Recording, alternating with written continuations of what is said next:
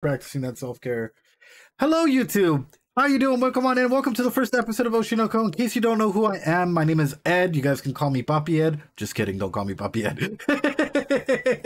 I'm a psychologist. I'm currently in my PsyD program. I am fully licensed in the state that I work in. I tend to do individual and group counseling sessions as well. With that being said, guys, we're going to jump into OshiNoKo. Yes, Daddy. It's been incredibly hyped, and let me go ahead and take down blurb so it doesn't annoy us as we go through our everything. I will be stopping, I will be analyzing because I'm treating this as a session, so I will be stopping every so often to analyze, talk about what I'm seeing, to ask questions. I don't respect answers from chat, no spoilers in chat. And with that being said, I don't know what else to say other than let's go into it, shall we? Right off the bat, hold on, because I feel like oftentimes we get a lot of shit for this, right? And I'm going to go and start off by saying, guys, just because we're professionals, i.e. psychologists, doctors, whatnot, doesn't mean that we can't love idols and anime and all of this shit. I'm throwing it right out there because it is like one of the most common things that is like thrown at us, like, you're weird because you like anime. Oh, you're weird because you like, you know, so on and so forth. You like you know, so you name it, right? And like, you know, you like baby metal. That's so weird. And it's like, no, like we can be people too. In fact, I'll share this real quick because I actually think that this is a big portion of a role that is being established here. Your filter is invisible. Okay, hold on. A big portion of a role that is set here, which is essentially, even as an individual, right? I have a lot of clients as a psychologist that I talk to, and a majority of what I hear are literally stories of what they're into. So what happens when we hear these stories often? When we interact with these people day by day by day, we actually start projecting aspects of ourselves and start superimposing our ideas with their ideology of stuff, right? I.e., one person, for example, really, hold on, I'm fixing it. One person really liked, you know, Blackpink, right? And they really like BTS and a lot of these bands. So next thing I know, you know, going session by session with them, all of a sudden, guess what? Your boy starts liking these bands as well. So we start going ahead and start layering aspects that we like with aspects that our clientele likes, aspects that others around us like as well. Which is one of the biggest reasons why I'm throwing this out there is, like, we are professionals, but we can also like culture. And that's why the name of the channel is Psyculturists, right? It's psychology and culture. So go off of that, dude. Don't feel ashamed. I hope he doesn't get shamed for actually liking culture. It's fucking culture is beautiful, man. Anyway. Oof. You're not wrong. 医療行為の一環だ。ただの布教活動ですよね。うちの病院の公式見解にしないでください。あ、そういえば先生、さっきツイッターのトレンドに。ああ。本当に信者なんですね。16歳でしょその子。I guess you liked. Oh, dude. 理由があんだよ。Dude. 俺は研修医やったのもこの病院でな。その頃も今みたいによく患者の病室でサボってた。働け。その時出会った患者の一人が俺の運命を変えたんだ。で、この子が患者の病室でサボってた。働け。その時出会った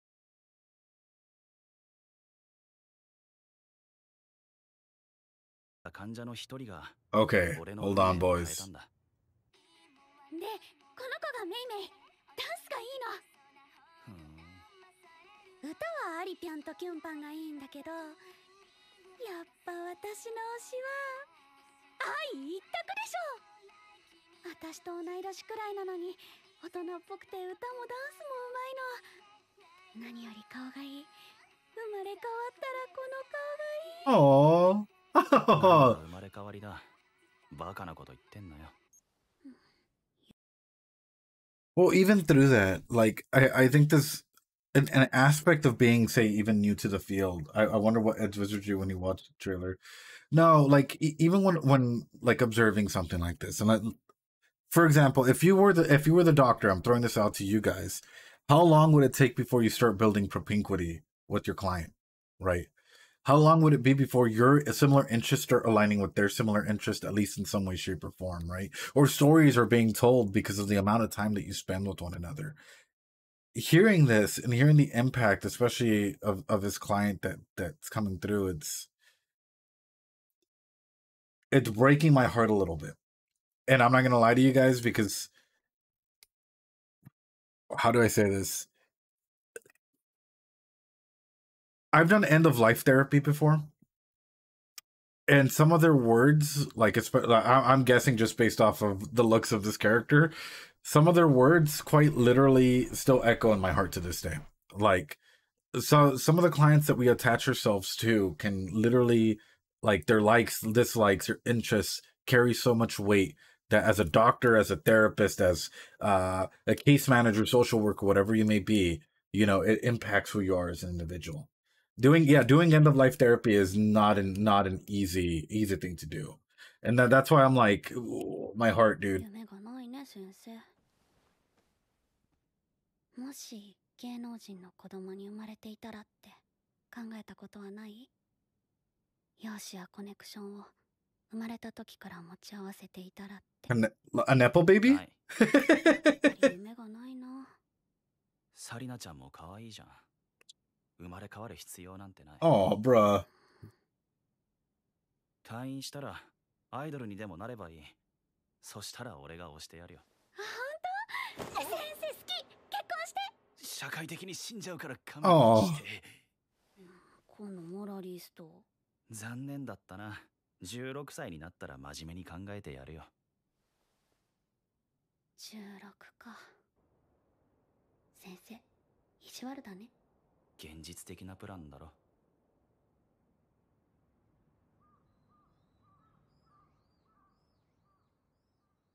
体系生成性細胞種。まだ12歳だった。Fuck. 今でも生きてたら、愛と同じ16歳。彼女が好きだったアイドルとサリナちゃんを重ねて見てたんだろうな。Oh.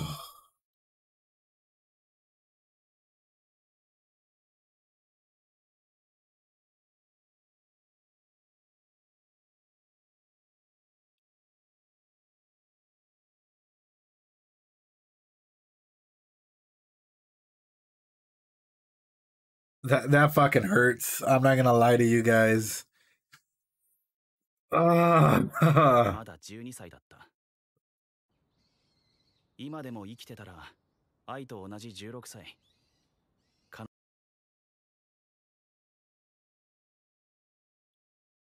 So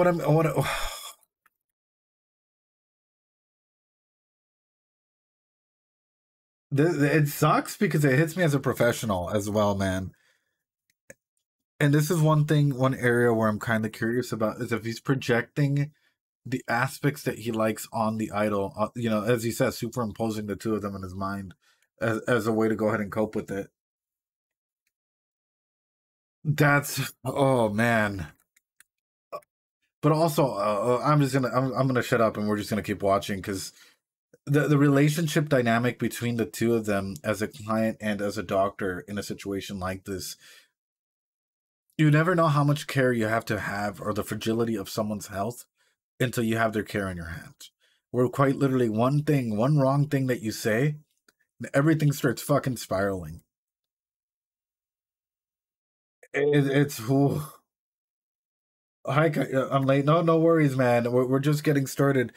And I didn't, by the way, I'm not I'm not a wizard by like predicting any of this. As I said, this is all based in grounded psychology. When it comes to an aspect like this, should I come at the very end, once we're done with all of my thoughts and whatnot, I'll show all of my theories and what exactly I'm working with. Let me write it down in my notes real quick so that we're able to go ahead and come in. Maslow, Bronfenbrenner, and let's do a little bit of Anna Freud here, because a lot of this is quite literally defense mechanisms, ecological theories, and hierarchy of needs. How stressful is it to work on a suicide hotline? Probably one of the biggest stresses out there. But through that, yikes. I feel it, dude. 彼女が夢見た道を歩く。その姿を見届けたいだけなんだよ。なるほど。結果ロリコン。No. 結構感動的なエピソードだったよね。Hold on. I mean to say this in the greatest way. Every ReZero and Moshiko Tensei fandom out there, dude. You know, you're talking about what character you like, and you get the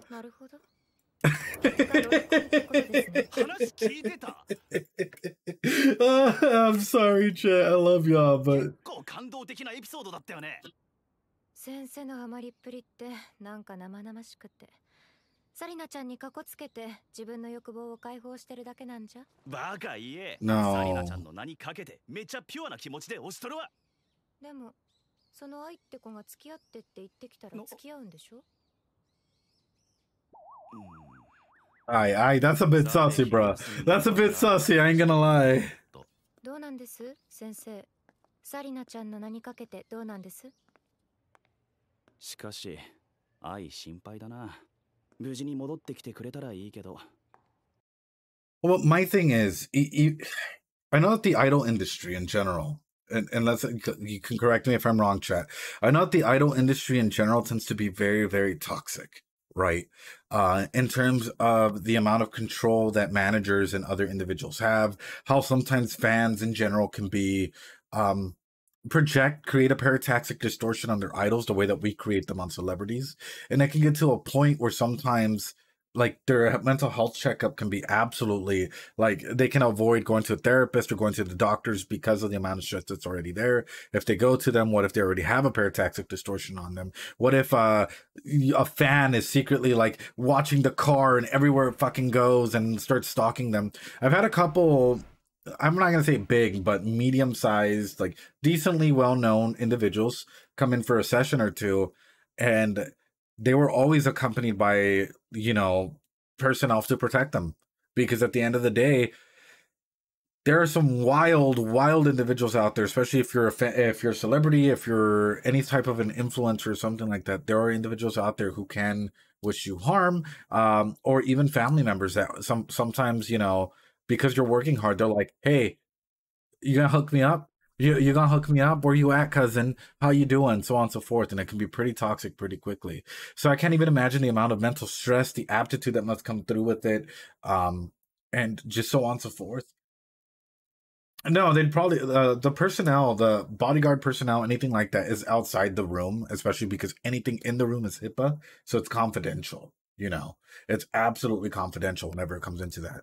But in a scenario like this, my heart is like breaking. It breaks for a lot. Like I genuinely empathize with a lot of like the individuals that are thrown out there and some of the bigger content creators out here, including some of the artists like Kaija, which is here, you know, FB, Natalie, so on and so forth, because sometimes dealing with, individuals who may have a parataxic distortion, or putting someone on a high enough pedestal that no matter what they do, they will never meet those expectations, it can create for some toxic situations. For example, SP is a spiritual otaku, spiritual analysis. Love him to death. He's a brother of mine.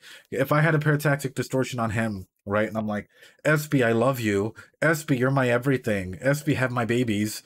And SP's over here, like, getting a partner or something. Guess what? My distortion on him, it's not fitting within my realm of reality. And there are people out there who can do 101 things. Idols are great. Idol culture is a mistake. So that's why I'm throwing it out there, because I'm looking at concepts like this, and one big concept that comes to mind is just the unhealthiness or the amount of stress that comes through with compassion fatigue, right, for the idol industry.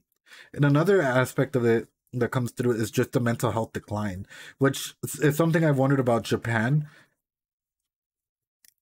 How effective or what layer of importance do they put there, or is there still stigma associated with that?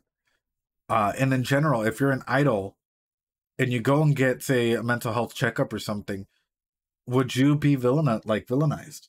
Raccoon, thanks so much for the song, for the raid. I appreciate you. I'm doing well. How you doing? Hope you're doing well. Anyway. Oh.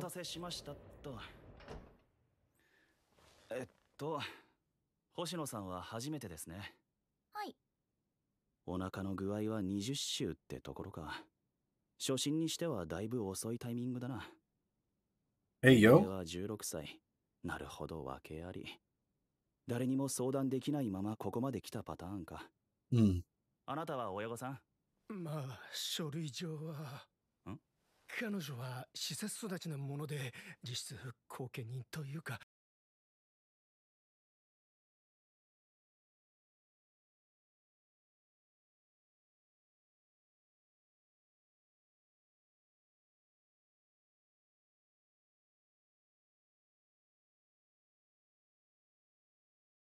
So, whoever the father of this baby is not present. Yeah. For me, as I'm hearing this, as I'm hearing this, you have an individual who grew up in an orphanage, therefore knows the social etiquette skills or the masking that must be done in the foster care system or just orphanage system to be able to go out and survive. A lot of people tend to downplay the impact and the traumatic impact that sometimes the orphanage system can have on you. So I wonder, because I'm assuming this is her, right? I wonder if she's wearing a mask and how often she wears a mask, right? So a big aspect and something that I'm writing down here is masking in the places that we're seeing. So will we truly, like, you know, as an idol, as an individual, as someone out there, number one, if the father's not here and someone else is stepping in to like write their name on paper, what would that do to you? Is that a traumatic experience? Yes or no? Number two, how often are you masking and what is the real you? That's oof. なるほど。16歳、施設育ち。どっかで聞いたような話だな。まるで。Oh, bro. Those eyes! Those eyes! No! Ah! They're too beautiful!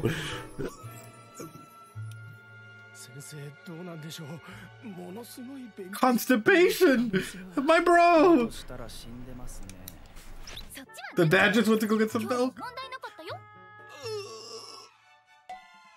とりあえず検査してみましょう。準備がありますのでお待ちください。ちょい。愛のそっくりさん。いや、長年のファンの僕が見間違えるはずがない。超かわいい。推しのアイドルが妊娠しとる。ショックすぎて消えも吐きそうなんですけど。かわいい。じゃねえ。推しのアイドルが妊娠しとる。ショックすぎて消え。やる愛超かわいい。じゃねえ。推しのアイドルが妊娠しとる。ショックすぎて消え。 Okay, if our trained professional at the moment, this is laying out a beautiful cue towards the psyche of an individual. If a beautiful, like, if he's already had this parataxic distortion that's superimposed, as he labeled it, right? Psychologically speaking, he already has this ideal image of her, and she's not meeting it. And he's like, oh yeah, I get to treat my idol, but I feel like I'm going to vomit, there's shock, whatever. And let's just say that, like, he started like this parataxic distortion, this pedestal work, because of his previous client. What happens to the fucking diehard fans and individuals who have been like, I'm your number one, I'll follow you until you love me.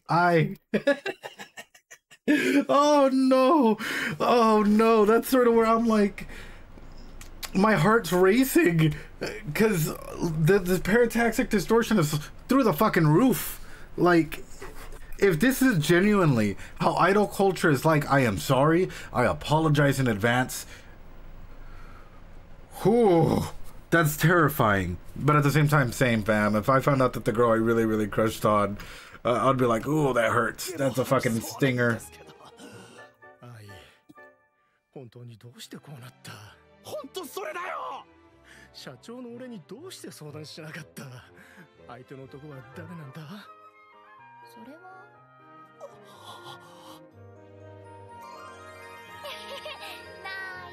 内緒か。じゃあ仕方ないけど。 That's cute. But oh no, You don't keep the father a secret. No. That's so cute, but you don't keep the father a secret. You don't do that. You tell them. He goes out for milk.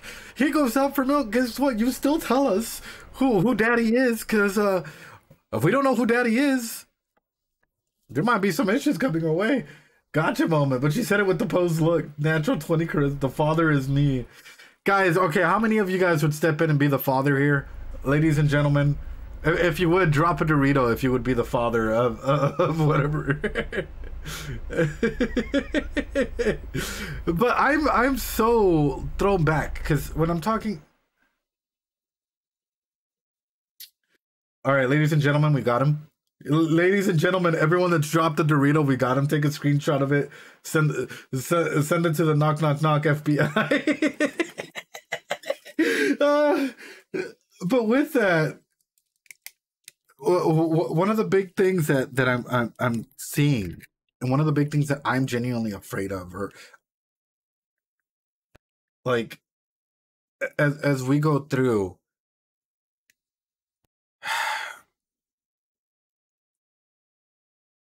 as an idol, if you're pregnant, say that she does deliver. And this is us working through it. This is psychologically what we do, is we work through a case together, right? What are the implications for actually showing off that she has a kid versus not? I have a feeling that they're more than likely going to try and keep it a secret. And what does that do to your own mental health state at that point when you can't even be yourself in that?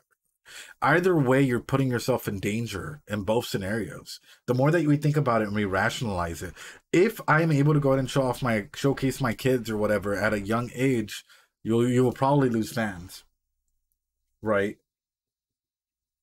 That's the number one big thing, is you will probably start to lose a lot of fans. Fandom people are going to get like distraught, so on and so forth, and you put yourself and your kids at risk. Who knows if the company just drops you? That's another big concept there.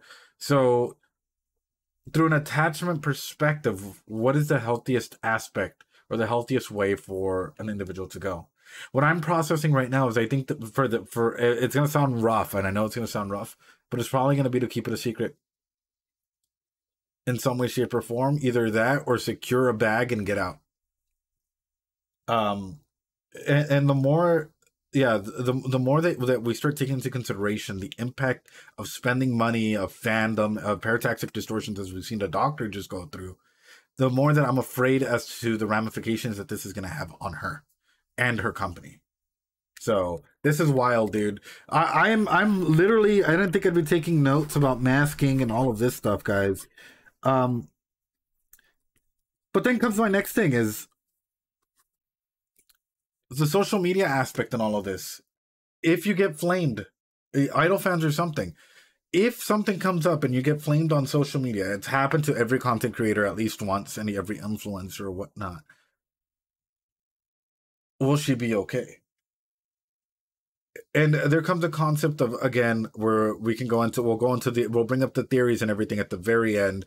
So this is going to be a long one about, like, especially her developmental theories and her moral developmental cycles again. So be Piaget and Kohlberg. Remind me of this, chat. We'll specifically go into this because this is hitting on two big moments of impact altogether here. So.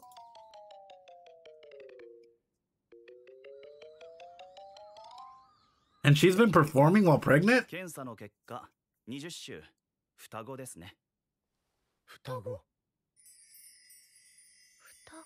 Oh, her eyes, dude. 本気で産む気なのか16歳で妊娠出産なんて世に知れたらお前もうちの事務所も終わりだぞ I had a feeling. Yeah. 先生はどう思う？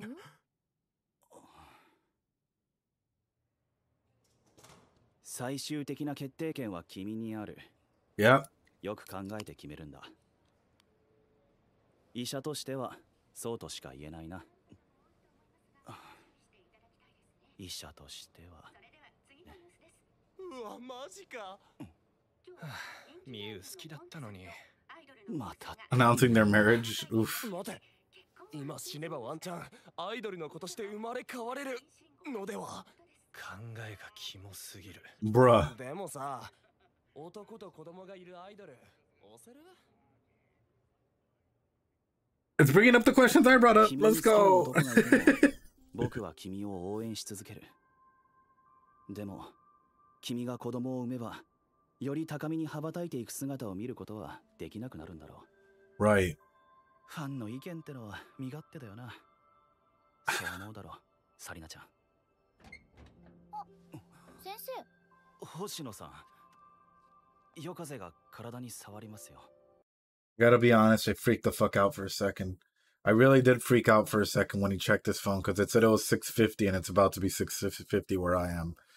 I like legit freaked out for a bit. I'm sorry, guys. My heart dropped and I was like, "Don't fucking tell me, dude. don't tell me." Like it was 6:40 something, but like I was like, wait. Oh. 社長の勧めでここ選んだんだけど、Yeah. いいところ。夕暮れでも星がすごくよく見える。東京じゃこうはいかないな。わざわざこんな田舎に来たのは東京だと人目につくから。あれ？私仕事のこと言ったっけ？昔受け持った患者に君のファンがいたんだよ。あじゃあここならお医者さんもおじさんばかりでバレないと思ったんだけどな。やっぱ溢れ出るオーラ隠せないね。困った困った。自信家かわいい。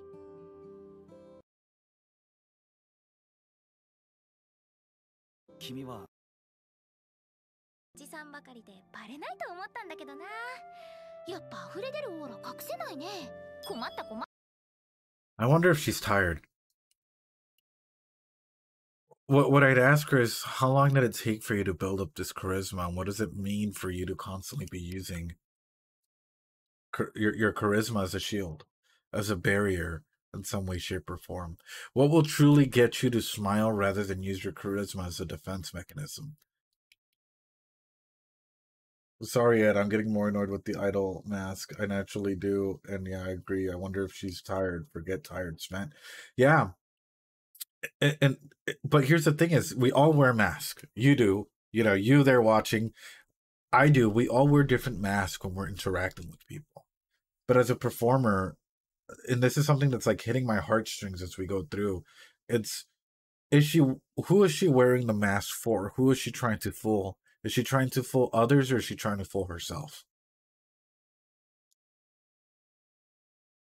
In the pit of a darkness, when no one's around her, who is she? And that's sort of where my mind is going to. It's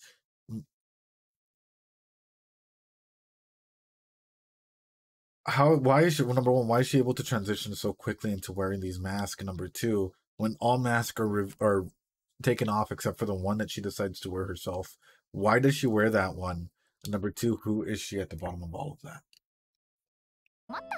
自信家かわいい。君はアイドルを辞めるのか？なんで？辞めないよ。でもそれじゃ私、家族っていないから。Yeah. 家族に憧れあったんだ。Aw. お腹にいるの双子なんでしょ？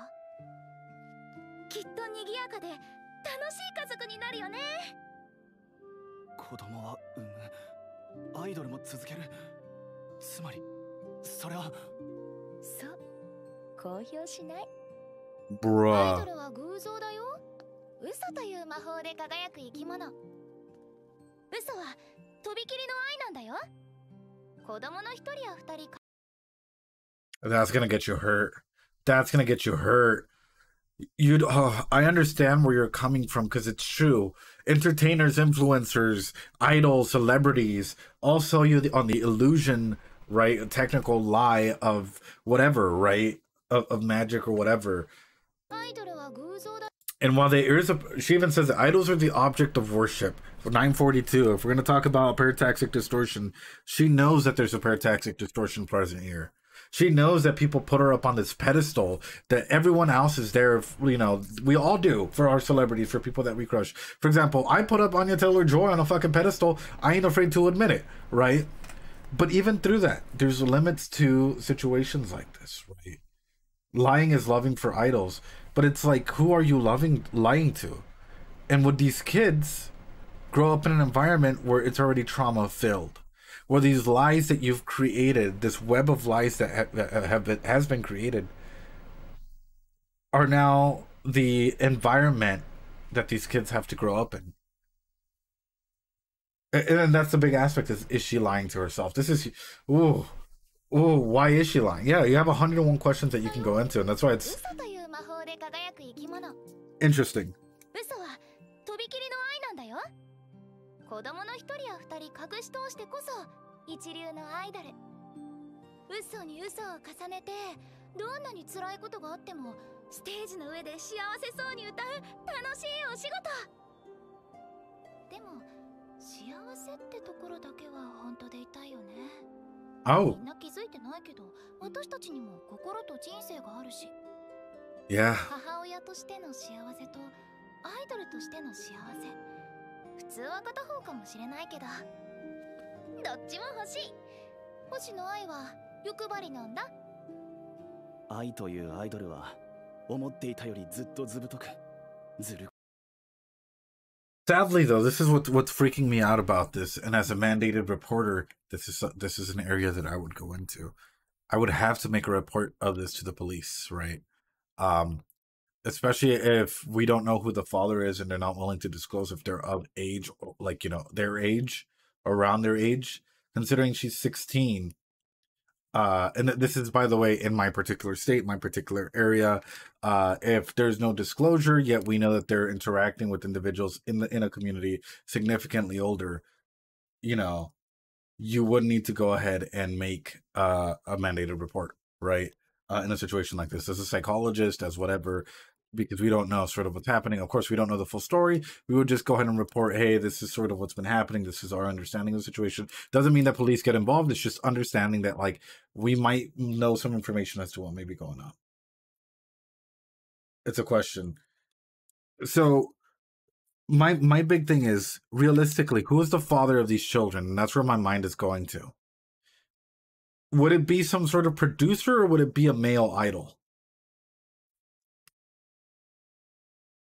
Chat, I'm throwing this question out to you guys. You guys can go ahead and theorize about this. YouTube, feel free as well whenever this goes on YouTube, the aspects that are cut out there. Realistically, a nobody, someone out in the audience that, like, really just goes to the fan events, a producer, another idol, you know, and if you really want to go Alabama with it, or someone there has to be someone close to her in some way, shape, or form. Yeah? Anyway. 一番星のように眩しかった。和解した。医者の僕とファンの僕の意見が一致した。星の愛、僕が産ませる。安全に元気な子供を。君の幸せがそれだって言うなら従おう。だって君はどうしようもないほどアイドルで、僕はどうしようもないほど君のファンだ。Could be, Eliana. Actually, it could be. これからのことだけど、とりあえずうちの病院では偽名使おうか。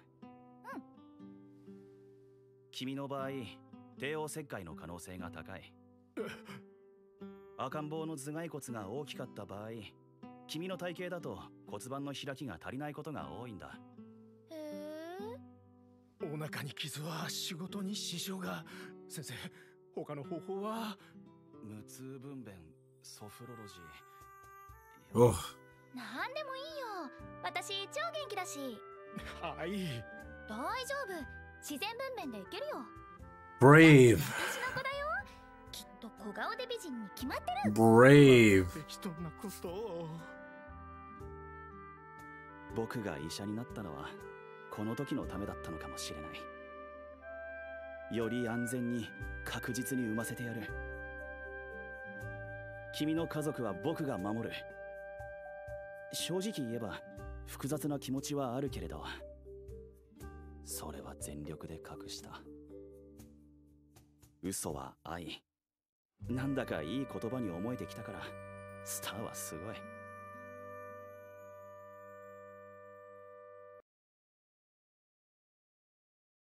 It's interesting how every show has a premise, and they're letting us know what the premise of the show is going to be right off the bat. Lies are love. So how often, and this is shifting my perspective on the story that we're being told. What is true and what is a lie? And this might sound really, really weird, but it's often the narrative, the stories that we tell ourselves and others, and our attachments, our experiences that define aspects of ourselves, right? And define the way that we tell our stories. This is, I know what we truly believe. So, and that's the thing is, going through a situation like this, understanding that we have a client in our hands who is quite famous, is gonna go ahead and have kids. Clearly doesn't want to divulge who the father is. Clearly wants to give a natural birth or whatever's healthiest, right? I'm processing this through, and it's like, I would be scared.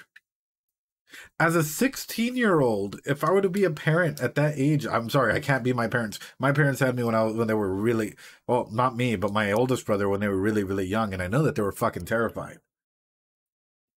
And that's why I feel like it's a constant lying to herself. Absolutely, Ophelia. I just it's a perky idol mask to cover up could be cover up the anxiety, could be to cover up the pain. But the thing is, how much do we lie to ourselves when we start to believe the lie? And that's sort of where the question is starting to reinvent itself as we're going through, right? And that's sort of where my thing is what is her schema like? And if something were to happen, right? Say her career, something like world ending for her. Say that her career were to like die off or for whatever reason. Would she be okay? Does she have the skills to go ahead and survive outside of that, right? And would the kids have the skill to survive outside of that? 先生、お疲れ様。でも呼んだらすぐ来てよ。おう、家はすぐ近くだしな。まあ来れなくても代わりの先生来てくれるし。やだ、先生がいい。冗談だよ。じゃあ後でな。This is gonna be interesting. Once we're done with the whole thing and we go back. 愛とのつながりもなくなり、ただのアイドルとファンに戻る。ちょっと裏の面も見えたけど、彼女のカラッとした性格をむしろ好きになった感すらある。彼女の幸せを心の底から応援できる。あんた、星野愛の担当医。彼女は偽名を使ってる。病院で見かけたにしても、公表されてない彼女の名字をな。Don't stop and talk! Get the fuck out of there! Run! Run! 知ってる。関係者、名前を聞いていいか？おい！もしかしてストーカーか。Danger, danger! It's HIPAA violation if you confirm anything. Don't. こんな山道走らせやがって。どこ行った？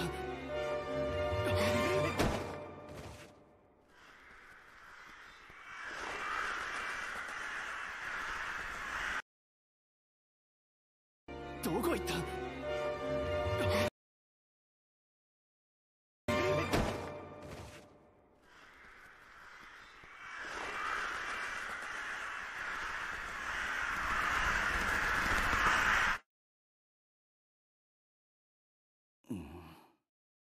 ああ、びっくりした。急に頭真っ白になるから。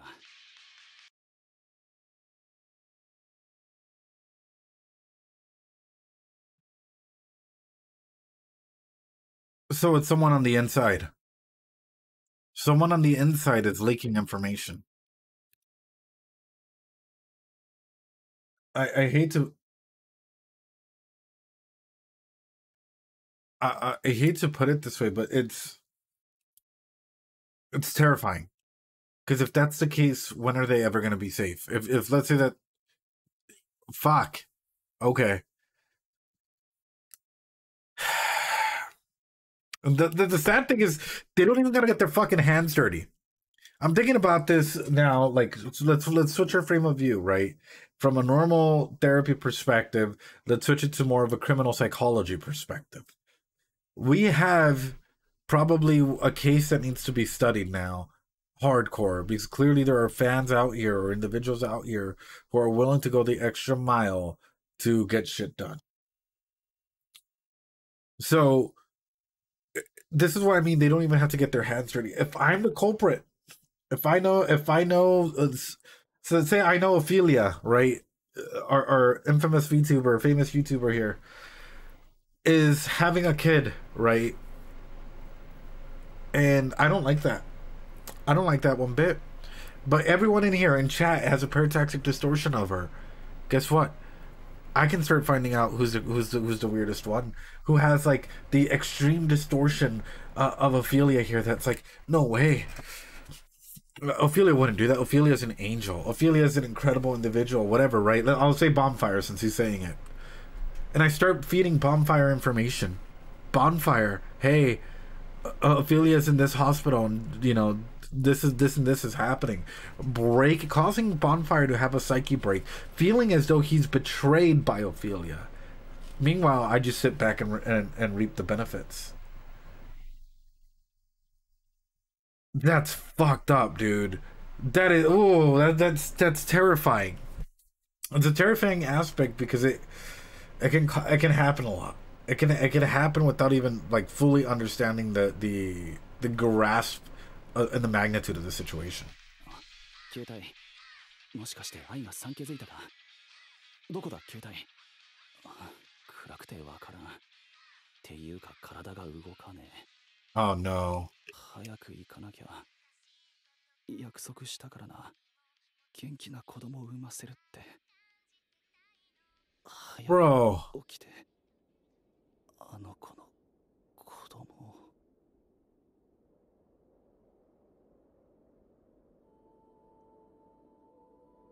もし I choked on my soda 脳人の子供に生まれていたらって考えたことはない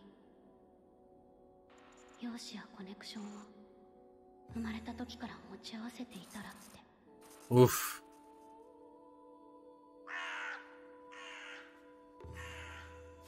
今死ねばワンチャンアイドルの子として生まれ変われる生まれ変わったら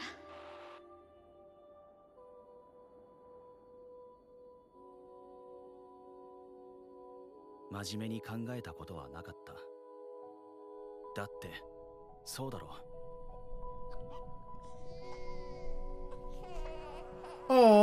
自分の話とは思わなかったんだから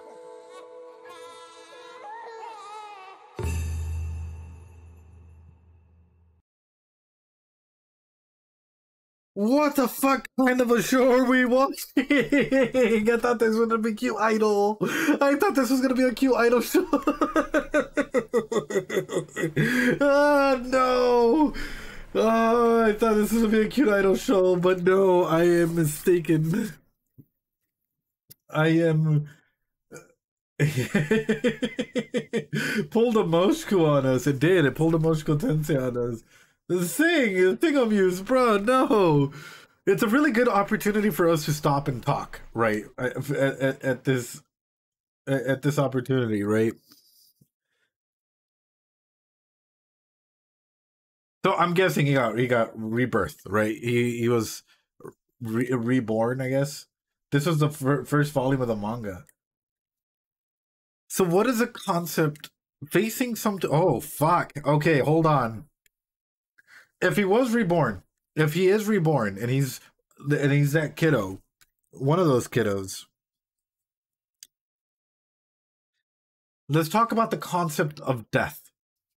The thanatology for a lot of people, existentialism, end-of-life therapy, so on and so forth, right? And, well, there's going to be two different concepts. If you could remember how you died and you were reborn, in some way, shape, or form, would death be traumatic for you? I'm gonna be straight up, yes. In a system where, and I'll bring up some sources for this as well. It's a whole power dynamic in family systems, specifically to do with grief, right? In a system where we find ourselves constantly dealing with death, passing of loved ones, so on and so forth, you can become numb to it, but you can also become extremely traumatized by it and have internal triggers that allow you as an individual to start like one bottling up emotions. So you start repressing emotions. You start going ahead and like, oh yeah, Mickey's never gonna die, so on and so forth. Yeah, 100%. We as living things essentially crave survival in some way, shape, or form. Young Shika, dude, thank you so much. I appreciate it. Thanks for the follow. But as we're going through this, because that's a big concept, and then I don't think, and this applies to Mushoku Tensei and all of the Reborn series, I guess. If you are reborn, you as an individual, answer this question. Would death, the concept of death surrounding you, be trauma? Would that cause an instinctual, generational form of trauma? I think it would. I think it absolutely would. And another concept I kind of want to touch on is, what would that do to your psyche? Especially during developmental ages, because during a developmental age, during a developmental period like this, a psyche break can absolutely just destroy an individual. By that, a psyche break, I mean psychologically, we go through periods of anxiety, right? So let's say that we consider this normal. We consider this within the normal range for individuals to show emotions. This is a little abnormal, but it's okay. This is like extreme emotions. Anything above this is a psyche break, i.e. a psychological break of emotional standards and deviations, right, of range. I am curious if this is not going to turn him to try and be like some isekais are, where the character turns a little bit manipulative because of the whole being dead and coming back concept. Because who took my life? And now I have a bundle of questions, unless you subside them. Interesting fucking stuff. My mind is blown. I thought this was going to be a cute idol anime, and we were going to have sing-alongs in here. Now I'm over here fucking theorizing shit, and this is not something that that should easily be happening. Can you have a psyche break from a positive feeling? You can. Too much of a good thing can also be a bad thing, Touch Me Domo. Body dysmorphia is another big thing. Identity, especially like concepts of identity. And as being a kid, let's not go too far. I hate to be horny Ed here, even as a psychologist. I hate to bring this up. Would you be comfortable breastfeeding?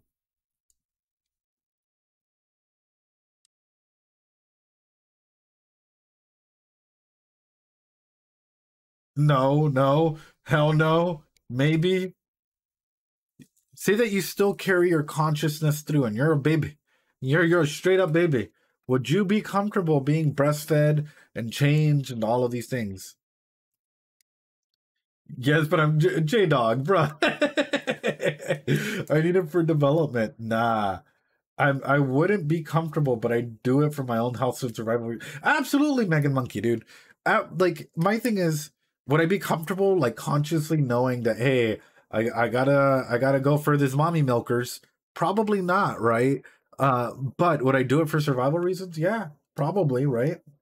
If I was a minor when I died, different story. But as an adult, knowing what I know now, nope, exactly, Kaiju. And let's even further that, right? Would you feel as though you have an advantage over your peers, over other people growing up, because you have a recollection of your previous life? Ophelia Titty? There's a lot of questions that come into this, and I'm excited to see where it divulges. But overall, what I'm looking at is a straight up power dynamic cycle. All right, you guys don't mind if I quickly use this as an opportunity to like psychoeducate, right? Because I think it's important to go ahead and bring up sort of what I'm seeing. And that way, when you guys see the thread and everything like more conceptualized tomorrow, you guys are able to go ahead and understand sort of where I'm coming from and what's going on here. So first off, this is one of the big aspects that I'm curious about. This in particular, this is a wheel of power and control, right? It's what we use in the psychology field, or any good therapist should be using, to go ahead and identify if there is, this isn't even just domestic violence, but if there is quite literally a shift in the power dynamics present, i.e. manipulation being used. In her environment as an idol, do you think that there is coercion and threats because of her being an idol, and especially now that she has kids? More than likely. Would people use intimidation tactics? More than likely. Are there companies out there that will probably use some type of emotional abuse, if not within others to her, or say her people that work near her? If she comes out about having kids, do you think that isolation is going to be a big use of a power dynamic present? More than fucking likely. Are they going to probably gaslight her, using her kids against her?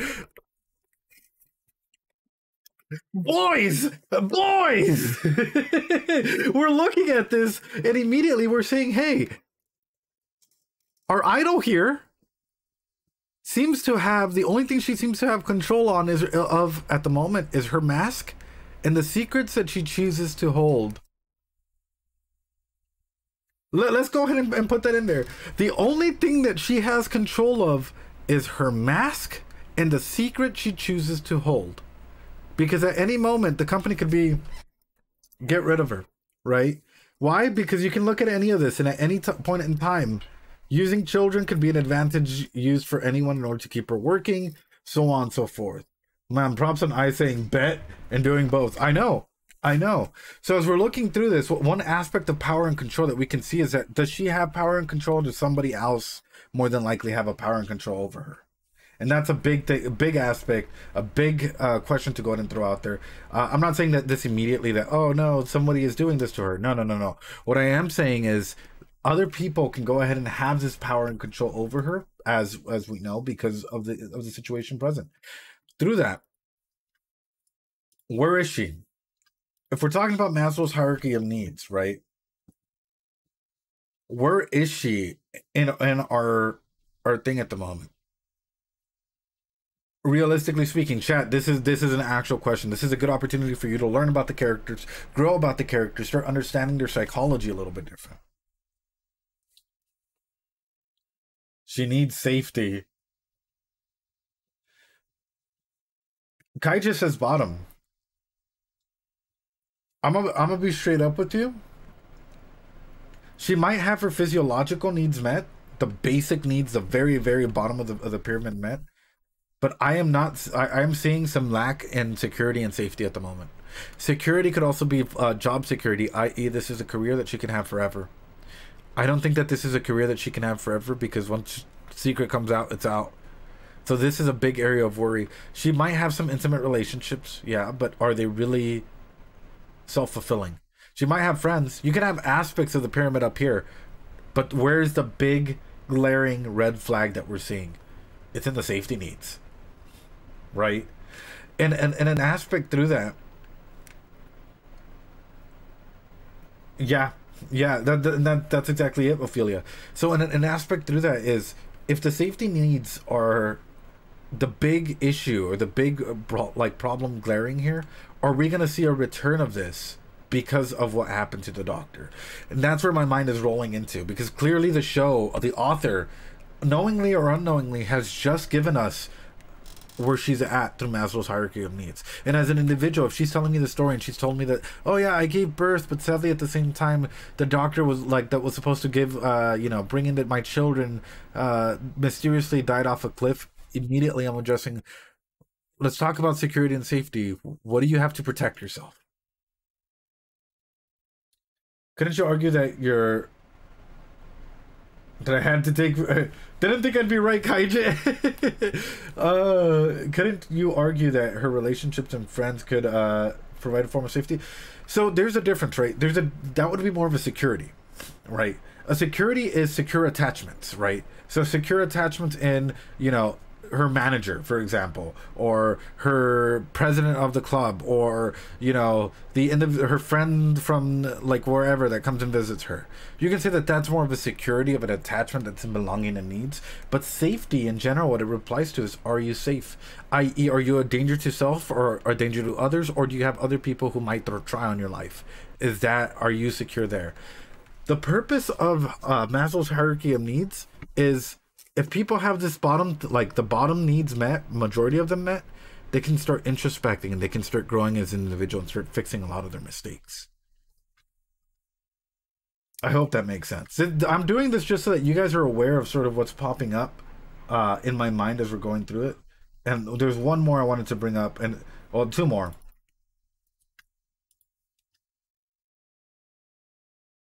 My favorite. This is Brofenbrenner's ecological theory. We put our idol in here. She's 16. She's female, from as far as we know. She's pretty healthy. She's an incredible idol with a masking temperament, right? What is her life at home? She doesn't really have a home. And this is where the question would come in. What does home look like for her, right? What is her education level like?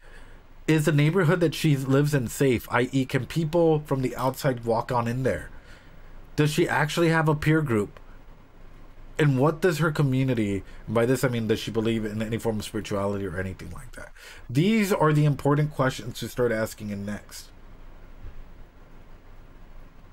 Cooling fans. It's probably the cooling fans. I had to get a new setup, dude. So you're more than likely for the mic, because my mic broke yesterday. But going through this, it's like, if anybody could get into the community, there's a big risk here.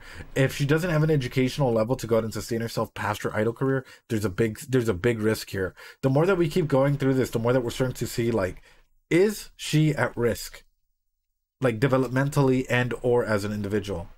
Chat, what do you think? And that's sort of where my mind goes. I'll go ahead and leave this here because we're going to go ahead and revisit, and we're going to go ahead and expand this and use the concepts of time. You'll see this pop up every so often, YouTube, whenever, or chat here, whenever we go through this. I hope you guys are learning a little bit. And here's the last little bit that I'm super duper curious about. This is Goldberg's developmental theory.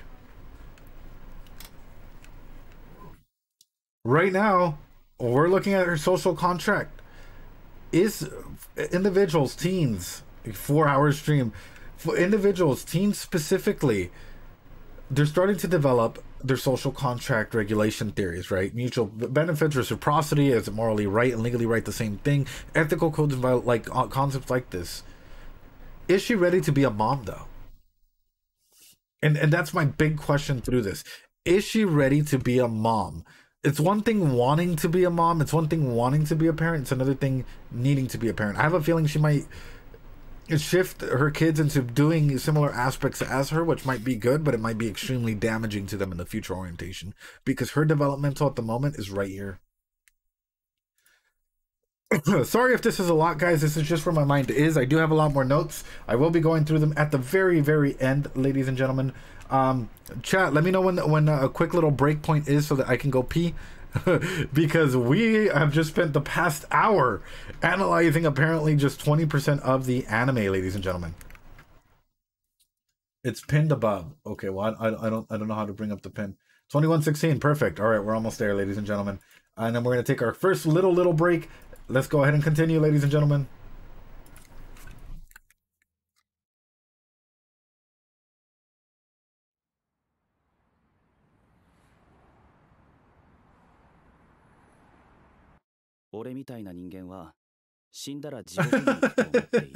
Oh.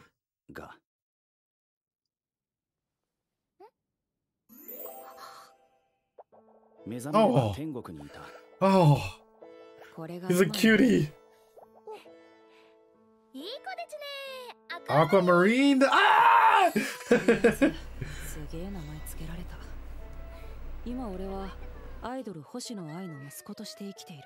Why does it sound like Rudy? It is, okay.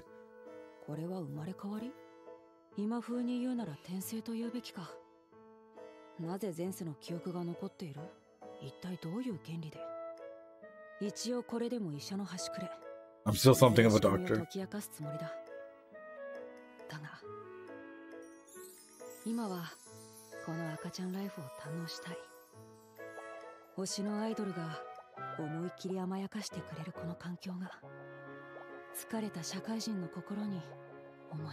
My heart is filled, man.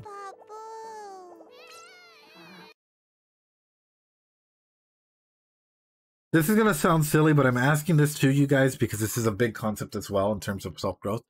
When did you guys become conscious?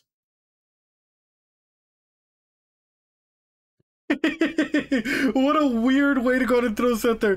When did you guys become conscious? Like, what is your earliest first memory? Yeah! Because honestly, it's huge when it comes to scenarios like this, and I can totally see this concept coming at play here. But even through that, you know, him still relating, even as a kid, thinking I am a doctor, right? Like I still have use and whatnot. I wonder if any big form of traumas can come from him being a kid and not being able to do anything about it.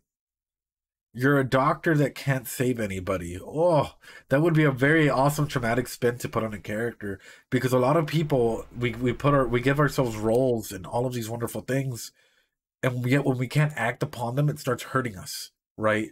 You're a firefighter that sadly can't put out any fires anymore because you're too old. You know, you're a soccer player who broke his leg and can't run anymore. Aspects like this, if you want to talk about trauma realization through roles, that would be an awesome way to explore a character. I don't expect it to go that way, but holy fuck, dude. そうだ。この家にはもう一人住人がいる。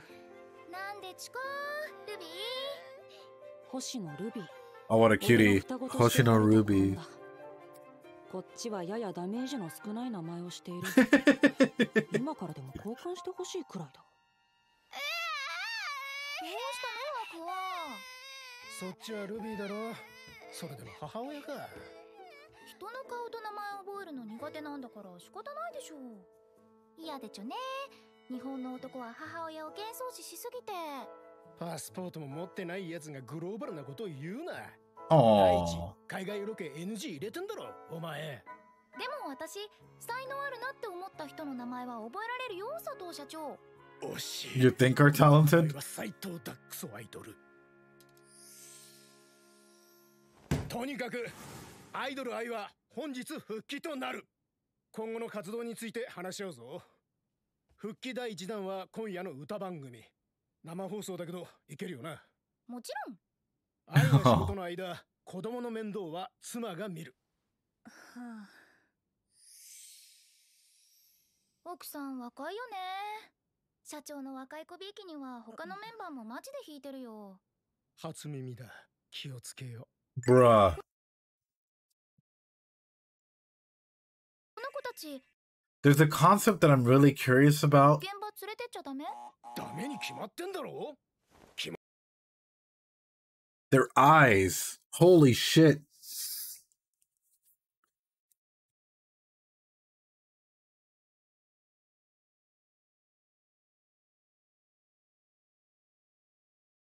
It's interesting how every character in the show has, yeah. I wonder if that's because every other character in the show has normal looking eyes per se, but it looks like they have like the Mangekyo Sharingan or something. Do you get these symbols? Like, is it just a half and half genetic pairing, or is that like a way of letting us know that someone's being reincarnated? What is being told here? Do they just genuinely like come out with an eye like that? Like my mind is racing through a lot of, because it's not like normal eyes, you know. Like they look cute, but it's also, ooh. Also, Vikri, yo, thanks so much for the raid. I appreciate you. I just saw you. Hi, Vikri. Thanks so much for the raid. We are analyzing OshiNoKo at the moment. I appreciate you guys. In case you guys don't know, hi, my name is Ed. I'm a psychologist. I tend to analyze anime and video games. And at the moment, we're analyzing OshiNoKo, and I have a full paper full of notes as we're going through of analysis and stuff. Hope you guys enjoy. Guys, give a shout out to Vikri because they're absolutely incredible. Main character's eyes, right? Welcome, Raiders. 何命じろ？アイドルのお前が16歳2児の母なんて世に知られたら、アイドル生命即終了。監督責任問われて、俺の事務所も終わり。全員まとめて地獄。Thanks so much for the follow, man. True. 役所の手続きも買い物も全部子供連れは NG だ。どうにもならない下級の用事がある際は、俺たちの子供を預かっているという設定で出ること。めんどくさいね、ルビー。ルディ愛は母親としては相当ダメな部類になるだろう。だけど、社長たちのフォローは手厚いし、案外なんとかなるかもしれない。もうすぐリハだ。移動するぞ。はーい。おっと。Hey, yo. Hey, yo. The code, what's up, man?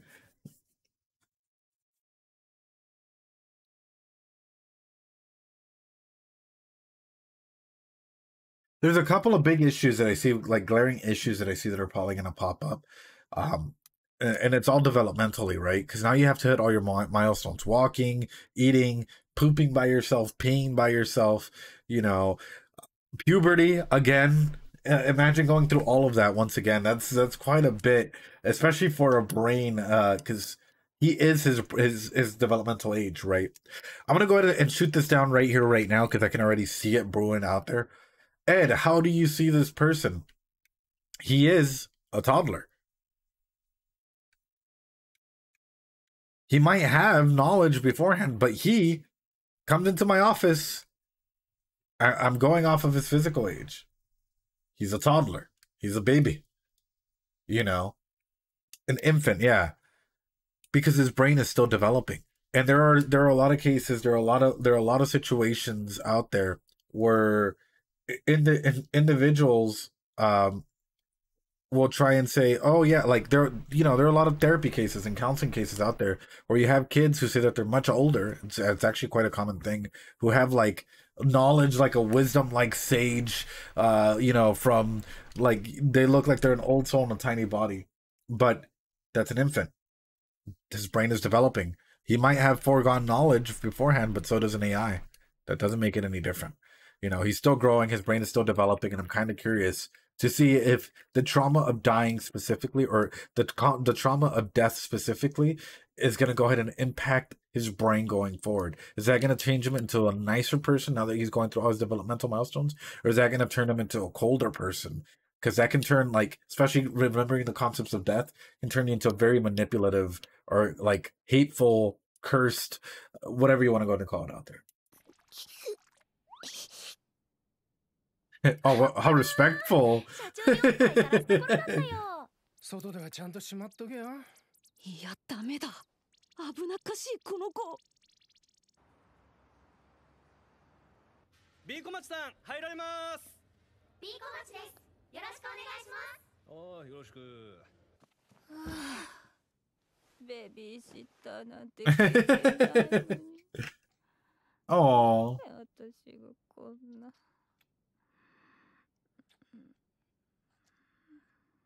She out cold. Bro, Aquamarine. 活動再開となったアイさん。大丈夫？ちゃんとご飯食べてる？はい、いっぱい食べてます。よかった。ちゃんとやれてるね。そうそう。ご飯といえば、この間うちの子が。じゃなくて、うちの子猫がね、休養中に飼い始めたんだけど。やっぱりダメかもしれない。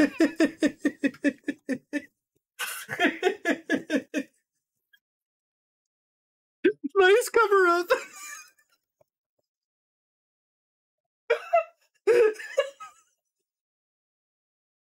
Yeah, y'all know that shit would be clipped like instantly and shipped out. My baby. That broke me. I'm sorry. Oh, Freudian slip there. Oh. あと30秒でカメラ切り替わるんで、いいパフォーマンスお願いします。 Wow. ビーコマチのこと知ってるの4chan would go wild. 興味もね。音源聞いたけど、良くも悪くも普通って感じ。まあ、こういう運が売れるんだけどな。ですね。量産型アイドル。無理にでも褒めなきゃなんねえのに、どうすんの？褒めるとこセンターの子の顔面くらいじゃ。Ooh. 名前くらいは知ってるけど、ここ半年話聞かないな。おー。近上がりだろ。いちごプロだって。Oh, bro. Fuck it. Oh, dude. センターの子の顔面くらいじゃ。名前くらいは知ってるけど、ここ半年話聞かないな。どこサイドのご利用。 This is what I fucking hate about the industry. You want to get me fucking worked up, dude? There's a lot of toxicity out there, and it's not even in like the whole like film. There is in the idol, but it's also in the theater world and musical world and all of that. It is. Oh yeah, you're 20 something, you're 28, 29. Oh yeah, you're a little too old now to be a part of this troop. Sorry, you better again try again next time. Sorry, you don't fit any of our roles specifically to either be a dad or to be a kid, or because you know that's the only thing that we cast here. Oh, you have a pretty face, but you really don't have really anything else. You'll probably be forgotten in a couple of months. Even as, for example, this is why I praise VTubers. I think if you're a VTuber, you're absolutely fucking incredible as a content creator, as an individual, whatnot, because they are entertaining people without using any of their anything that's automatically recognizable other than their creation, their VTube model, their model. So if we're gonna be realistic, all of that is entertaining in that aspect. It is them themselves, their creativity, all of that, right? Because no one can go ahead and just jump in and be based off of their looks and whatnot. But still, the entertainment industry, and even inside of some VTuber in the industries, if we're not gonna get that far, it can be a little toxic, right? Oh, oh. The more that I'm going through this, man, the more worked up that I'm getting. I'm getting worked up.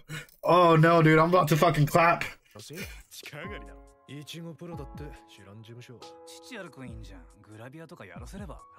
Pin-up work.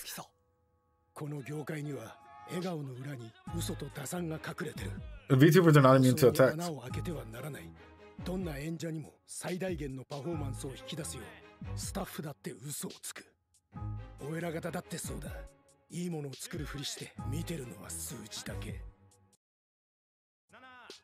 まったく上等だってんだ。うちの愛はマジモンの嘘つきだぞ。 Pause. They act like they're making art, but they only make. This is a big reflection. This is a big mirror, quite literally, to the industry in general. Like, when I heard that the co-creator of Love is War made this, I thought, oh yeah, this is gonna be cute. This is gonna be absolutely cute. This is gonna be a cute anime. No, I'm wrong. I'm wrong.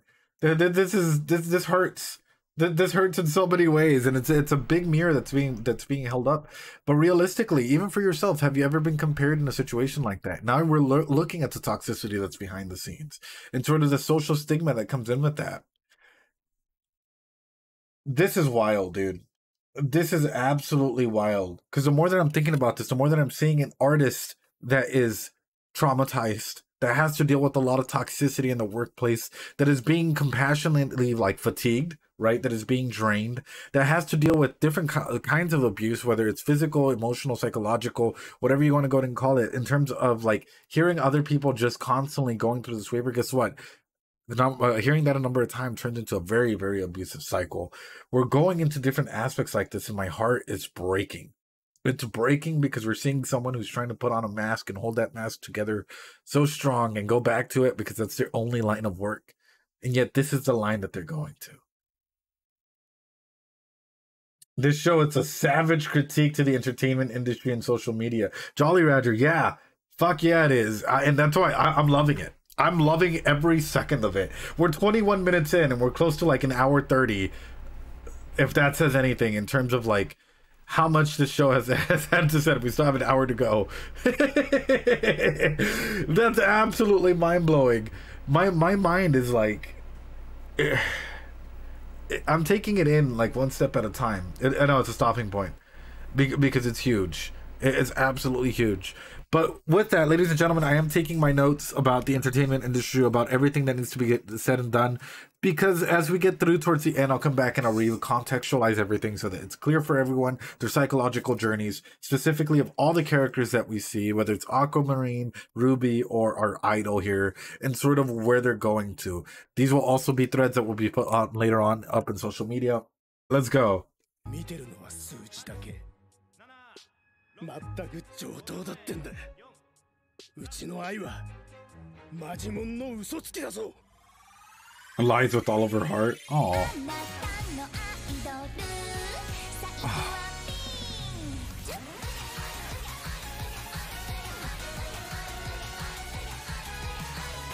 Cat jam, guys, let's go.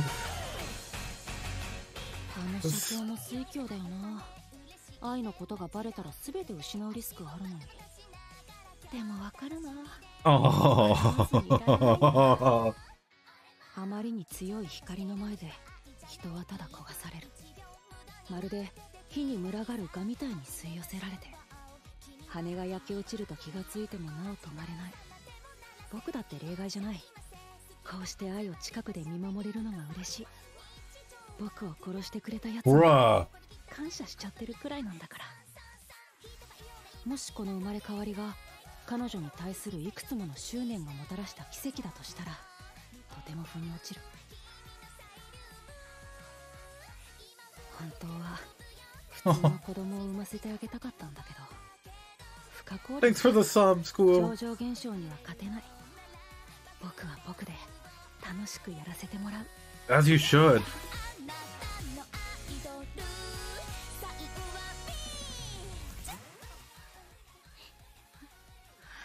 待って。N ステも始まってるじゃん。どうして起こしてくれなかったの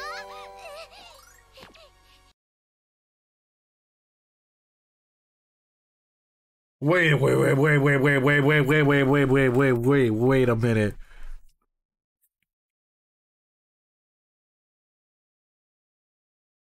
Ruby's reincarnated too? Hold on. Wait.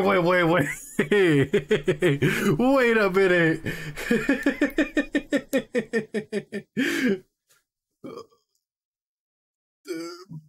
What? Oh, no. Okay. Sorry, guys.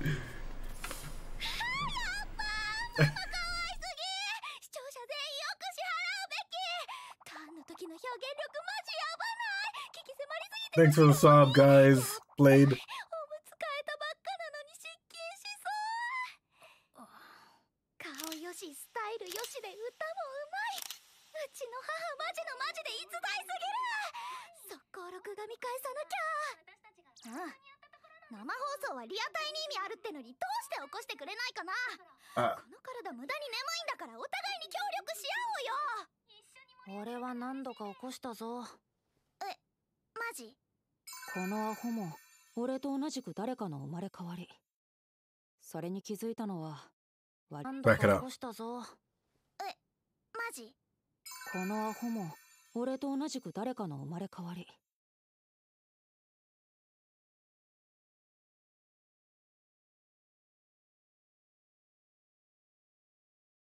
So there is going to be a big case of propinquity between them, yeah? I'm kind of sus because I'm kind of like, is this the girl that he was like instantly my mind goes into like, is this the girl that he was the doctor to? And if it is, what does that enable for future orientations but a weird power dynamic? You know? And by that I mean, well, how would you feel if, say that you got reincarnated and you were a baby and your sibling, it was a doctor that had saved your life or that was there for you? That's the only girl we know, right? Yeah, it's the only girl that like throws it out there. But also clearly seeing the murderer again, I guess, you know, when he was saying like, oh, I was able to go and be reincarnated. Does that not yell, hey, Luck, you know, make sure that you put up your security better, you know, make sure that everything's secure. That dude's still out there. それに気づいたのは割と早い段階だった。はあ、死ねよ。ママの才能と美を理解しないエンジン類が。パフォーマンスの質で格の違いが明らかでしょ。運営にひいきされるのはもはや必然なんだけど、どうせてめえブスのコーナーだろ。鏡見てからもう一回同じこと言ってみろ。ベース。はあ、マジで信じらんない。こいつは B 小町愛と検索し、アンチと壮絶なリプ合戦を繰り広げていたのである。Oh no. Oh no. Responding on Twitter has you like fucking getting flamed. Oh no. もしかして俺と同じか？若者が喋った。キモ。お前もだろ。Right back at you. 本当に愛には普通の子供を産ませてあげたかった。やっばー。一回録画したら永遠に見れるとか鬼コスパ。Talk about value. おかしい双子じゃなく。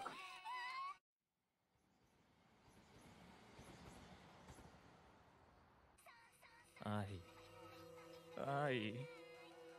この嘘つき。ガキなんてこさえやがって。どうして Bruh. どうして XQC, is that you? 愛。この嘘つき。ガキなんてこさえやがって。Look at this room, brother. Average Discord of... Oh no. Average 4chatter. No, guys. I think individuals like this, it's scary because for me it's screaming. Sarah, I'm Sarah Lumina. I'm glad I made you laugh a little bit. For me, it's screaming that there is a need for mental health help in Japan or in this area. That clearly there are people who just indoctrinate themselves so much so into their fantasies, their pedestals, their parataxic distortions that are being built, that they forget to like take care of themselves because that is who they live for. I'm gonna go ahead and throw this out there, guys. If you're watching this right now, hey, remember to manually breathe from time to time. Enjoy the breaths that you take. You know, how are you breathing? Are you breathing okay? Are you breathing in through your nose? Or are you breathing in through your mouth? And as you're breathing through this, right, make sure that you guys clean up around you. If you're in your bed and you see some trash, throw it out. Clean up your area. It's a good representation of where your mental state may be, you know. Oh, come on. Hey, listen here. Rabaz, no. Oh, no. Here we go, ladies and gentlemen.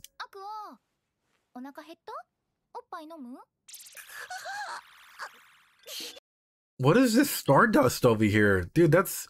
Oh, hold on, wait a minute. Is that a picture of them in a, like, bunny costumes and a bear costume? Ah! Yeah.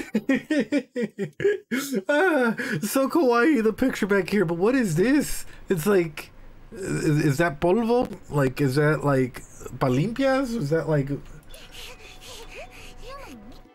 The one rat out of, like... Hey, yo. Let me back it up. Let me back it up. I clearly missed it. Okay, I'm not a wizard. Straight up, I'm not a wizard.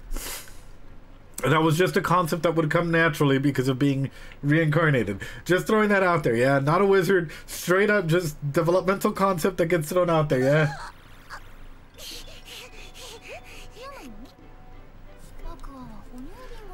There are some people that would just latch on, bro. Just be like, give it to me. Mommy milkers.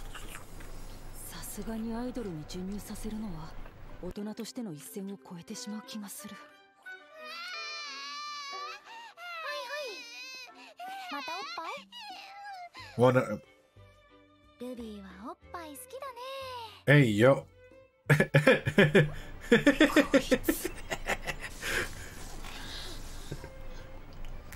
仕事の時間だ。はーい。行ってくるね。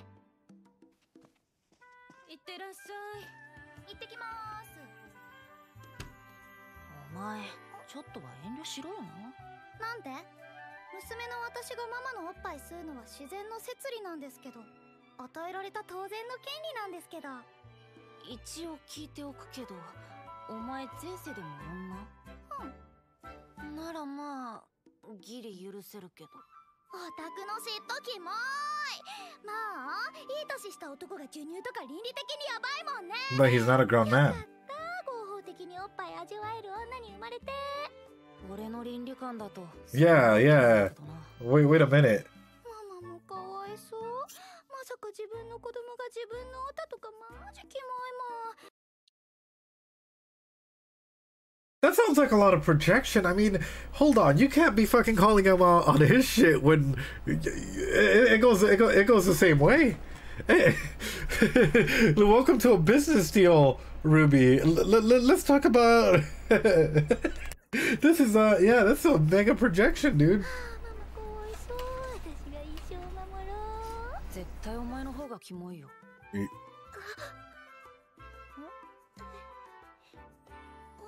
交換したいから向こう行って。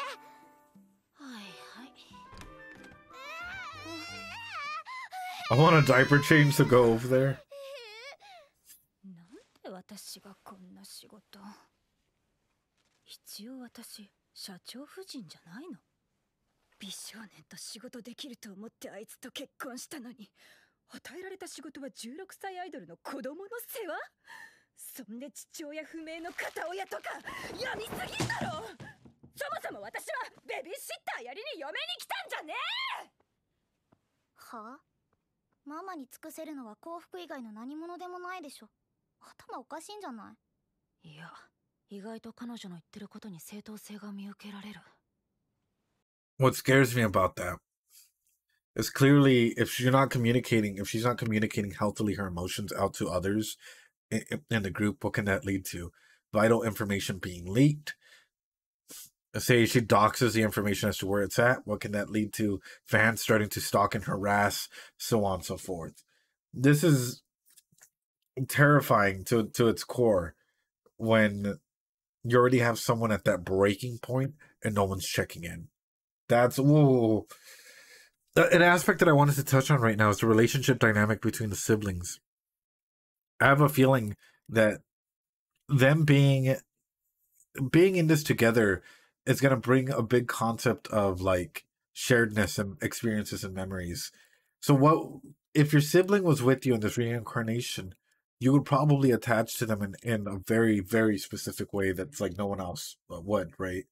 So the more that I'm processing this, the more that I'm like looking at their relationship and I'm like, this can turn very, very toxic really quickly, where these kids are being brought up in a scenario in a world where they're telling them, hey, the idol industry is the way to go. Hey, you know, being a part of the entertainment industry in general, you know, being a talk show host or being in movies or acting, dancing, whatever, that's what you need to do if you want to get mommy's attention. You want to smile, you want to grow as an individual, you have to do these certain things. It might not even be said explicitly, but implicitly it's already being foretold and pushed onto them, you know, due to the fact that they're being there. Being a YouTuber. I'm not sure about being a YouTuber. It doesn't really pay much. Blind X, thanks so much for the follow, man. Appreciate it. So the more that the more that this goes through, right, the more that I'm thinking about the reliance between them and then the reliance between the goals that are to come, especially being a baby of an idol, if we're going to be straight up about it. What does that entail? What are the expectations that are being placed on them? っていうかこれって不祥事の隠蔽よね。そうだ。Oh, dude. 週刊誌とかにこのネタ売ったらお金持ちに。もう全部どうでもいい。やったるか。やっぱどうする？殺す？無理だ。体格差がありすぎる。こっちは冗談で言ってるけど、もしかしてそっちは本気？ほっといたら危険なのは間違いない。だけど。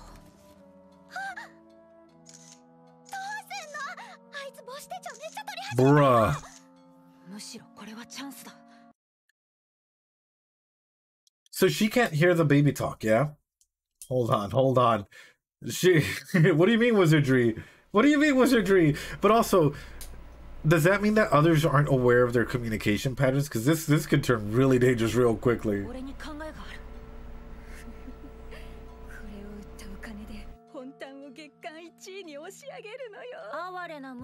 Okay, they can. Never mind.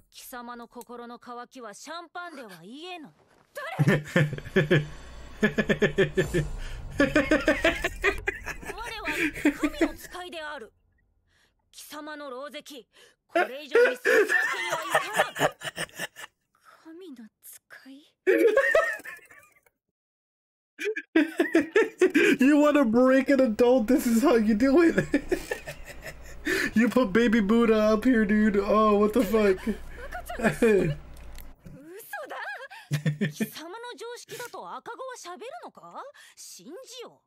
Oh.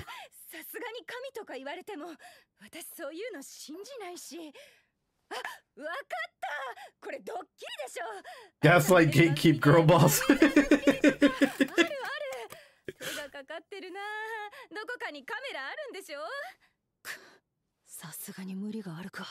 Nah, bro, keep pushing. Keep pushing.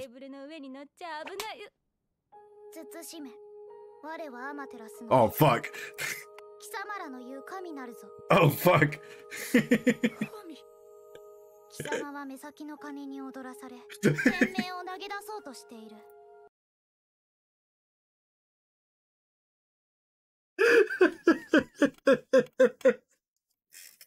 I'm fucking done. Oh, you gaslight them into literally having a psyche break. Is that Tanya? Oh man. Oh. Oh.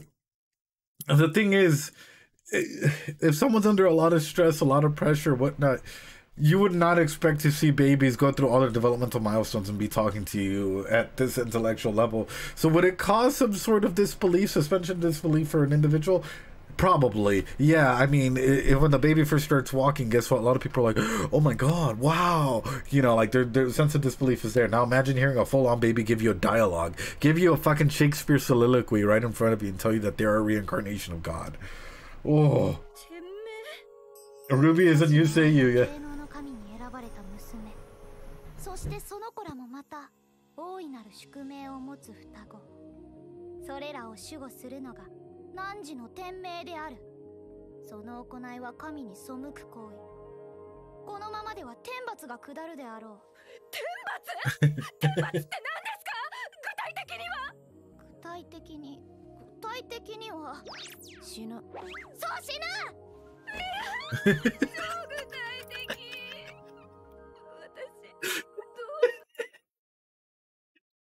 That's super specific. That wasn't. That was straight up. That was straight up just an LP. You'll die, I guess.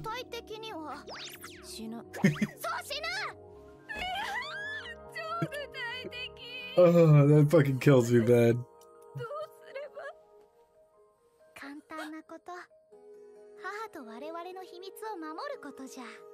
そしてこの子らを可愛がり、言うこと全部聞くのじゃ。全部。さすればイケメン俳優との再婚も夢ではないぞよ。マジですか？ Oh gosh. 何でも言うこと聞きます。靴の中敷きでも舐めます。そこまではせんでよい。Hey yo. イケメンと再婚。はあ。これでよかったのかな。どのみち乳児の活動範囲には限界が。Hey yo.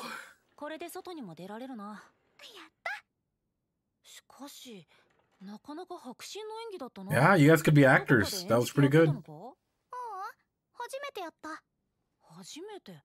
学校で劇とかやんなかったのか？私、ちょっと変わったとこで育ったから。じゃあ才能だ。将来は女優かな？将来考えたことなかった。What's up, Jolly Rogers? How you doing, man? 俺に妹ができた。アイドルオタの変わった女だ。しかし愛ちゃんはね、もうダンスキレッキレ、マジカリスマなの。愛ちゃんのことは世界で一番好きだけど、先生のことも同じくらい好きだよ。愛について語る時の熱量は君にそっくりな子だよ、サリナちゃん。何？なんか呼んだ？悪い、起こしたか？別に呼んでねえ。寝るなら布団で寝ろ。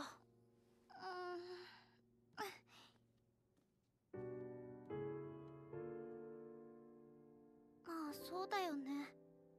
Yeah. そんなわけないか。サリナは前世の名前だし。Wait. Back at the. Hold on. 一番好きだけど、先生のことも同じくらい好きだよ。Wait. ついて語る時の熱量は君にそっくりな子だよ、サリナちゃん。Wait. That's why I backed it up. My brain captured it. I was like, bring. 別に呼んでねえ。寝るなら布団で寝ろ。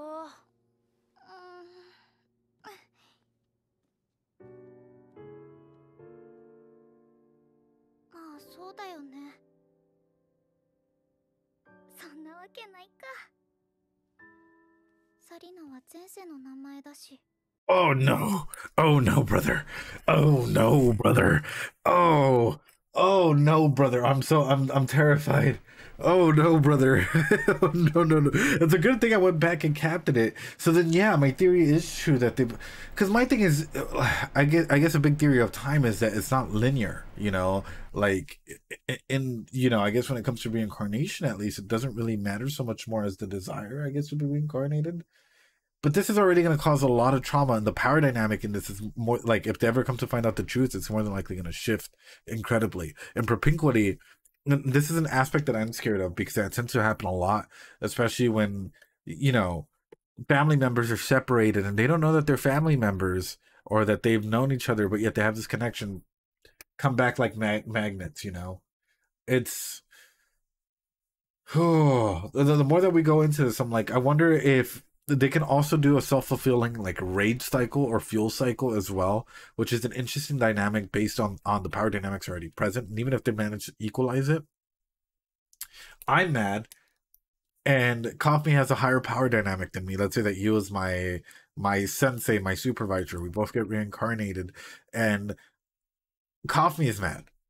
And every single time that Coffee is mad, guess what? I'm mad. Coffee says that he wants to go take out someone.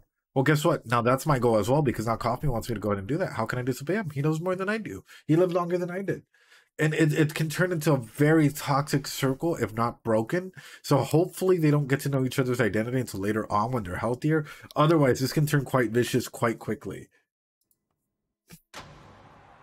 愛がアイドルに復帰して数ヶ月。ビーコ町はそれはもう快進撃を遂げているわけではなく。In our dreams? Oh. 今月の給料20万。ねえ、うちの事務所給料渋いよ。Bruh. この間出したシングル、オリコン3位だったよね。中抜きエグすぎない？今さらどうしたの？製造から流通までやってる大手と違って、うちはただの弱小ゲープロ。利益が薄いのは承知の上でしょ。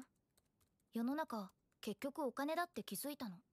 嫌なことに気づいちゃう。That's pretty bad, dude. Yeah. はやってて楽しいし、私一人なら今のままでも別に良かったんだけどさ。だけど、この子たちをいい学校に入れたり、習い事させたり、いろんな選択肢をあげるには、私がもっと売れて、もっとバシバシ稼がなきゃダメなんだよね。今のままじゃ。It saddens me because this is reminding me of that interview, and I'm sure you guys can find that on YouTube, where, you know, people in the idol industry only get paid for the merchandise they sell, not even the tickets that they sold, but it was like the merchandise that they sold, and it was like fractions of a penny, or like it was something ridiculous. Like they could work and they could do many multiple shows over and over and over again. That's a lot of pressure, man. That's a lot of pressure to not only keep yourself alive and well, like, you know, going, but also the kids. Yeah, it's the interview with the anime man. Yeah, they're with the manga man, right? Because he doesn't really do a lot of anime anymore. But yes, with the anime man, I think that was a big portion in that. Like the scenarios or the like what's happening in there, the amount of pressure that is happening is a little bit insane. And as an individual, if I were under that pressure, I don't know how I wouldn't crack under it. Would you guys be able to take it or not? And with her, this is an area of discussion, an area of sublimation, an area of like thought to go ahead and follow, which is how long can she sustain this amount of pressure without cracking, without starting to show things? And where does she regard her fans? Like, if she's having these daily interactions, does she remember her fans? Like, let's say that she's out here, she's doing a meet and greet, and like Luster Candy, Unnamed, Touch Me Dono, all these people come over and they're like, I want to buy your special panties, wizard. And it's like, okay, here you go. Here's a $5 panty. You shake the person's hand, and it's like, dude, appreciate you. And they're like, wizard, I brought you this paper. You know, it's like, oh wow, thank you, I appreciate it, you're wonderful, dude. You know, after a while, I'm sure that all of these names would start like blending in together. Wizard patties. So would I be able to remember the people that always come to my events to be able to go ahead and sell more and keep my family alive in some way, shape, or form? That's sort of where all of a sudden this is depending. Only wizards, guys, stop. I think it depends on how frequently the fan shows up. Okay, well, let's put it this way, Ophelia, since you're an incredible VTuber. When a new person shows up to your stream, how many streams does it take for you to remember their name? I'll be honest, it takes me around 2 streams. Like, it takes me 2 to 3 streams. Yeah, before, like, instantly I connect your name with the comment that you said, and I'll just bust out laughing because I remember some of the comments that we were made or some of the shows and stuff that have happened, you know? So it's like a weird recollection thing. But that's why I'm like, I wonder how often this would play a part in it.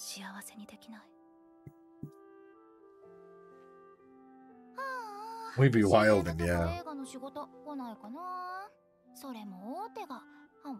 Of course I remember you, Black Maestro. Rabinez, no, dude, you're good. I remember you.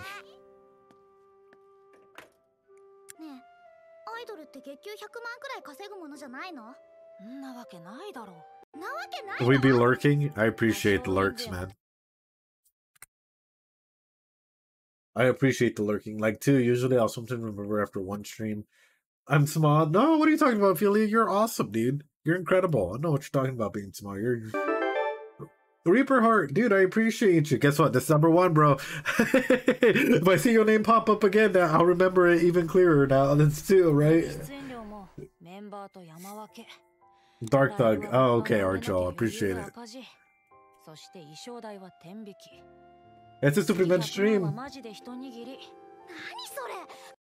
Hold on, guys. I'll back it up. We have someone who's it's their first stream. Guys, if it's your first stream, drop some Doritos and we'll drop some Doritos in return. Show that love and support. Appreciate y'all. Welcome on in. You guys are absolutely incredible. I appreciate y'all so much. All right, let me back it up here because I missed some important details.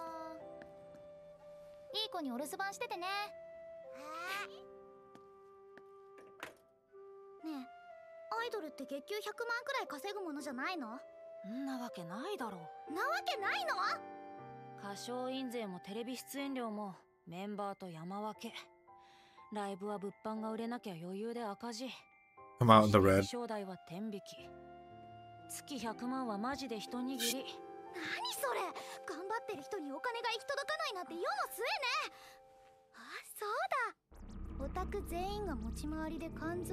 Bruh. You're terrifying. Holy shit.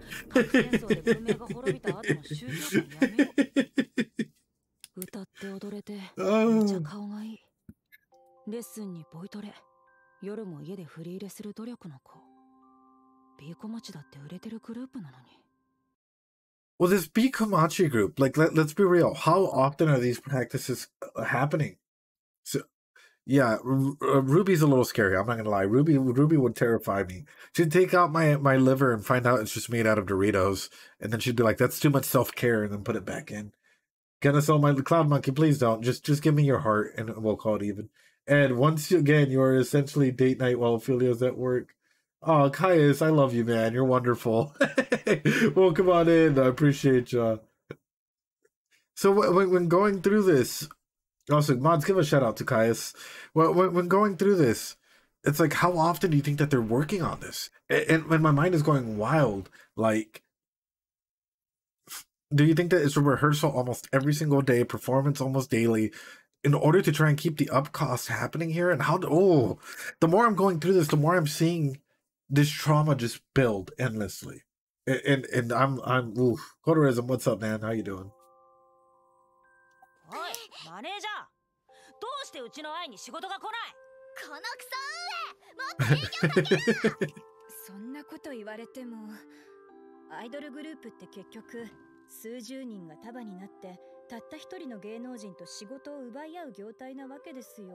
True.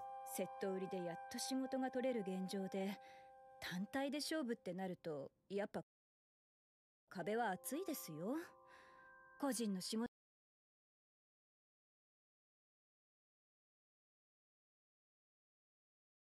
This is going to be a controversial topic, but it's referenced here, so I'll bring it up. On the topic of graduation, how do you guys feel about that? I think it's a lie. I think people use the word graduate so that we don't feel attacked when people leave. People use the word graduate so it seems as though it's a positive reinforcement model of someone taking the next step. And this is not just for here. I'm talking about in general. It's the wording on here and the allegory and the imagery that comes with it is that they're taking their next step forward. But what if someone is forced to graduate? What if someone, like, for example, if they're like, oh yeah, we're forcing I to graduate here. For me, the more that I hear it, the more I find it as a manipulative term to go ahead and have people not deal with the truth. So instead of saying, hey, you know what, this idol is leaving, this idol is graduating. They were doing fantastic. They were doing wonderful. You know, Ophelia was doing wonderful, ranking in so on and so forth. But she had one bad Twitter post. We're forcing her to graduate. Or she's graduating tomorrow. And it's like, wait a fucking minute. The more I'm hearing about this, the more that I'm learning these terms. And my heart is hurting because it means that she's not wrong. In this industry, the entertainment industry, lies are love. Even the term graduation, which is being thrown out there, is a term of love so that way you don't get to fear or see the real consequences of it. The terms as to the aspect, the lies that they're showing off to you is an illusion that they're selling. And they're going hardcore into it. Van, thank you so much for the hydrate, man. I appreciate it. Water. Hold on. Hold on. My brother, guys, give me a second.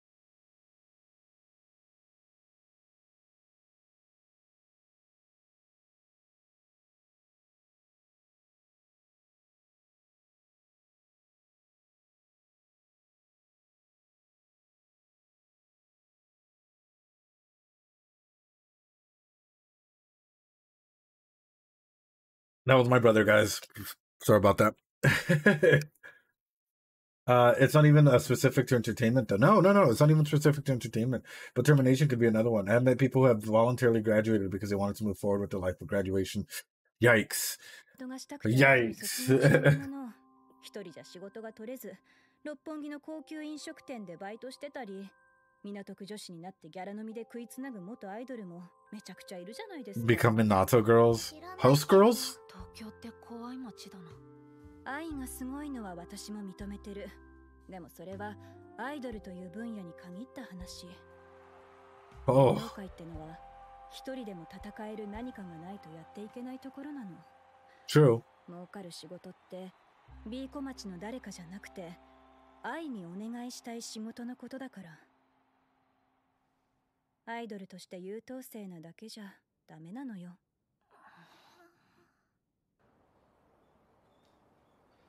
That's tough. 愛ちゃん、なんか元気なくない？病み上がりなんだから無理しちゃねえよ。違うんです。お昼ご飯食べ損ねててお腹めっちゃ減ってて。何それ、食いしん坊キャラ？さっきのとこもう一回やろう。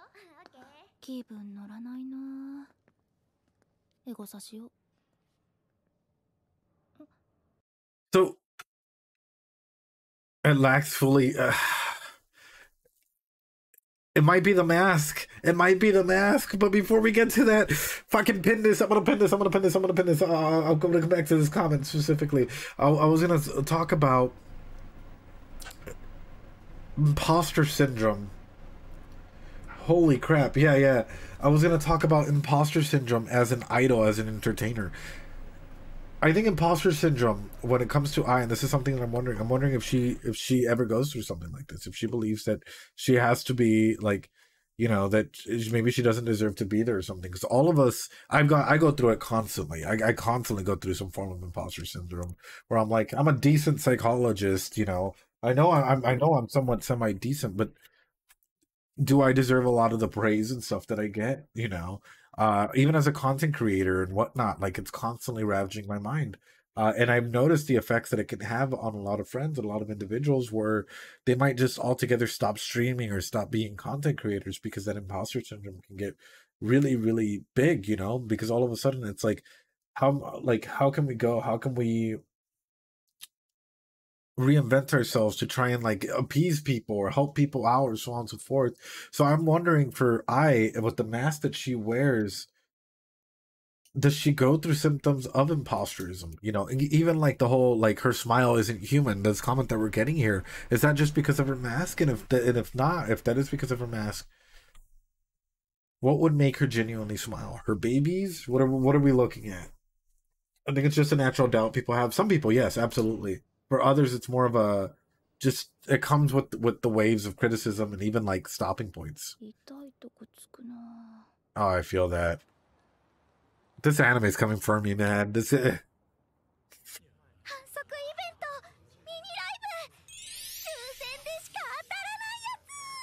A mini live?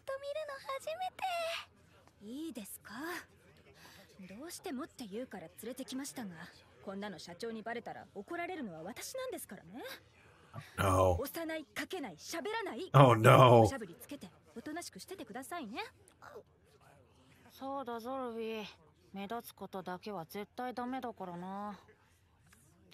愛との関係性を匂わせるようなことは言われなくたって。見たでしょ、ママが落ち込んでるところ。これでも私はママが心配できてるの。遊びに来たわけじゃない。本日は B 小町のお三方にお越しいただきました。 Let's go, guys. You guys ready? Get your Doritos out, ladies and gentlemen. I would be really proud to go ahead and see I perform. Let's go. Oh.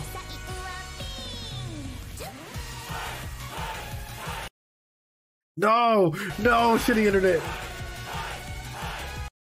Shitty internet, no. Hold on, internet be too shitty. We're going down to 360, boys. We're going down to war. We'll back it up 10 seconds. Back it up 10 seconds. This didn't happen. You guys ready?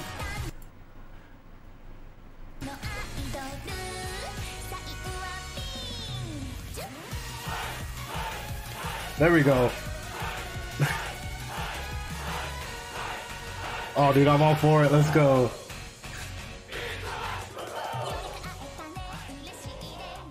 Oh, that's on her mind? Oh, no.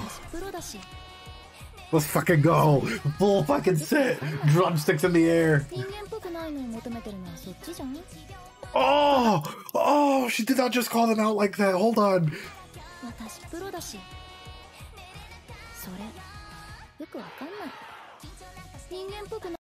Oh! Oh! Oh! Fucking roast! Oh! Roast of a century! Fucking MLG hordes! How can you expect us to be human when you're the ones that want us to be inhuman? Oh, dude, the distortion and the juxtaposition of irony in this, dude, is, oh shit, okay.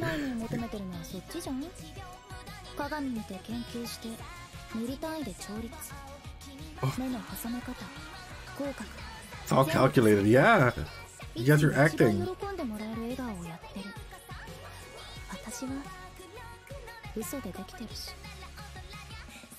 Ooh.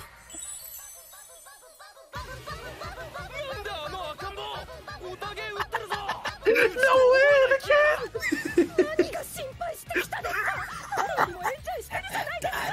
Hold on. I did not just see what I thought I saw. Hold on.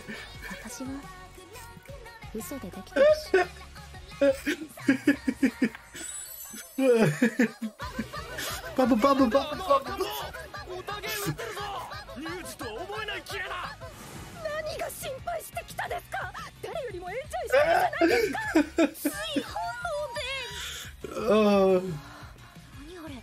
Amazing.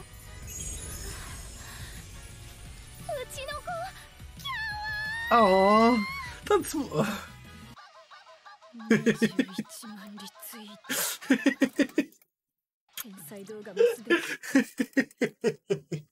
That's how I felt whenever my fucking, like, any of the threads, I love making the threads, right? It's awesome. It's great psychological work. Put in a lot of work to them, but whenever they blow up, I'm like, it fucking blew up.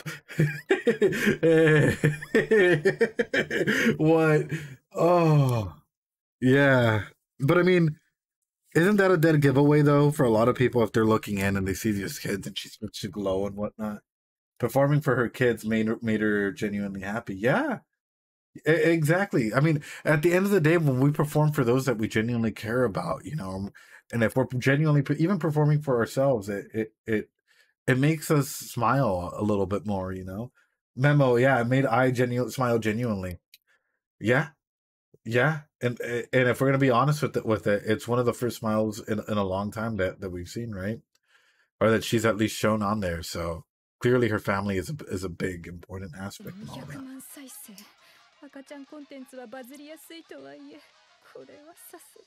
That's wild.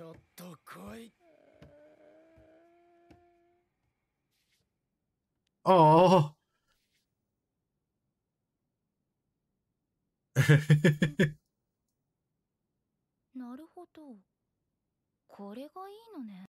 Oh no, no, she's gonna go all calculated route. She's gonna go all calculated route. No.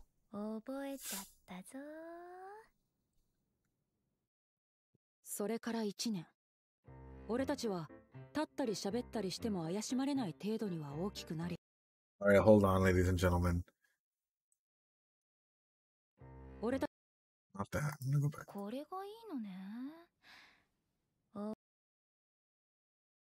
So through that, a big aspect I'm touching on is the expectations of the audience versus your own, right? Like, I love you guys. For you guys that are watching who have stayed so far, 2 hours in, and we're talking about this one episode. There has to be boundaries that are set. Boundary lines that are completely set, and boundary lines that are respected within itself, right? I'm gonna pump it back up in a little bit, but when those boundary lines aren't set and they're not actually fully committed, let's be realistic. What ends up happening? It ends up being a complete and utter turmoil where if I kept changing my likes to whatever you guys want, guess what? Am I the real me? Or am I just a version of me that you guys want me to be? And that's something that I'm going to throw out there for a lot of people. And it's not just for her, right? But it's an interesting concept to go ahead and analyze and think, right? For example, say that you have some reactors out there who hate Mushoku Tensei. Some people out there who hate Mushoku Tensei or ReZero with a passion. But in comes the season 3 announcement, and they're like, guys, we're gonna go ahead and we're gonna start the series. We're gonna be doing. We love the series. We've loved Rudy and Subaru all along. You know, and so on and so forth. But they haven't been through it. You know, they switched their tunes in order to appease the audience or wherever the wave is going for. In a big aspect through this, passionately hating it still. It's going with the bandwagon, but at the same time, is what does that enable for this individual, right? For individuals like this who are constantly changing themselves, selling the lie. At what point does the lie become reality? Or how many times do you have, if I keep layering on myself, right? Where I'm like, guys, I love water because you guys told me I should drink water. I should hydrate more. La agua bonita da muchas cositas. Thank you, guys. I appreciate you. Wow, guys, Senor Pinguino. Wow, you guys told me that I should get the Senor Pinguino. Thank you. Wow, absolutely fantastic. Wow, I appreciate it. Wow, I guess we're on to Chica now. I know I was shitting on Chica 2 weeks ago, but Love is War is fantastic. Look at this outfit. Look at the quality in this, right? If I start to peel off layers of what I was just mentioning, just because I kept changing with the times to accord to whatever the audience was. At what point do I arrive to the original me? Oh, and Ram. And we have the beautiful Ram back there. But at what point would she arrive to the her that is her? And also for the kids and seeing this, what it's giving off a clear message, and this is what I'm scared of, that they might pick up on manipulative tactics, that lying is okay. Lying is love, so lying is okay. To get what you want, you have to lie. So if we see any of these kids start adopting manipulative cycles, we're starting to see the foundation of that being set right now. And that is how the wizard drops his mic. Ladies and gentlemen, give me a quick second. We are 2 hours in. I'm quickly going to go grab myself a snack, go to the restroom, go pee, do what you need to do, ladies and gentlemen. We'll be right back. We are continuing on with this series. This is the second stopping point. The next one's at 54 minutes, ladies and gentlemen. Quick little potty break. Do what you need to do. Get your snacks. Come back, ladies and gentlemen. We're going to get started. We're going to continue on with this. That was fucking amazing. This anime is something that's driving me wild. We're 2 hours in and we haven't even finished the episode or done the recap. That is saying something. Anyways, I'll be right back, guys. Reflow, you're wonderful. All right, we're continuing. Let's go. それから1年。俺たちは立ったり喋ったりしても怪しまれない程度には大きくなり、妹はママよしよしして。ああ。アイドルをママ呼ばわりして甘えるヤバいファンを見事に体現していた。はあ、極楽浄土。そんな難しい言葉どこで覚えたの？もしかして。もしかして愛は俺たちを怪しいと。やばいくらいの天才。Super genius. 疑うこともなく平和な日々を過ごしている。遺伝だね。Must be genetic, I wish. モデルにラジオアシスタント。愛は着実に仕事を増やし、今日はその集大成とも言える仕事の日だ。ママの初ドラマ楽しみだね。ちょい役だけどね。いいですか、二人とも。どうしてもと言うから連れて行きますけど、現場で愛さんのことママなんて絶対に呼ばないでくださいよ。私の子供という設定を忘れないでください。はいはい、ママママなでなでして。私もしてママ。小遣いちょうだい。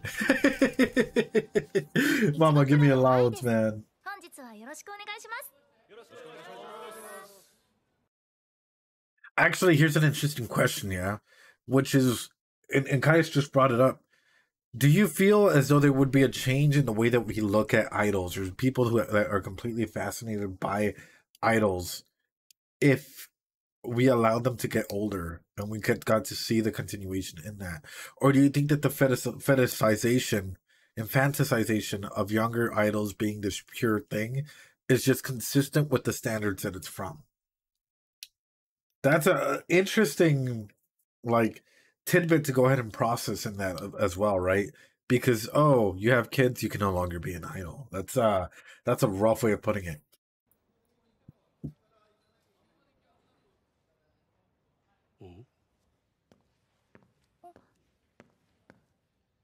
Mm. どうかしました監督。いや別に。なんか怖いね。顔かな。あ、この子供は？あ、私の子なんです。マネージャーが子連れで現場にね。働き方改革ってやつか。Labor reform things? 時代だな。まあ現場に犬連れてくる人もいるし。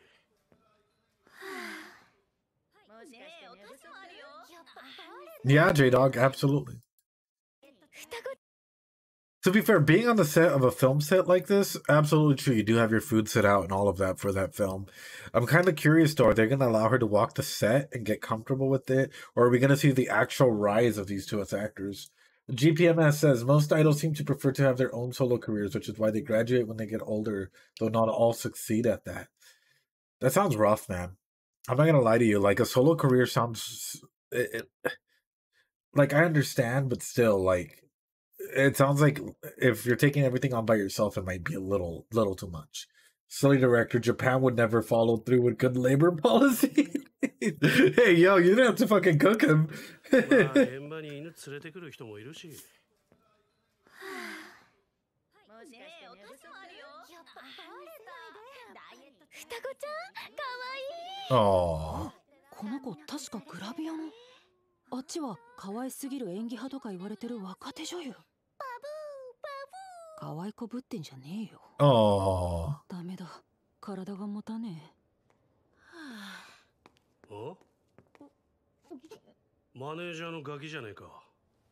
いるのは構わねえが、泣き出して収録止めたら締め出すからな。いえ、我々赤ん坊ですが、そのような粗相はしないよう努めますので、現場の進行を妨げないのは。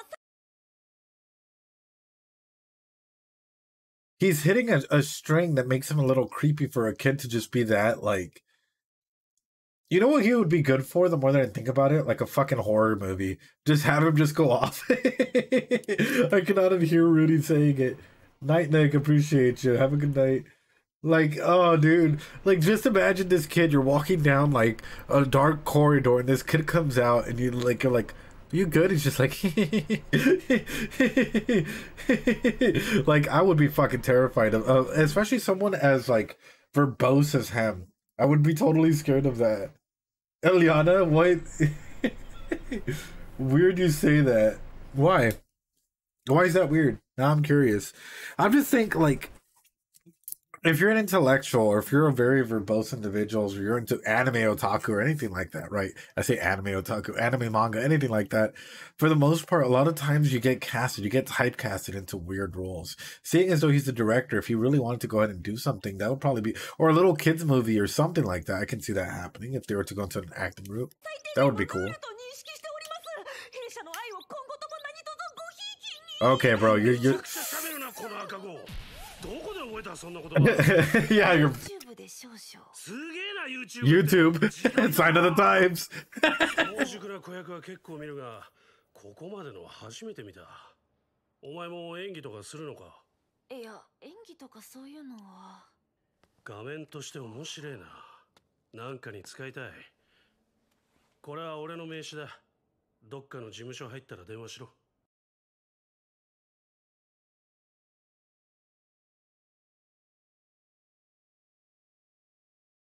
Pretty sure kids raised on YouTube aren't necessarily that intelligent, but also what the fuck?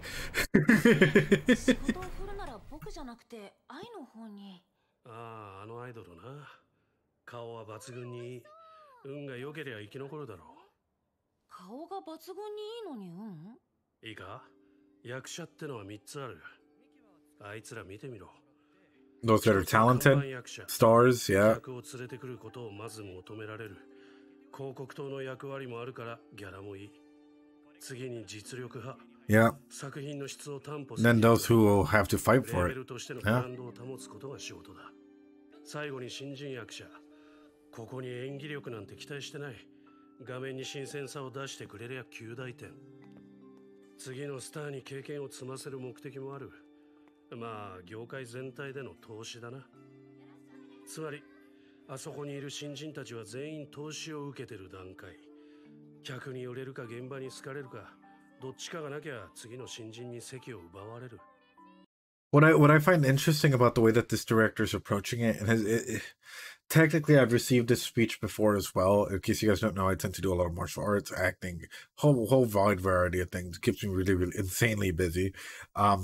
Which is essentially like, and I hated this. I hated this about some films or some movies that you know that some actors are just in there because you know that them being in the movie sells tickets, right? There might be some phenomenal new individuals in that film that are phenomenal actors, right? Or like new people that you never heard of. But most of the time, who do you see plastered on the walls but the big name actors, even if they only have one or two lines in the entire thing? It's an unfortunate sign of the times, I guess, if we're going to get to it, where the value of your name and the value of your face and the value of, yeah, Marvel movies, so on and so forth, yeah, like, is often worth more than the value of the actual theme and the acting ability in it. For example, okay, I'll throw this out there. Have you ever watched a movie where you're watching it and you're like, wow, this is really good, and all of a sudden you're like, oh, that person feels out of place here, but yet you know that they put them in there just to sell tickets, or you know that they're playing AC/DC, Paint It Black, or Thunderstruck, or a random Hollywood stereotypical rock song because you know that it's going to connect with people and they're going to go watch it more. That's sort of what it's like. It's oof. この現場にいる新人全員の中で誰か一人でも生き残りゃ大成功。そういう世界だ。True. 生き残るのは何かしらの一流だけ。じゃあ平気だね。愛はアイドルとして一流だから。いや、アイドルとして一流でも仕方ないだろう。監督、本テス準備できました。おう、ここで見とく。よーい。 By the way, this for me is reminding me a lot of a teacher-student relationship. Like the way he's talking to him, and this is something that I do with a lot of like the group kiddos that come in for group therapy. I don't talk down to a person whenever I'm doing therapy. You talk at their level, right? You talk with them, not at them, right? You talk with them and you start figuring out what's going on. So my big thing is he's giving us such big bro energy, such like Aniki Oni-chan like energy here. That's like, hey, I can take you under my wing. You know, I'll build you up. Because otherwise, what director would entertain a child? That's oof, oof, oof. 監督、本テス準備できました。おう、ここで見とく。よーい。何言ってんの？トーマくんに聞いてあげようか？ちょっと絶対やめてよ。ずっと一緒にいるじゃん。演技は涙が嫌に目を引く。Her acting is average, bruh. Oh, that hurt me. Her acting is average, but she really attracts to you. So then she has a natural riz to her that just draws her eyes into her.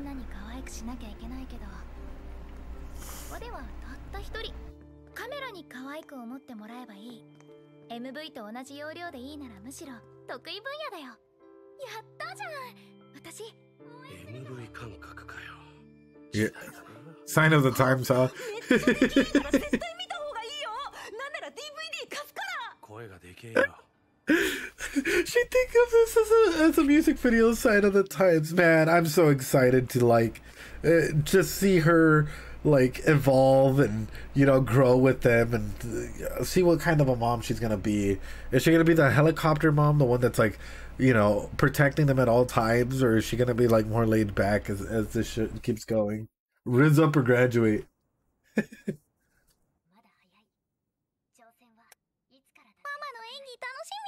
She's everywhere all at once. いよいよだ。始まった。なんか機嫌悪い？別に。私何かした？あ、このシーンだ。なんなの？ママ。あれ？どうかした？待って、トーマ。なんでここに？だから俺たち会っちゃいけなかったんだよ。それってどういうこと？ They didn't use any of her shots.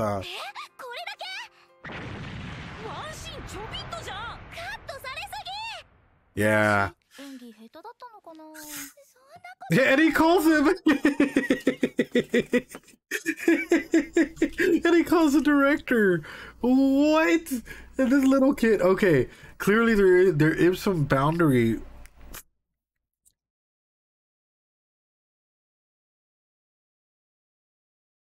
What is being instilled in this child? Hold on. What is being instilled in this child? Relationships are transactional.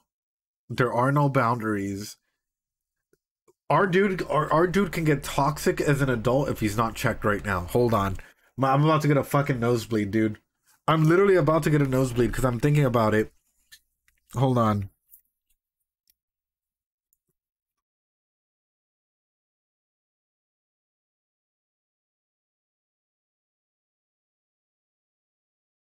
Okay.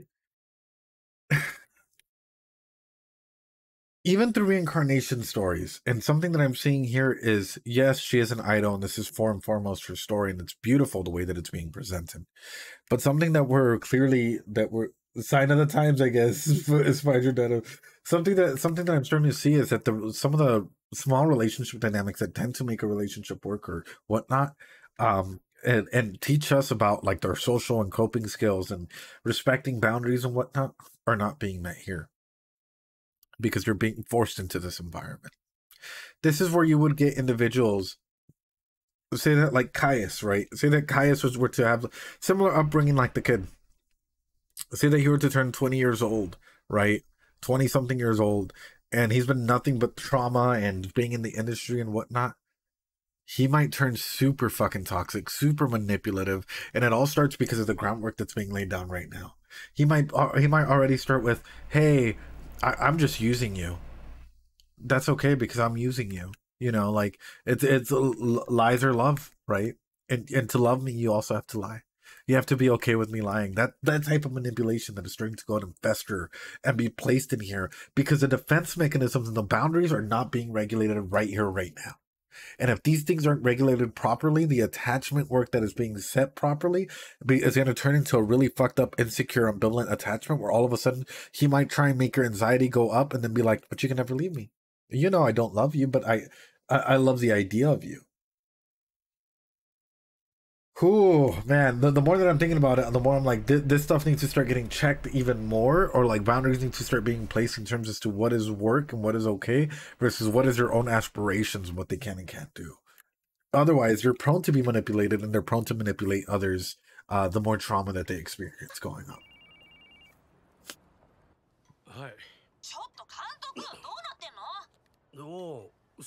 Precocious baby. 仕上がりだったのに残念だったな。じゃあどうして？主演の女優は事務所が可愛すぎる演技派女優って売り出してる子だ。なのに同じフレームの中にそれ以上の顔があったら。Oof. True. 戦略的に問題だろ。True. 愛はあの画面において可愛すぎたんだよ。そんでは上からの希望で編集の段階で限りなく削ることになった。何それ？出演時間の尺は会社間のパワーバランスで決まりがちだから事故にあったと思って受け入れろ。That's fucked. That's so fucked up. That's so fucked up, dude. I'm pissed. But it's true. Because at the end of the day, who has the ability to go ahead and pull the money from it, from a project? Be able to just go ahead and pull all that funding out, and all of a sudden your project's down. Yeah, business is business. And through that,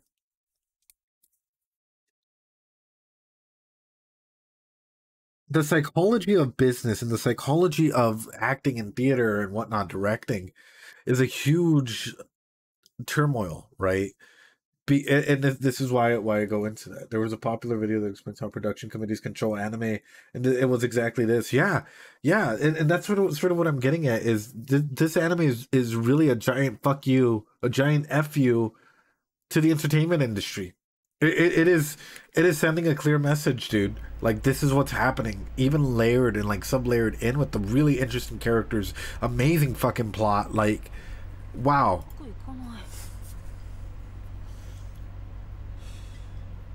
芸能界を夢見るのはいいけど、芸能界に夢を見るのはよした方がいい。ここはアートじゃなくビジネスの場だ。おお。だがまあそっちの主張もわかるし悪いとも思ってる。代わりにと言っちゃなんだが、愛に仕事を振りたい。In exchange? 文句はねえだろ。マジで？ただし、お前も出るのが条件だ。What type of movie? Wait, hold on. What type of a movie are we talking about? いいか、早熟ベイビー。日本の場合、キャスティングってのは上の方。You scratch my back, I scratch yours, yeah. 金がかかってる企画ほどこけるわけにはいかねえ。確実に客を呼べる役者を抑えるため、上は上の戦いがある。キャスティング権のある監督はごくごく一部の超大物監督か、超低予算でやってる小規模映画の監督くらいだ。さあ、俺はどっちに見える？超大物か。Miss 低予算の現場ですよっと。監督、本日はアクアがお世話になります。いやいや、例の件話は通ってるんだよな。一応アクアは今月からイチゴプロの所属になっています。事務所入ってない子役使うと怒られるからよ。演技なら Oh no. うちの妹の方がうまいですよ。いや、お前だ。Oh no. Oh no. 業界ではバーターっつんだ。基本だから覚えておけ。He's teaching him stuff, dude. 愛さんが息子のバーターって、あの怖そうな監督、だいぶアクアさん気に入ってますね。一体何をしたらこういうことになるんです？別に大したことしてないよ。ジジイは若者に砕けた態度取られるのをなぜか喜ぶ傾向にあるから、あえて仰々しく接してないだけ。すげえ嫌な赤ちゃん。ジジババも相手に仕事してたから、年配の。 I know how to deal with old folks.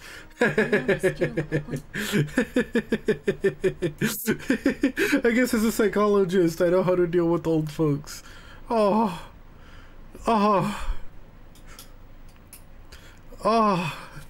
It hurts because I'm thinking back to something. He's just like you. I asked this question to the older folks in my group sessions this week, and it broke them down and made them cry. And it's a really interesting question to even ask yourself, right? Which is, I guess, have you healed your inner child, right? Because people love to talk about their past and when they were a kid, but specifically when it comes to like trauma and stuff like that, a lot of people have a lot of trauma from their kid years, and people love to talk about it. People open up so much about, like, if you ask them like, oh, so how was life like growing up, and they'll tell you their entire story. So I see the way that, like, you know, you can relate and talk to others and using their language and all of that as a great impact point to be able to get in there and be able to talk about it. I haven't healed my inner child. Oh, guys, I love you guys. You guys are, oh, you guys need, you guys, oh no, yeah, I do overshare on my childhood trauma sometimes. Yeah, but it's a human thing, because we all want to heal somehow, you know? We all kind of want to go back there and give a hug to our, like, when we were kids and be like, hey, it's okay to, you know, things will get better, or take them away from there, or whatever.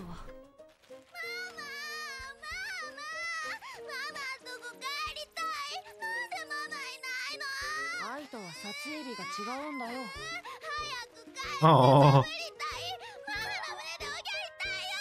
いい年して恥ずかしくないのか。中身何歳か知らんけど。こ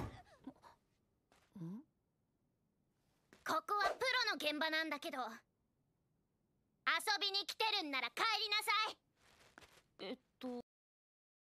So a big thing without even knowing, I worked with kids on theater stuff. I worked with kids on directing stuff. I worked with kids on film. I've shown some of the films that I've worked on, that I've done. I've done a little bit of acting here and there. An issue that I run into in directing kids is oftentimes kids want to play a part and don't want to play themselves on screen, right? So whenever I've had a kid or whatnot come on screen and whatnot, and they've had a little bit of a diva mentality, some of the things that I've had to go ahead and like come up and tell them, especially with like that I'm seeing right here, is, hey, you know, yes, this is a character you're playing, but you're drawing from yourself to play this character, right? Don't let it go to your head. We're still kids. You got to be okay with comfortable talking to one another and all of these things, because kids have a different concept of play. As a play therapist, that's sort of where we start to like fall in and start to pay attention to what's going on. So, for example, in play, we have two different areas, right? In fantasy and acting and whatnot. It's either the stick or the rope. Right, we're either hitting another individual or like interacting with our environment, or we're trying to build connections, and that's the aspects of play. So what are they doing in this? And that's a big thing, is, are you hitting in terms of a character? Are you with the stick with the character? Or are you trying to make more of a rope for a character? Are you trying to connect with others? This is, ooh, my mind is like curious to see how they're going to approach this, because kids are something else, dude. あ、この子あれじゃない？なんだっけ？重曹なめる天才。 Genius child actor. Oh. ドラマでの泣きっぷりがすごいってみんな言ってるの。すごいんだから。私この子あんま好きじゃないのよね。なんか作り物っぽくて生理的に無理。Like she seems fake. True, some people, dude. 知ってるわよ。あなたコネの子でしょ。 本読みの段階じゃ、あなたもアイドルの子の出番もなかったのに、監督のゴリ押しってママも言ってた。そういうのいけないことなんだから。いや、そういうわけじゃ。この間監督が撮ったドラマ見たけど、あのアイドル全然出番なかったじゃん。は？あ。どうせカットしなきゃいけないほどへったくそな演技してたんでしょ。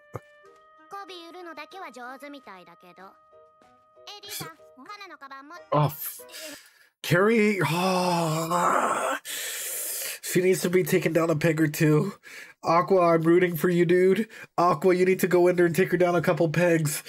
Oh, the psychology of this kid, dude. The affirmation that this kid really thinks that they're that important. Oh, you don't even know, man. The fact, children, Selena, dude, Fenris, dude, absolutely. Aqua needs to take this kid down a peg or two. I'm not gonna fucking lie to you, dude. It's because think about it this way. Assassin, what's up, best girl? If they're coming in with this mentality that they are the fucking best, their farts smell wonderful, they, everything that they do, nothing they do is wrong. Oh, thanks so much for the follow, Matt Q. Appreciate it. Nothing that they do is wrong, right? Everything that they touch is godly. They can sell you farts in a jar and you will smell it and it will be amazing. It'll smell like roses. That type of mentality.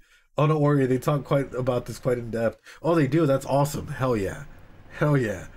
And so what I'm getting at in this is that mentality is literally brought up by telling people, especially bringing them up to a fucked up pedestals like status. Imagine this, your children being brought up to a point where no matter what, they're told that they're worth it. Even if they lose, that they're worth it. And I'm curious. I am so fucking curious. And I love seeing, this is going to sound weird coming from a psychologist, failure. Failure in the show is awesome. Failure in real life is awesome. When a kid fails and guess what? Doesn't get first place, gets second or third place, or doesn't even place. I prefer to see that version of a kid that has to work their ass off to try and become better to actually place in whatever they're going for than the individual who's always handed first places, because therefore you are not growing. You are staying stagnant. And at some point in time, there's someone out there who is significantly getting better. Make failure your friend and grow from it. Otherwise, you'll be dumbfounded when all of a sudden someone comes from behind, right? And they're 1,000 times better than you, and you're like, wait a minute, but I'm supposed to be better. It says a lot about character development. Yep. If you try your hardest and don't succeed, what do? You try again. You stand up and do it again. And this comes for a lot of things. It might not even be that same thing. It might be for a lot of other aspects. Oh, psychologists are all sadists. I don't know about that. I don't know about that. Anyway.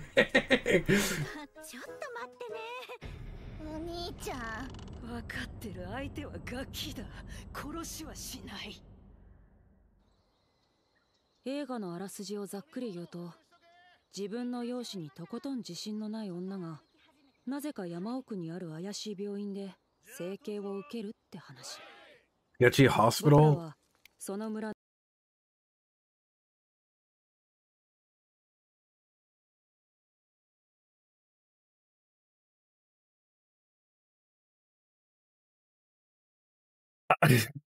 I'm not a wizard. I'm not a wizard. This is all grounded in psychology.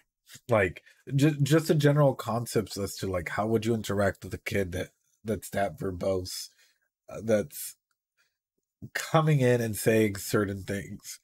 Like at the very baseline, the director saw exactly what you saw in Aqua. Yeah. Remember how you said he would be great in a horror film, Skywing? I'm freaking the fuck out, dude. Hey, no, I'm not a wizard. I'm terrified. I predicted all of this, No. The wizard. Oh, no. Oh, dude, she's trying too hard. She's trying too hard.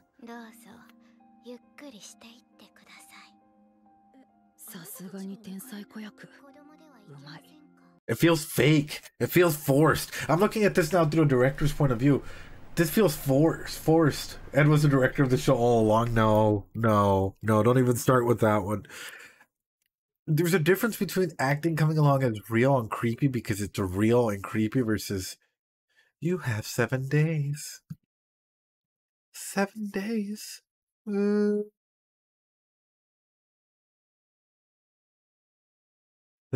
days. Like there's a difference between that versus like someone literally being up there and like showing them real selves and it coming off as creepy because like it's like looking at Chris Chan, right? Versus looking at someone that's trying to pretend to be like him. And that's a big difference. That was actually creepy though, Ed. Oh, well, I'm sorry. How do we dream? I'm sorry. Bro, I ain't gonna sleep with that, man. Matt Q, no, bro, no.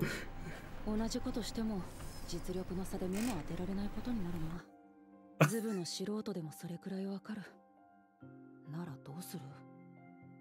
普通に考えれば気味の悪い子供の演技をすればいい。けど求められてるのそれじゃ。Nah, that's not what I would want as a director. 監督が欲しい絵はきっと。この村に宿は一つしかありません。一度チェックインしてから村を散策するといいでしょう。このシーンは急遽追加された部分。俺のことを知ってから監督が加筆した当て書きだ。そのことを組むならむしろ演じないでいい。演出の意図に応えれば十分。言葉にはしなかったけど。Ophelia, please. Be yourself. Let's go. I mean, he's not wrong. He's not wrong. He is a little fucking creepy. The more that we look at it, the more that, like, I'm thinking about it, the more that we experience a child that is very, very fucking verbose. A child that is very verbose. A child that is, like, very open about, like, everything and is able to go ahead and, like, conceptualize concepts that shouldn't be at his level. I'm sorry, but I, as a psychologist, if I run into a child like this, I'm instantly like, okay, what trauma happened, or what's going on? Because that's a little discerning, man. That's a little discerning. Ooh.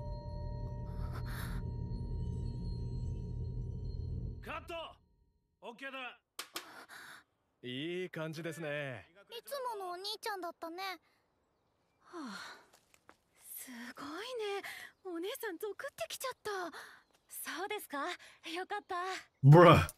よくないわ。そっちのカメラ笑っとけ。次の頭取るぞ。はい。監督、撮り直して。What do you mean reshoot the scene? What do you mean reshoot the scene? It was good. He did his job. What do you mean reshoot the scene?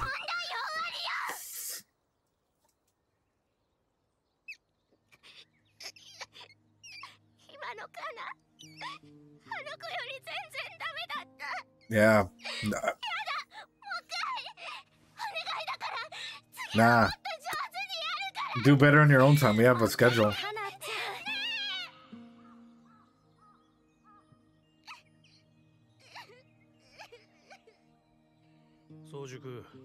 If he hold on, this is a good point to pause.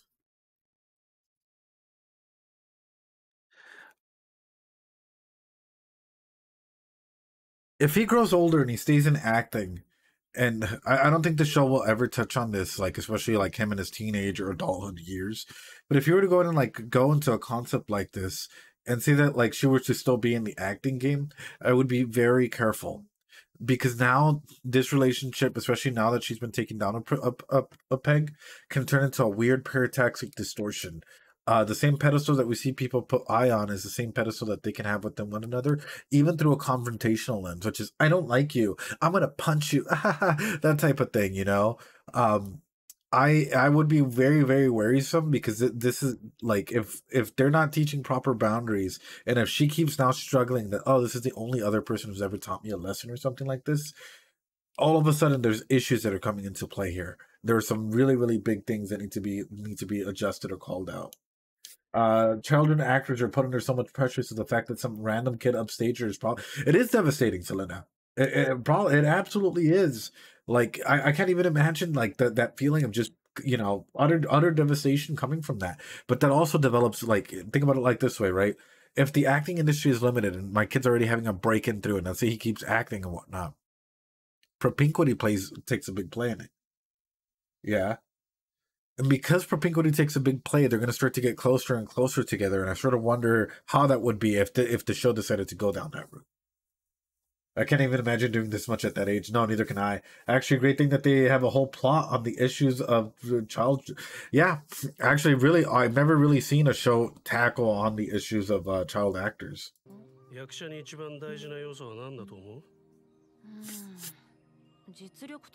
Ability to draw stories from themselves, experiences, people skills, yeah. 他の役者やスタッフに嫌われたら仕事なんてすぐなくなる。小さいうちから天狗になって大御所気取りしてたら未来は。Oof。あの子にお気を据えたかったの？そんな偉そうなことは考えちゃいねえけどよ。こういうのも栄養だ。お前の演技、俺の想像にぴったりの演技だったぜ。あの子の方がすごかったよ。俺はいつも通りの俺やっただけだし。でもそうしろとは一言も言ってない。意図を読み取るのも一つのコミュ力だ。もちろん演出や意図を理解して演じるのは役者。That's fundamental, yeah. だけど言語化できない意図まで読み取ってくれる役者ってのは貴重。演出家の頭の中には正解の絵があるんだからな。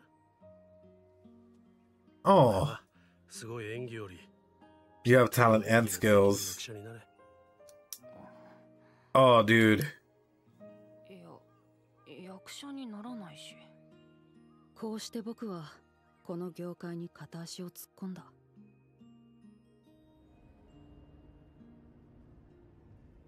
一人前に芸名なのね。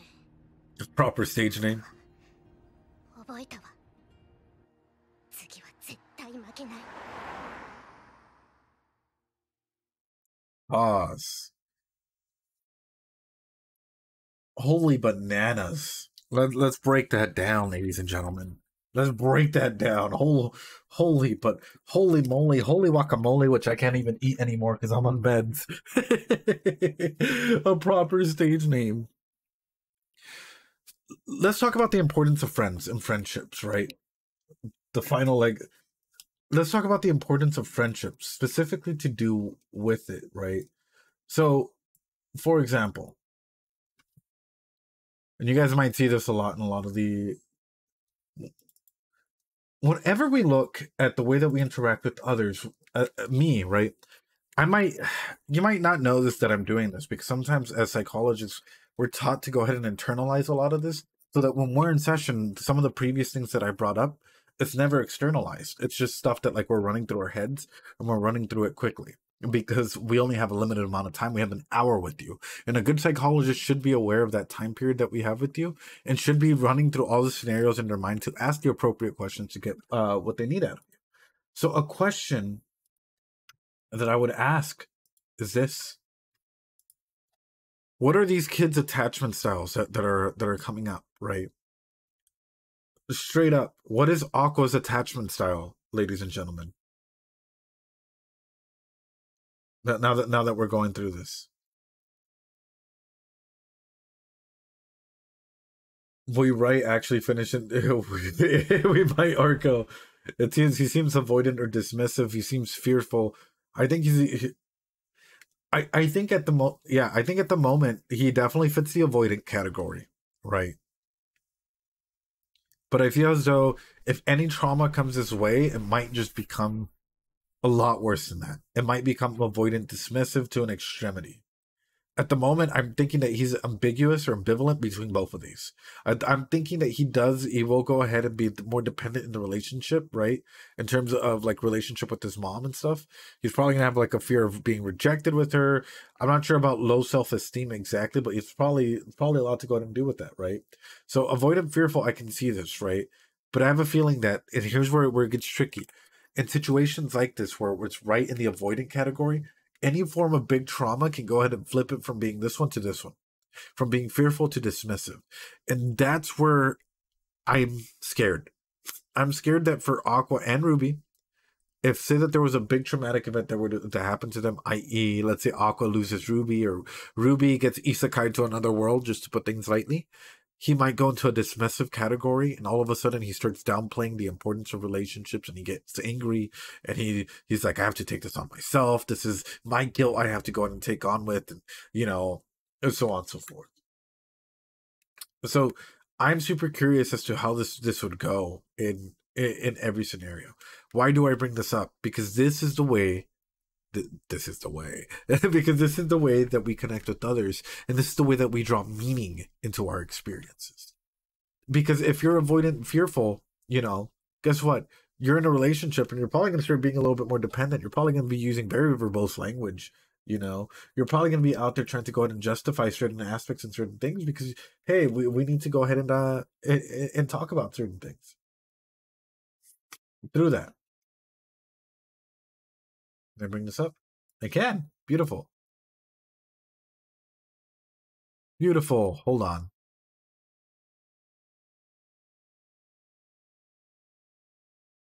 Let's hit on Erickson for a second here. And specifically to do with how old is he?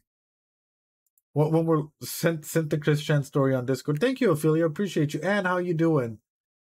Specifically with Erickson, our idol here is straight up going through an identity versus role confusion.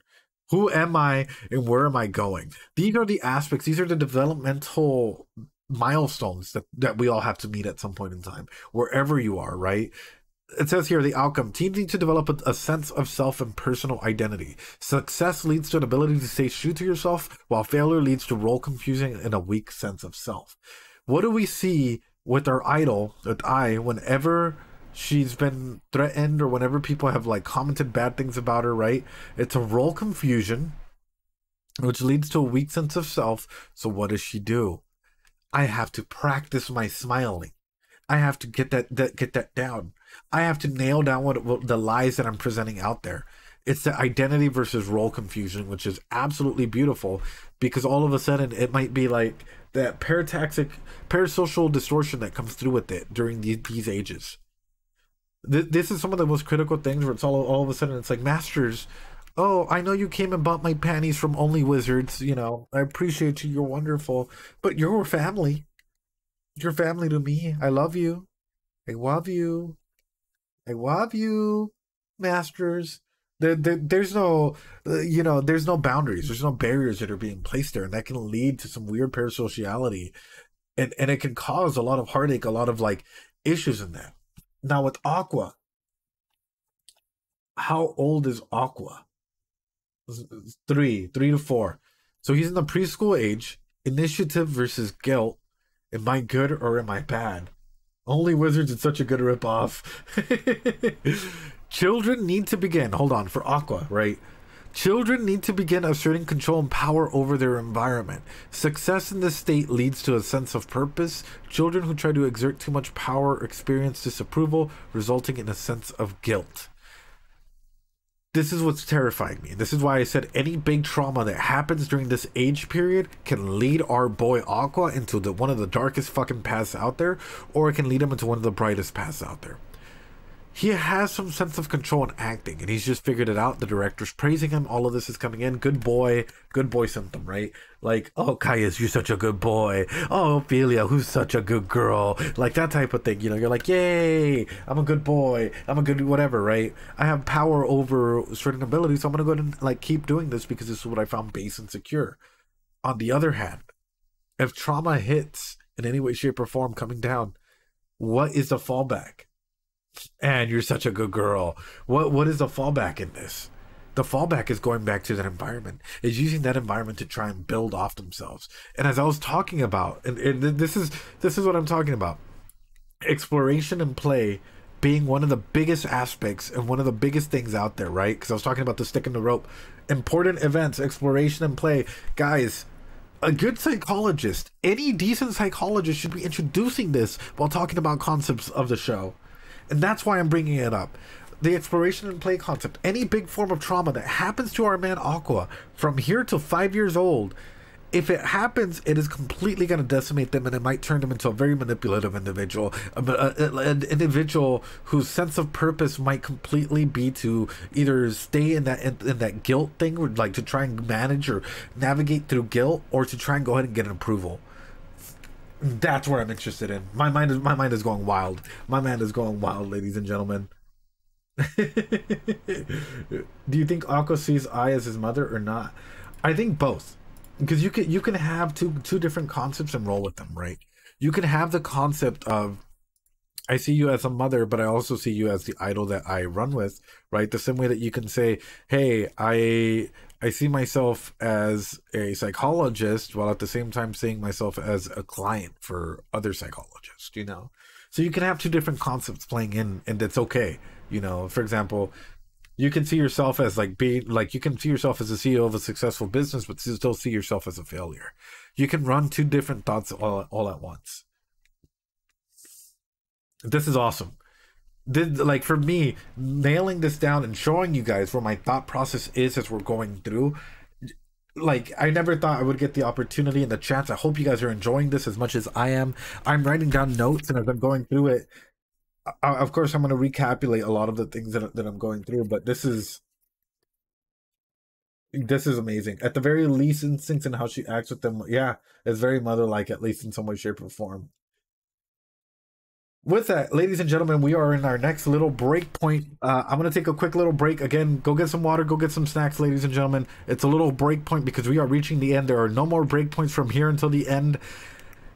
Go get a snack. Come back, ladies and gentlemen. We're about to get heavy, and then once we're done with this show, once we're done at the very end, we're gonna go through and recapitulate everything and make it into a case study. Talk about it, analyze it, break down the character's psychology. Where are they coming? Where are they going from? This is my first experience watching the show, so I'm here with it, and I'm living through this, guys. I love you guys. All right. I hope you guys like that soft jazz. Ladies and gentlemen, I guess we're back. Hi. All right. I guess we're going on to the final part for YouTube. I'm pretty sure that was like either silence and or cut. I hope it was. How am I holding up? What kind of music do you like? Honestly, I've been in music. I played a lot. I used to be in band. I used to be I was a percussionist for a long time. And I used to be a drum major. So I actually really like jazz, but at the same time, I like for the most part, just playing different kinds of music. I don't know how to play it. Do you play guitar, Ed? I'm learning. I'm actually learning how to play guitar. I have a guitar and everything of my own. Been trying to go ahead and bochify myself a little bit, you know? Learn, make failures, and keep going from that. All right, ladies and gentlemen, we are 3 hours in. Are you guys ready to go ahead and continue? And this is episode 1. We're not even doing this on purpose. There's just a lot to go ahead and dissect. So expect a lot of threads, Twitter. And guys, in case you guys haven't followed, go follow my Twitter. I have put a lot of threads up there psychoanalyzing Subaru and Emilia, specifically attachments or small aspects, like a couple episodes within the show that come up to mind. If you guys are interested in stuff like that, follow my Twitter. If you guys want full-on discussions or analysis discussion, join the Discord. With that, let's go ahead and continue, yeah? 愛の子供として生まれ変わってから3年が経過した。監督の撮った映画がそこそこ評価されたらしく、なんかの賞の監督賞 Nominated for Best Director. Oh shit. 今思えば俺の演技はなかなか冴えていたと思う。けど、あの映画は結局愛が全部持っていった。それがきっかけなのかわからないけど、仕事も結構増えてきて。Mommy? 一言で言うなら、絶賛売り出し中のアイドルタレントというところだろうか。愛はもうすぐ。Is that a cream pie? 来て。今の愛を一言で言うなら、絶賛売り出し中のアイドルタレントという。That's you perverts, guys. Not like that. Chat down bad. I'm talking about like what is this called? It's some type of pie, right? Mommy. That's guys. I was talking. Oh God, guys. Audio only boys be like. What I'm talking about specifically, it's good to see her growth and development and whatnot. And I wonder how much of that is. Oh God, guys, no, stop it, bruh, bruh. No, custard. There we go. Ed, watch your wording. I know I gotta watch my wording, but an aspect that I'm hitting on is how much time is this taking away from time with being with kids, or is she okay with it? 今のところ僕らは世間の目にさらされることなく日常を過ごしている。Oh. それと、俺の死体はまだ発見されていない。今日も可愛い。Oh shit. 可愛いよ。まあトータルではママの方が可愛いけどね。何の対抗意識？俺たちは幼稚園に入園した。Preschool。そういやお前って生まれ変わる前何してたの？っていうか本当は何歳？私が年下だった場合。だよ、やっぱガキだった。Power dynamics。これからは俺の言うことちゃんと聞けよ、年下。私大人の女性なんだけど。女性の Sure。 年齢尋ねるとかデリカシーのないガキね。っていうか前世とかどうでもいいし、余計な詮索しないで。まあ、それもそうだな。前世のことを考えると気落ちする。Oh yeah。僕はそれくらい今の生活が気に入っていた。I mean, let's put it in this way, right? Because he has to accept the fact that he's dead. He has to accept the fact that he can't go to his parents and say, "Hey," or his previous wife's parents say, "Hey, it's me. How you doing?" Right? Like, there's a lot of acceptance and grief that you have to go ahead and accept. You predicted this too. Did I touch me? Oh shit, I didn't even know, dude. As I said, a lot of things are just grounded in psych, so I don't even. She's a preschooler, pretty much.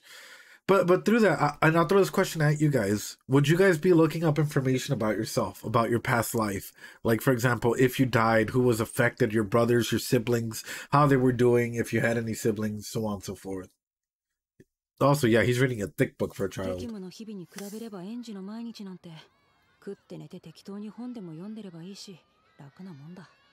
That's an easy gig.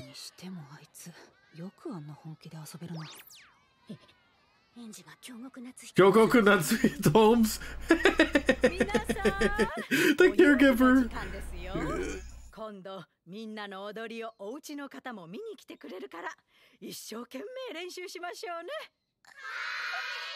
Oh. やだ、私やらない。ルビーちゃん。なんで逃げ出すのさ。私ダンス下手だからっていうかしたことない。はあ。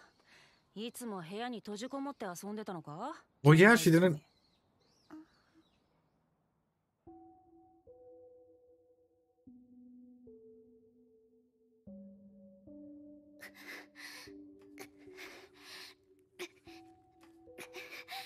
I had a feeling this is gonna go dark.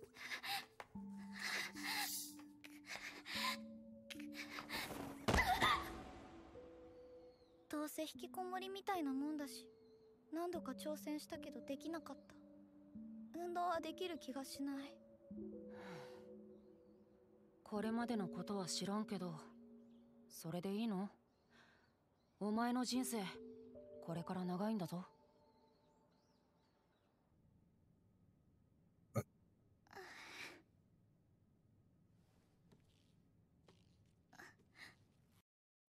Your balance, dude.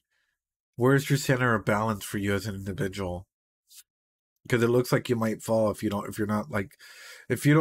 even as I do martial arts, so I pay attention a lot to feet work when I have my glasses on.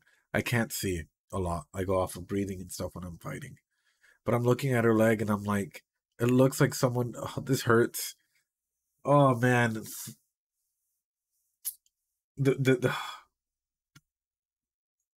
The balance of feet, it looks like she's putting all of her weight, quite literally, not even in the middle or somewhere where she could perfectly be balanced, but up front. So you're more than likely, it's like when someone has a cane, right? It's the best example I can give you. If you have an object or something that you can use for a cane or whatnot, try experiencing where you put your balance in your foot. Be aware of how much pressure you're putting on there. And what I'm seeing is, like, for her, she might stumble a lot or she might suffer a lot in that thing because of the inadequacies with her balance in situations like that. This is rough. But she's not that person. She's a new person. Ruby is Ruby. Ruby is a Ruby to us. She shines, and she should shine, and she should know and build that up. And I think this is where Mama needs to come in. Mama needs to come in and say, hey, I'm here with you. We'll do it together. I'll help you shine, type of thing. Like,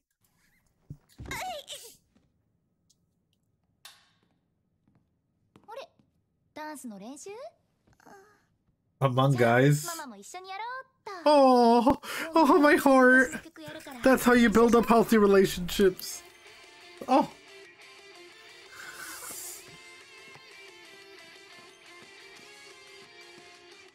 I'm a fucking start crying, dude. I ain't gonna lie.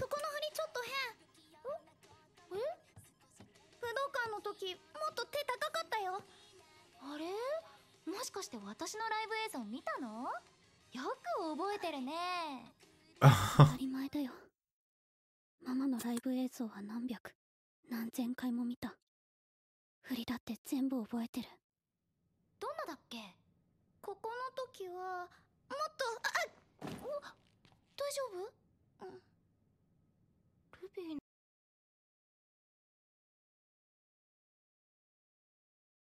Ah. の動き方、なんか倒れる準備してるみたい。だっていつも倒れてばかりで受け身取らないと怪我するから。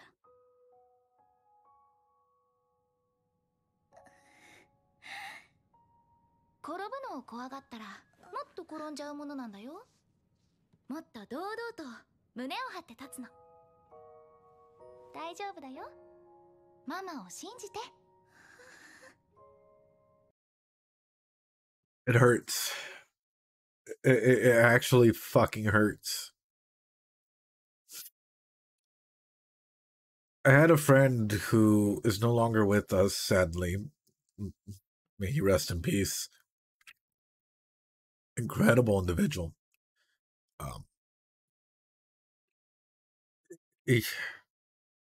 Incredible individual, literally incredible psychologist at some point, and it got to a point where you start seeing them decline, you know, where they can no longer walk properly, where they can no longer even write properly, and their mind is still active, but they can shoot 1,000 1,000 little phrases at you. If you guys think I'm smart in some way, shape, or form, this man was a fucking genius.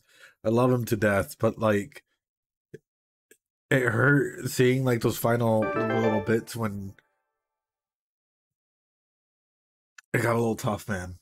Where it got a little tough for him, and you know, he can no longer, for example, start seeing clients, and he can no longer, you know, even the way we called it, shoot the shit, right? He couldn't even like throw jabs because the pain was a lot of days, and the only thing he could do was literally watch anime.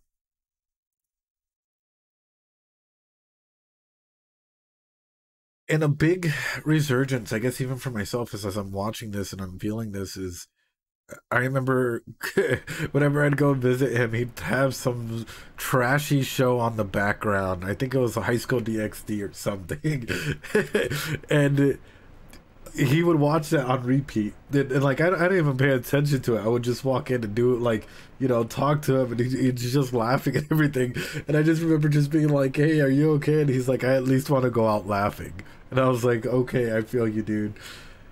Incredible. As I said, incredible man. And seeing that like this, it's just bringing back the memories of like, even like being in the hospital and him being like, dude, can you play it? Like, can you put on High School DxD, or can you throw on this show? And yeah, sorry guys, I don't mean to go that deep, but this this brought it out. Like,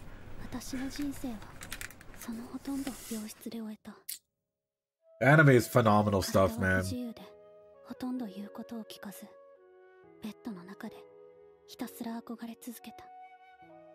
Thanks so much for the follow, Baconator, by the way. あの光は全部網膜に焼き付いてる。私の光、あんな風に動けたら、あんな風に自由に、もっと動け。 Hold on. It's powerful stuff, but also, and here I am crying again. And honestly, hopefully, this is sort of my own internal fear, and I'll say it out there. You guys know I'm sick. I hope it doesn't come to that point. But if it does, know that I will at least enjoy doing this with you guys, no matter what. You guys have been, I guess, the light that moves me a lot. So I appreciate y'all. Y'all are wonderful in every sense of the word, which is why my in case you guys don't know, I'm on a lot of medicine at the moment, and it impacts me a lot, up and down. So you guys are wonderful. I appreciate y'all being here tonight. Let's go ahead and continue, guys.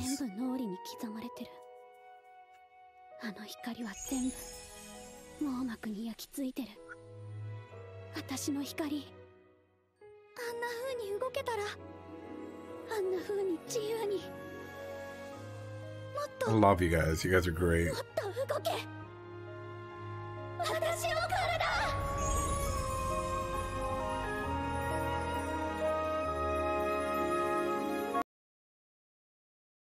This is fucking me up, and the internet's making it worse.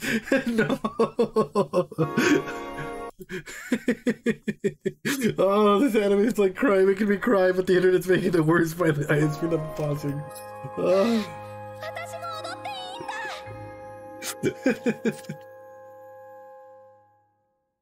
こいつ演技だけじゃなかったのか。 Dancing. ダンスのセンス、そして母親譲りのルックス。怖い想像をしてしまった。Oh, her goals. なんとなく別れた男に連絡を取ってみた。ねえ、子供たちも結構大きくなったんだよ。Why would you call him? いや、よりを戻すとかそういう話じゃなくてさ。きっかけは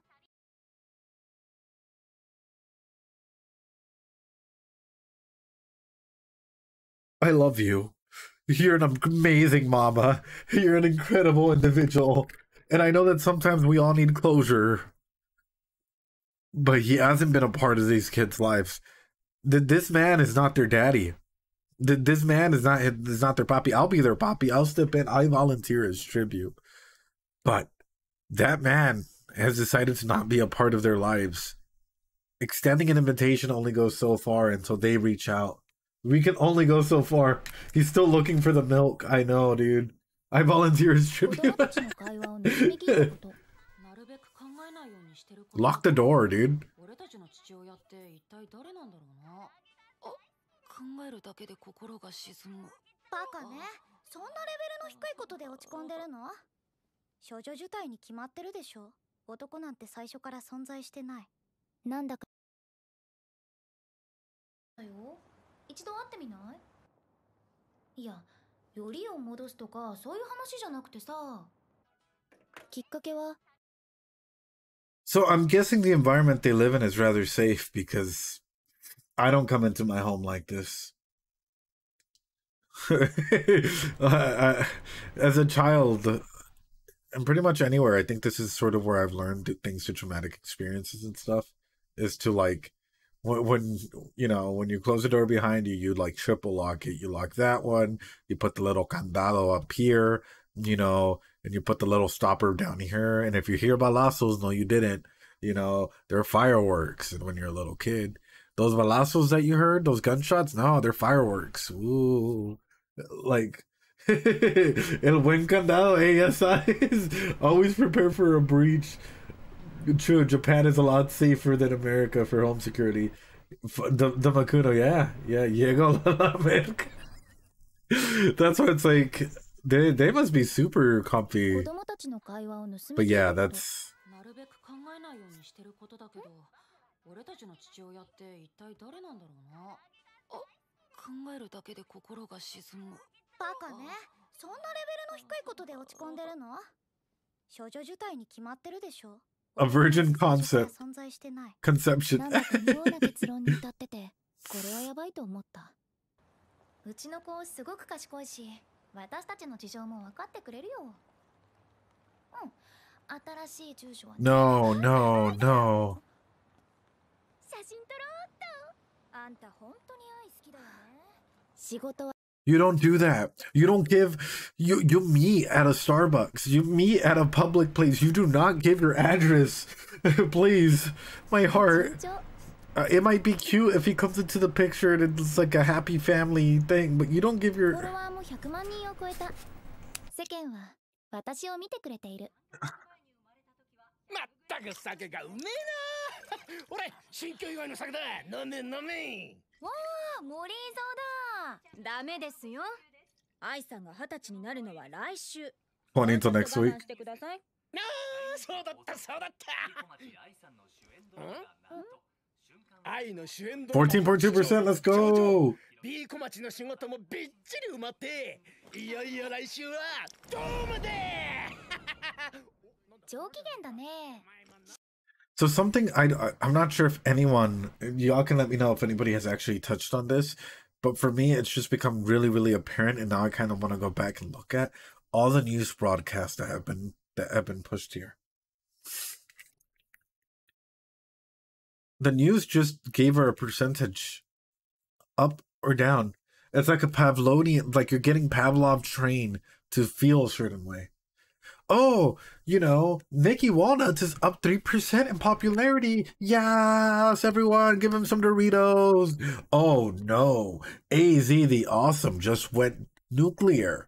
He's negative 20% down. Drop him some moons, you know, the eternal struggle of that, right? I went kaboom. Yeah, you went kaboom.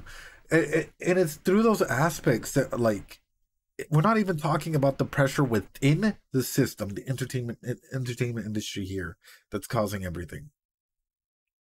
We're talking about the pressure within the news cycle and the culture at large. Is this a statement that's being made that it's like, you know, not just the fans, not just the entertainment industry, the idol industry, but the news industry and society at large is letting this stuff happen?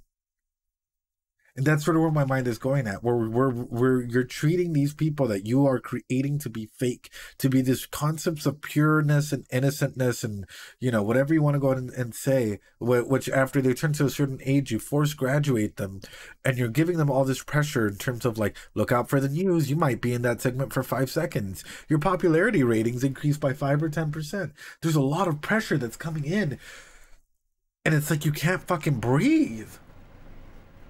That's wild, dude. Me when I get some followers on social. Oh, and that's why I'm like, yeah, you got one shot. Dude, this is wild. 自分の育てたアイドルをドームに連れてくのが夢だったから、社員みんなの夢でもあるけど。ドームってそんなにすごいの？他の箱とは意味合いが違うのよ。専門の会社挟まないと枠すら抑えられないし。Specialized company. 観客をさばけるスタッフの練度や実績、ドームにふさわしいアーティストが厳重な審査がある。Oh shit. 長い時間とスタッフの努力が必要な会場なの。お金があればできる場所じゃない。選ばれた一握りだけが登れる舞台。ドームはみんなの夢なのよ。へえ。私が売れるとみんなが喜ぶ。だから私も嬉しそうにする。大事な時期だ。スキャンダルなんて No scandals allowed. くれぐれも父親に会おうとかするなよ。 Boys, no scandals allowed. Heard? 私は嘘つき。考えるよりも先にその場に沿ったことを言う。I need a herd chef. 自分でも何が本心で何が嘘なのかわからない。Whoa, whoa, whoa, whoa, whoa, whoa, whoa, whoa. 考えるよりも先にその場に沿ったことを言う。自分でも何が Before even thinking, even I can't distinguish my real feelings from lies.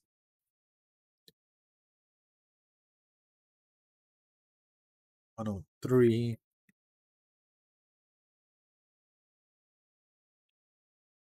She needs some insane CBT. I'm not even gonna lie. She needs some like cognitive behavioral therapy at some point, because this whole concept, if you take it onto adulthood and whatnot, what you have is you have someone who is just appeasing their way through life, who's just trying to go ahead and acquiesce themselves into any situation and mold themselves to the perception that others have of them. That sucks. That really, really sucks. And I understand that she's saying that like it was fabricated beforehand and all of this, but even at this day and age, it's like if she's even saying I can't even distinguish my real feelings from the lies, who do you have but yourself? And this is a question. This is gonna be a sad question. I will ask yourself. I will ask you. You chat. You on YouTube and I hate to and Twitch. Do you love yourself? Do you know how you feel? Genuinely feel, not what society expects you to feel, but do you know what you feel?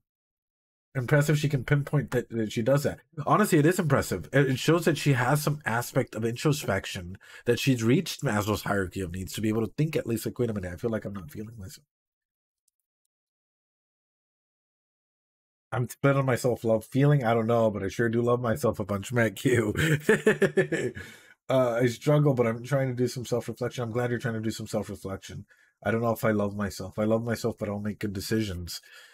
The reason why I asked this question is because if we don't love ourselves, we often tend to go ahead and do some kind of self-destructive capabilities like lying our way through situations because we find that lying is easier to acquiesce than others, right? So we tend to pick up negative and positive emotions to try and fit into this world that we're creating. If I don't love myself, those relationships that I'm in, will I truly love them with everything that I am? Or will I love them with the mask that I have created to perfectly fit their needs? How many of you have shifted into being that perfect somebody for somebody else? And that's sort of where my mind is going for, which is, does she love herself genuinely? She might love her kids, but does she love herself? And does she love what she's starting to represent and stand for? Ooh, ooh, sorry.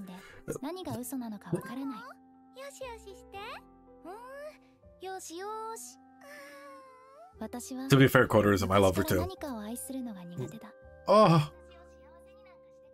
こんな私は到底アイドルなんて向いてないと思ってた。スカウトって言うから何かと思えば、アイドル？私が？笑っちゃう話だね。今うちの事務所の中学生モデルたちでミドルスコールモデルズしてるところでな。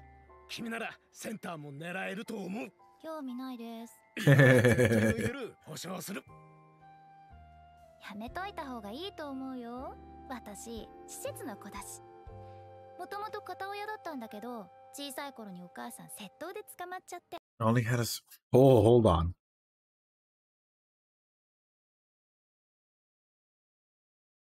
This is huge. This is fucking huge.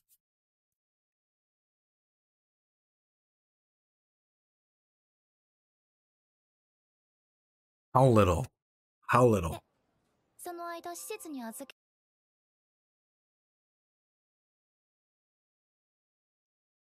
けられて、でもお母さん釈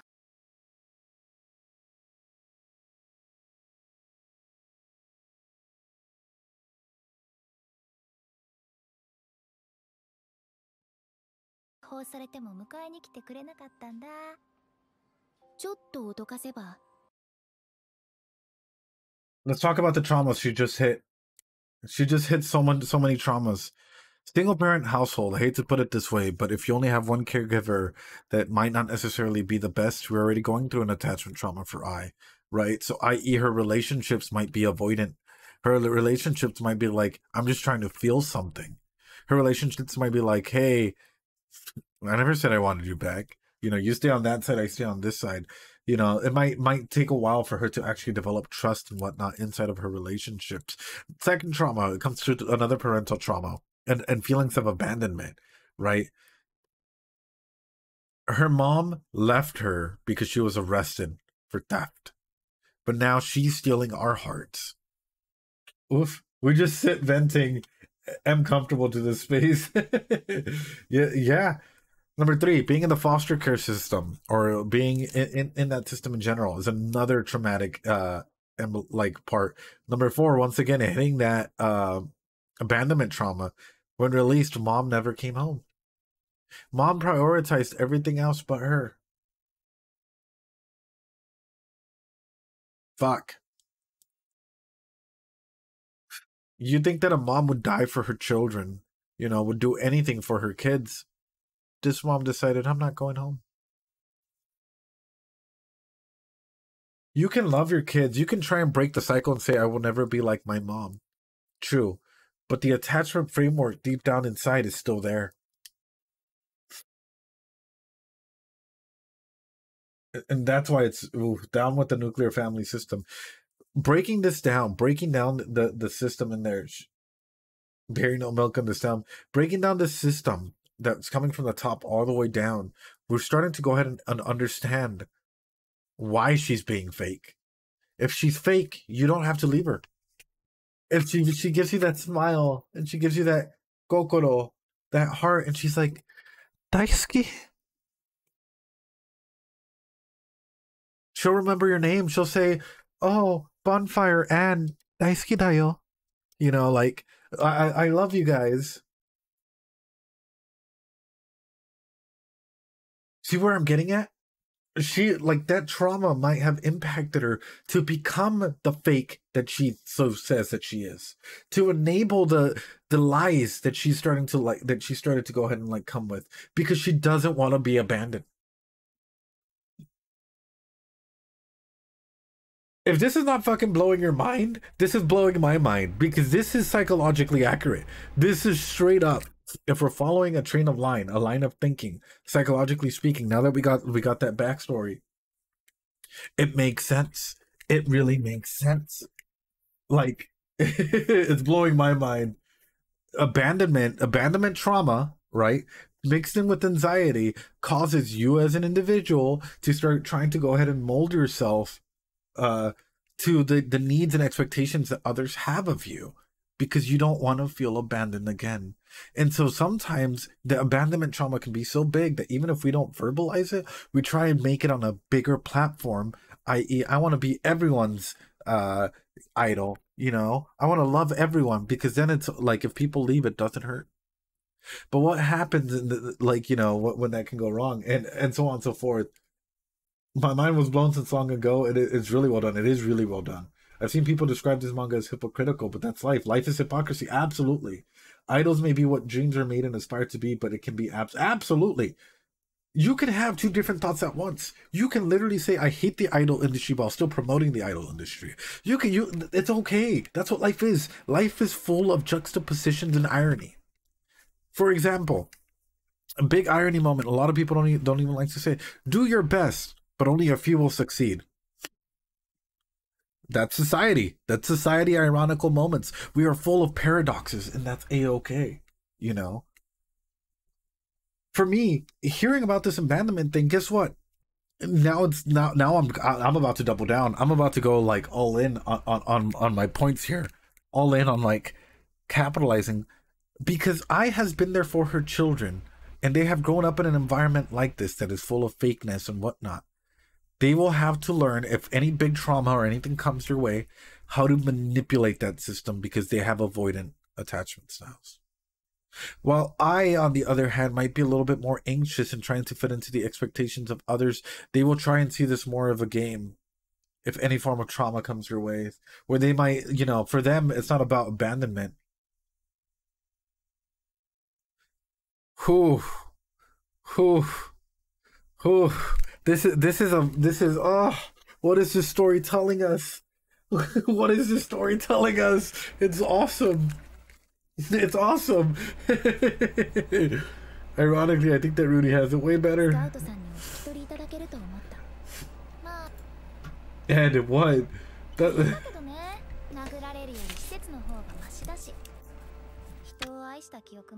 Hold on.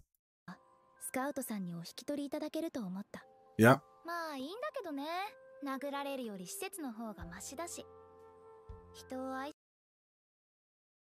Were you hit? Because the only way you can say that is if you were physically assaulted.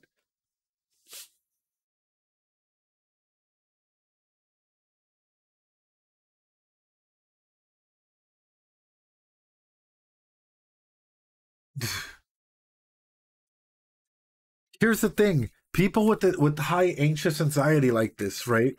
Let's say that Anne and I were together. Anne comes in and starts hitting me. If I have high anxious anxiety and I don't want to be abandoned because of a fear of whatever, even if Anne was threatening, I might be like, "Oh, it's my fault. I'm sorry. I'll get the milk next time. I'm sorry. I completely forgot it." And it goes back to that cycle of power and control that I brought up earlier on stream. You know, it brings up this whole thing instead of being like, "Oh, you know, get out of my face. I'm gonna call the cops," whatever, right? Instead of going down that route, it turns into like acquiescing and trying to like, you know, oh, you know, just hug on to something or hold on to something. Wow. I have no memory of ever loving someone or being loved. Oh.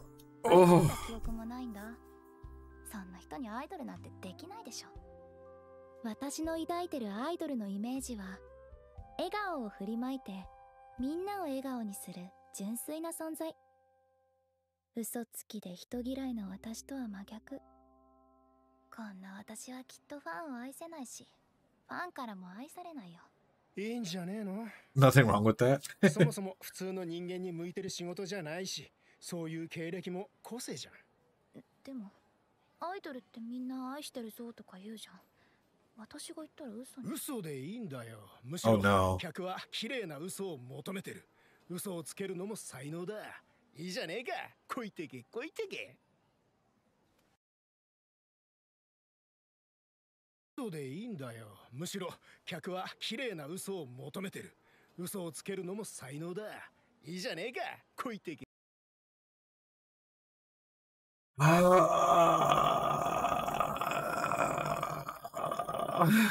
That's it. Who let him cook? Who gave my man, like, yeah, he brought up the stars in her eyes, I guess, but at the same time, this is fine. This is fine, isn't it? Enable a really bad stigma for her, please. いいの？嘘でも愛してるなんて言っていいの？本当は君も人を愛したいって思ってるんじゃないか。やり方がわからないだけで、その対象が見つからないだけで、可愛く歌って踊っていればそれだけでファンに対する愛情表現だ。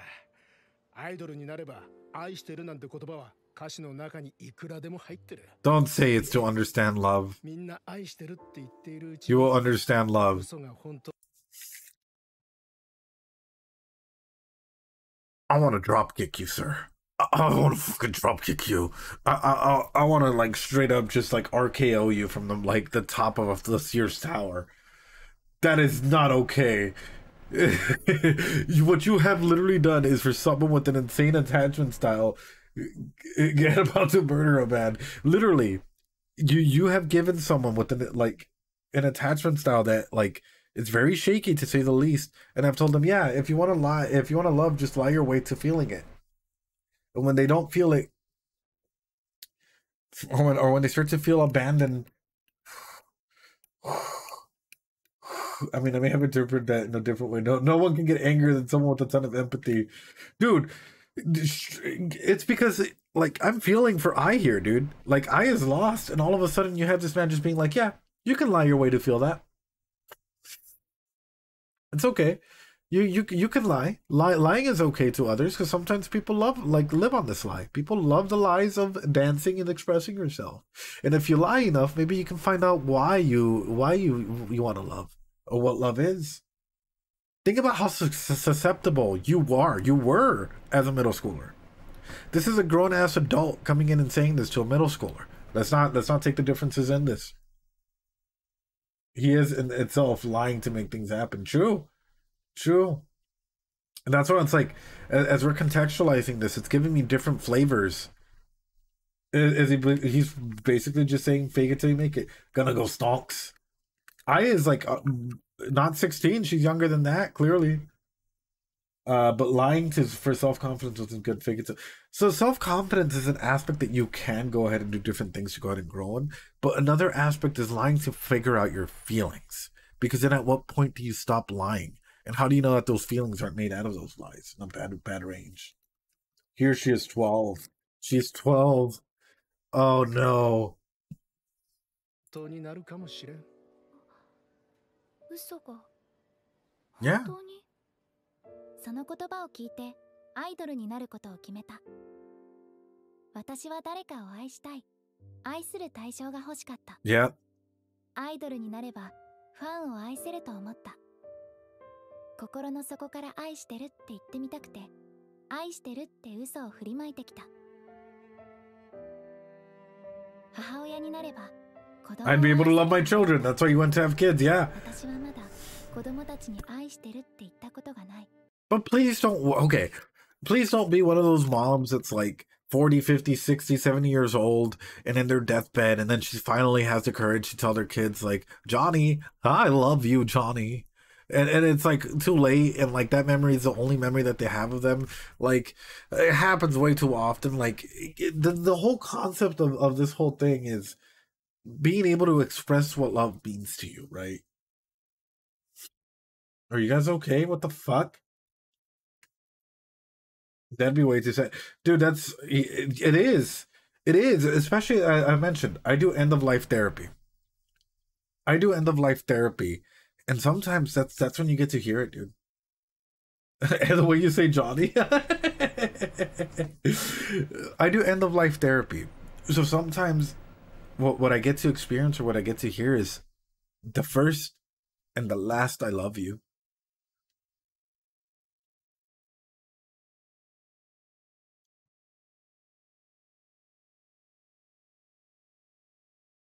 And it's devastating.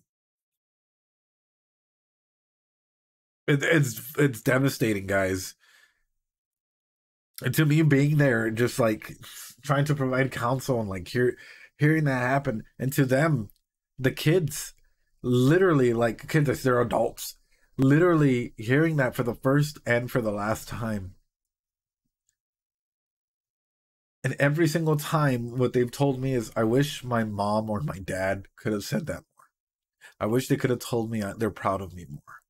I wish they didn't wait until the end to say this, because now that memory is just etched in my head. Gratitude and love are things that need to be spoken out loud. Yeah. Yeah. Hearing that breaks my heart. Yeah. It can also seem like a lie when parents say that stuff. It can. It can. But that's why you gotta be open about sharing how you feel and expressing that and being okay with it. And are you crying? I'm fine. I'm fine. I'm fine. I'm fine. I'm fine. I'm just like remembering a lot of the like sessions that I've had. I'm fine. I'm fine. We're all fine here.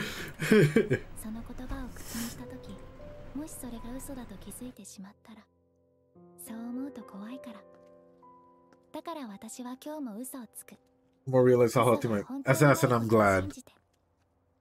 その代償がいつか訪れるとしても。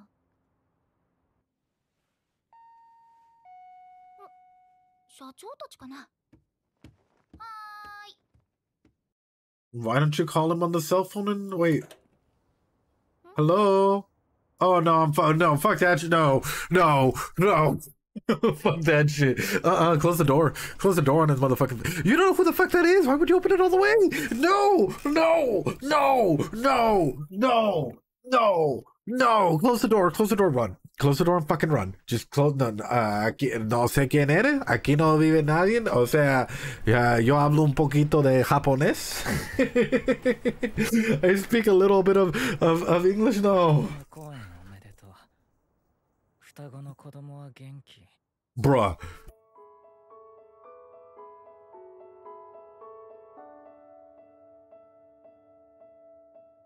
Also, Colin. Hi.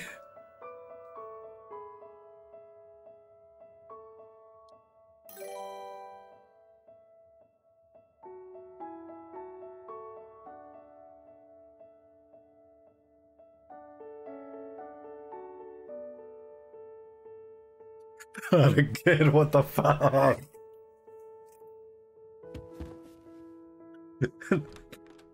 I'm fucking good.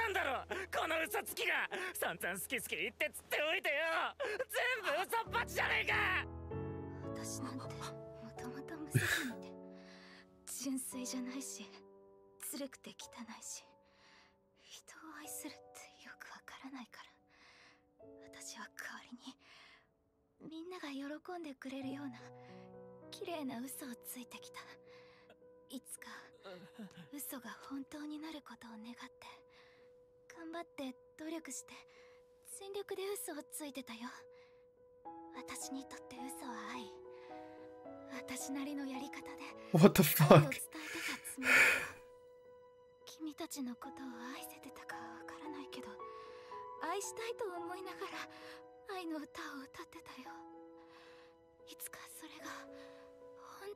What the fuck are we watching?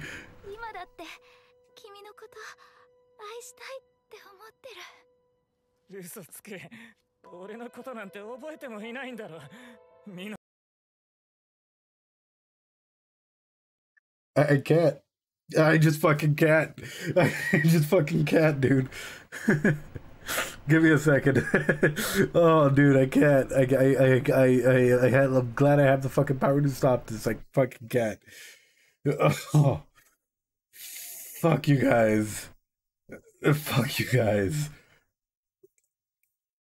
I can't. I really can't.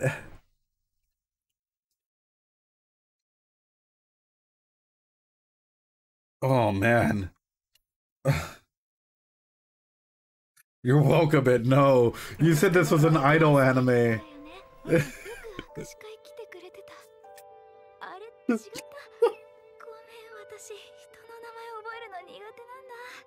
Why would you still talk? You're hurt. Ah!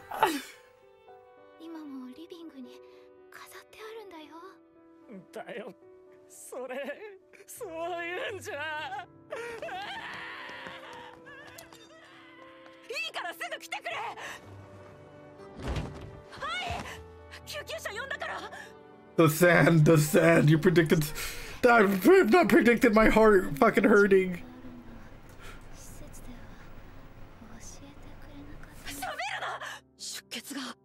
Put pressure. Oh shit. No.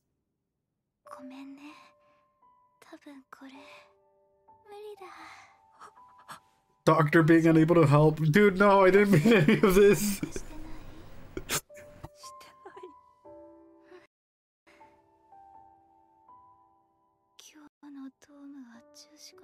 You shouldn't be worried about that.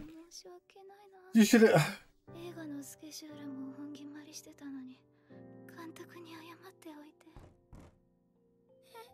Kept her away from the trauma as well.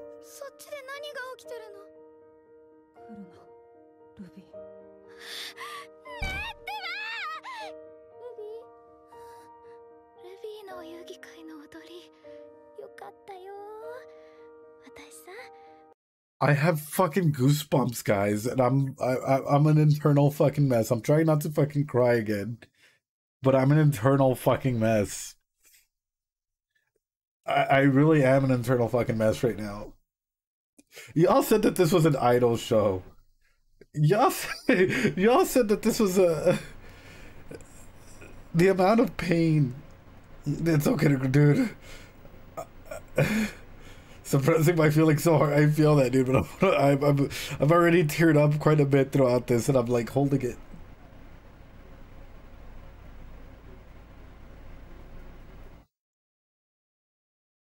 Everyone thought it was just an idol show. Oh. This hurts. This hurts.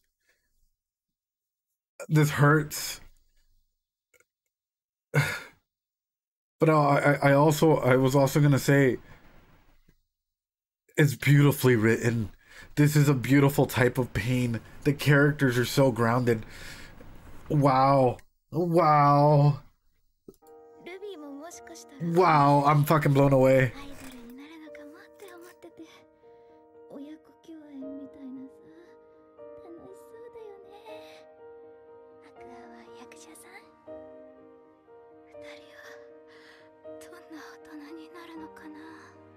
What kind of adults you grow up to be? No, this is a trauma. I was. Oh no, no trauma like this. Live. No. Oh.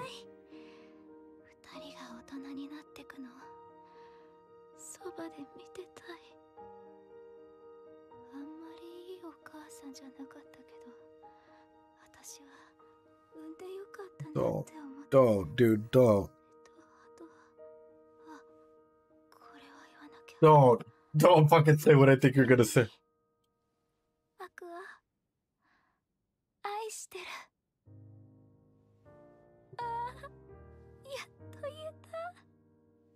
I fucking can't. I can't. I fucking can't. I'm done.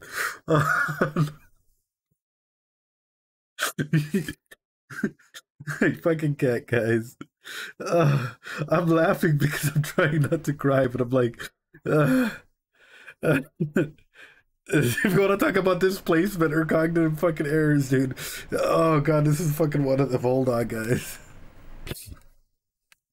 Fuck you. Fuck you. It's the best way for me to put it. Fuck you. Well, ma'am, you just gave them lifelong trauma. You just gave them lifelong trauma. It's okay. Finally, too bad. Hide the pain. Oh, why do you have to be right? Oh, okay. We're gonna do some rewind time here. I was in denial the whole time. Surely the ambulance is gonna come, right? Oh, the doors are dangerous. Hold on, yeah.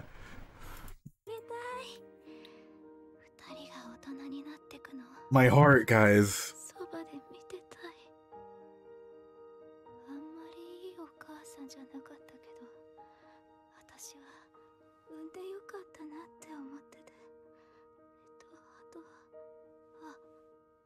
I didn't fucking expect this, dude. No. This still hurt. No.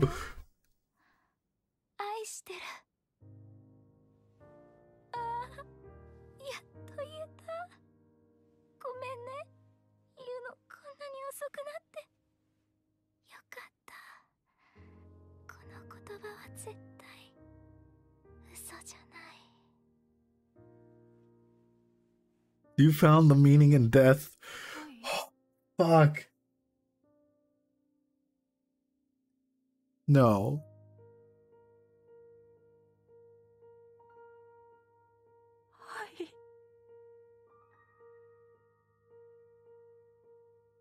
What the fuck?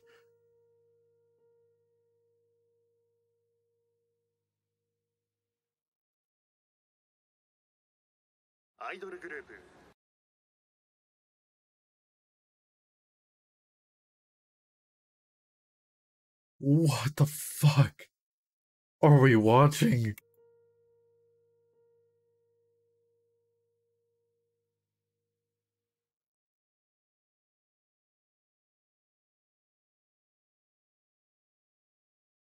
I felt like we just ran a marathon, boys. My heart is literally, I'm wrecked. I'm fucking wrecked. I'm internally wrecked. That hurt. Episode 1, by the way, we're watching Peak Fiction. The Kaiju, no, don't even say that, bro. Don't even say that. Don't even say that. Kaiju, don't say that, bro. Oh, what the I say, oh. Oh. I'm terrified. I am terrified. I'm terrified for Aqua. I'm terrified for Ruby, for what's gonna come out of them as adults. I'm not gonna lie to you. If you want to talk about a catalyst, an actual perfect catalyst for bringing up people that are gonna be so distraught and so filled with despair and anger and all of these emotions, death is one of those catalysts. This is a beautiful yet sad death because it's going to propel our characters forward the way sometimes it propels us forward to do unthinkable things and changes us into some of the world's worst and some of the best monsters out there. I'm going to be straight up. As an attachment psychologist, in terms of like seeing the worst in people and in people growing up, especially if they don't go to therapy, this is one of the best fucking catalysts, one of the biggest catalysts to have. Now you just found not only was she is she dead, she was murdered by someone. Not just that, those words, those final words will echo in your ears for as long as you live.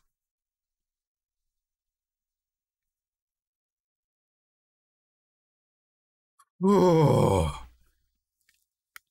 If anything, guys, know that if the author hit on any psychological principles at all throughout any of my discussion throughout the past 4 hours and 10 minutes, know that it's because of their phenomenal writing. Because quite literally, they're basing psychological impacts on real characters, on the way that people would react in reality. And as a psychologist, that's what we study, that's what we look at, that's what we pay attention to, or their habits, or what forms, or all of that. I'm feeling red. I'm turning red. I'm heating up. My body's in a fucking bliss. Like, this is wild. I didn't think a first episode was gonna affect me like this. This might make it into my legendary rating off of this first episode. I was about to get a fucking nosebleed, but this might make it into like I rarely have shows in my LR, but this first episode is fucking peak. アイドルグループ B 小町愛さんが殺害されました。本日未明、都内自宅マンションにて男が女を刺していると通報がありました。警察官が駆けつけると、愛さんと思われる人物が腹部を刺され、血を流して倒れており、搬送先の病院で死亡が確認されました。容疑者と思われる男は愛さんの熱狂的なファンであり、数時間後に自殺を図り、病院にて死亡。So hold on, because the only one that it has to be someone close to her. It has to be someone close to her. Because how did the fan find out where she lived unless she got doxxed? So it had to have been the father, or it had to have been someone really, really close to her. We have a rat. We have a rat in here. I don't want to go full fucking, like, forensic psychologist on them and figure out who it is, but we have a rat in here, and if I were one of the kids and I found out that there was a rat, I would seek out revenge. I'm not gonna fucking lie to you guys. Like, if someone did this to my mom, and I find out that, like, oh yeah, it could have been one of these people, I'm coming for you. Like, I don't give a fuck. So who's the rat? Anyway.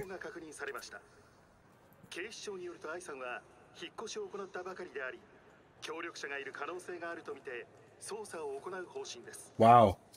ドームで行われる予定だったライブ公演は中止が発表されており、会場の前では大勢のファンが悲しみに暮れています。Ice fan for all eternity. Oh. アイドルがファンに殺傷され、犯人は自死というセンセーショナルなニュースは、あれから1時間も置かずに手回った。An hour, bro. No time for even rest. 世間の反応としてはおおむね同情的な意見が多かった。だが案の定と言うべきか。死者をおもちゃにして他人の注目を浴びたい連中はそこらにいて、多くの勝手な憶測や怪文書があれば、中には真実に近いものもあって出回った。世間の反応としてはおおむね同情的な意見が多かった。だが案の定と言うべきか。死者をおもちゃにして他人の注目を浴びたい連中はそこらにいて。Yeah. I didn't even like her, so my feelings are, oh, okay then. To be honest with you, and I guess I will throw this in here.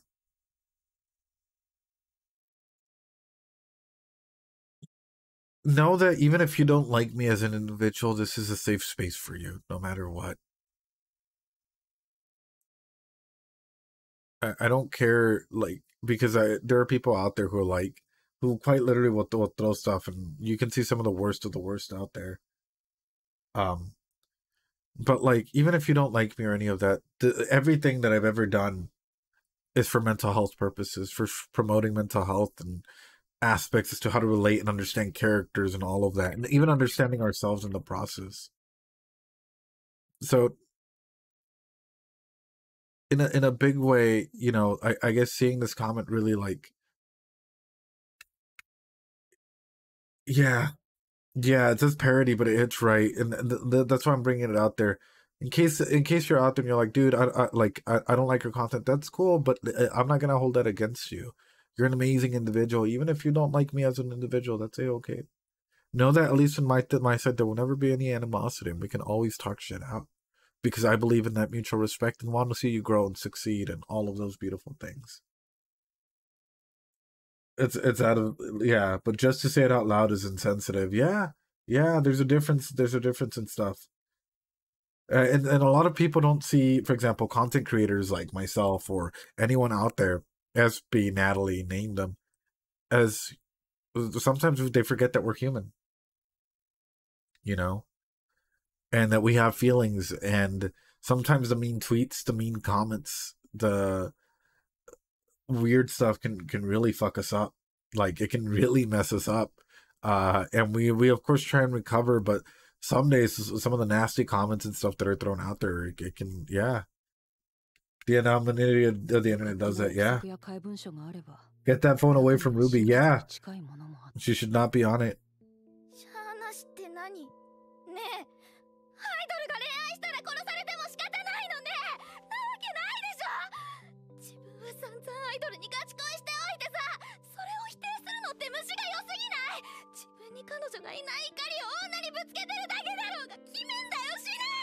Yeah. They need therapy, bro.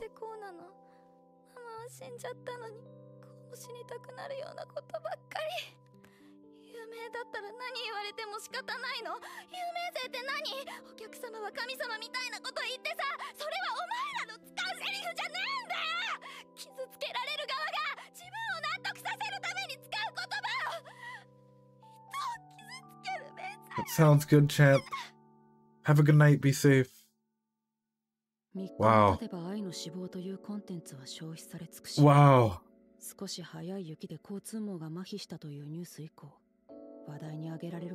Only 3 days is all it ran.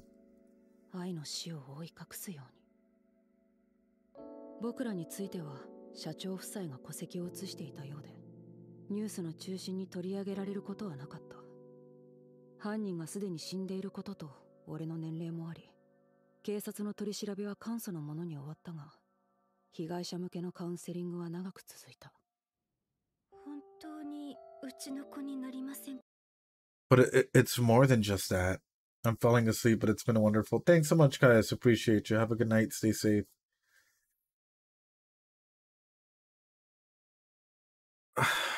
Now they've gone through another trauma of displacement. I know they're getting a new mama, but they're going through a trauma of displacement, not just of losing a loved one, but quite literally of being displaced. That's wow. Wow. My mind is 2人の母親は愛さんしかいない。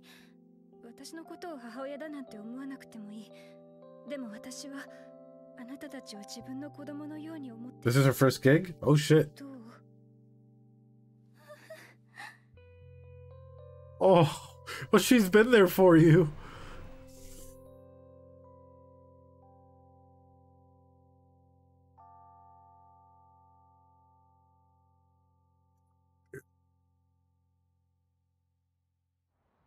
Mama 言ってた。私がアイドルになるんじゃないかって。 You can. アクアは私なんかでもなれると思う。なってもしょうがなくない。儲かりたいなら別の仕事の方が手っ取り早いし、ファンは常に身勝手で、男ができれば袋叩き。うん。それでも、ママはキラキラしてた。ルビーは立ち直っていくのだろう。 I can see her literally growing up and being a teenager and still suffering through all of this. The counseling that they got should have not just been for a couple of days or weeks. It's years-long processes. Like, it's literally like, I'm sorry, Aqua literally was held in her arms as she died.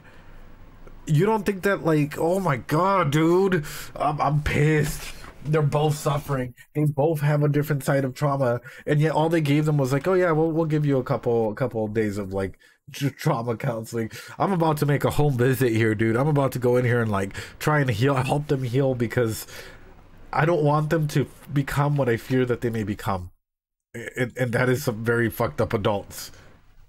良くも悪くも純粋なやつだと数年一緒に過ごして分かった。けど俺は True. But even then, being in that area, even if they didn't know that they were her kids, being in the environment of like having blood on your face and all of that, that is still trauma-induced therapy that needs to happen almost immediately. Oh man.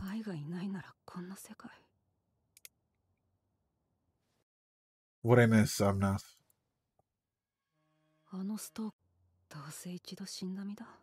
Yeah? それでも、ママはキラキラしてた。ルビーは立ち直っていくのだろう。良くも悪くも純粋なやつだと It's pure of heart, for better or for worse. けど俺はどうせ一度死んだ身だ。愛がいないならこんな世界。過ごして分かった。けど俺はどうせ一度死んだ身だ。愛がいないならこんな世界。I don't know if Ruby or if Aqua are gonna bounce back. I'm gonna be realistic with you. Even if he was a doctor, I think they might bounce back, but it's gonna be years of trauma. This degree of trauma messes up with your head. Let's put it this way: as a kid, you might have the knowledge and experiences of everything else, but trauma at a young age, up until we're 25, guess what? It affects our brains. Our brains are developing. So they've just created, or they've dampened some of their neural pathways to maybe not feel or maybe act a certain way. And this is where certain personality disorders can start to become prevalent because of trauma like this. We can get situations where, you know, they might become narcissists, manipulators, personality disorders coming up the wazoo, bipolar, name it. And we could start seeing situations and stuff like this start popping up because trauma at a young age, even dissociative identity disorder, disassociation in general, like, it can become a big impact for kids around this age. Ruby was carrying her trauma from her past life despite being reborn. Yeah, reincarnation isn't that the brain of the adult moves to the child instead a child has memories of being an adult. Yeah, Macu, absolutely, because the brain is new. The brain is still forming in this kid, so that means that it's not an adult's brain, it's a child brain, and that means that it can be dampened or affected in many different kinds of ways. ASPD, yeah, it can be on the spectrum for that, yeah. あのストーカーと俺を殺した男は同一人物だ。なぜ俺が入院した病院を突き止められた？なぜ引っ越したばかりの新居に来た？犯人の男は何のスキルもない学生だった。そんな探偵みたいなことができたとは到底思えない。No, of course not. 情報提供者がいる。それも愛の相当近いところ。No. You leave that to me. You be a good child. You go to therapy. You fix yourself. 病院のことを知ってたのは俺の知る限り社長だけだ。けれど、No. あれだけ大事にしてた自社の看板にそんなことする。No. いや、ビーコ町の中はそこまで良くないし、愛に友人らしき人を見たことはない。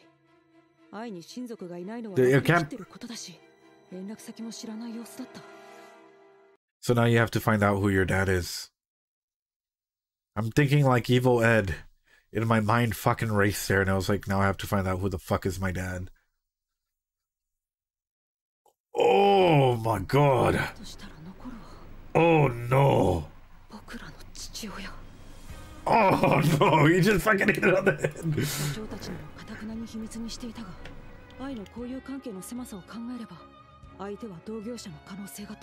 Yeah, it's high probability. 俺に血縁関係がある以上、毛髪から遺伝子検査で割り出せる。愛をあんな目に合わせたやつが芸能界にいる。Oh no. 俺はまだ死んでられない。必ず見つけ出して、俺の手で殺すまで。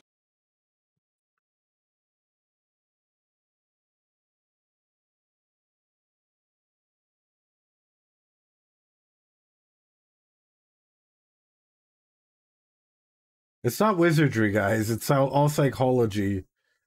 You see a lot of kids with trauma at an early age start forming weird. You nailed it, Ed. This is all like literally in my notes. Literally the notes that I've taken. This is all basic psychology, and people with a lot of trauma at a young age, they'll get fixated on sensations and stuff like this. And ooh. This frame though is fire. I would do the exact same thing. Yeah, because if you follow yourself logically, like planning through this, you're like, wait a minute.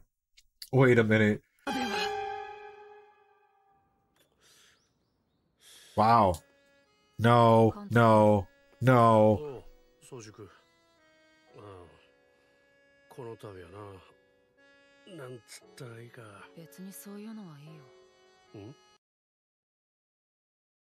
Yeah, because what do? You go to someone with connections, you decide to become their student, disciple, their next big thing.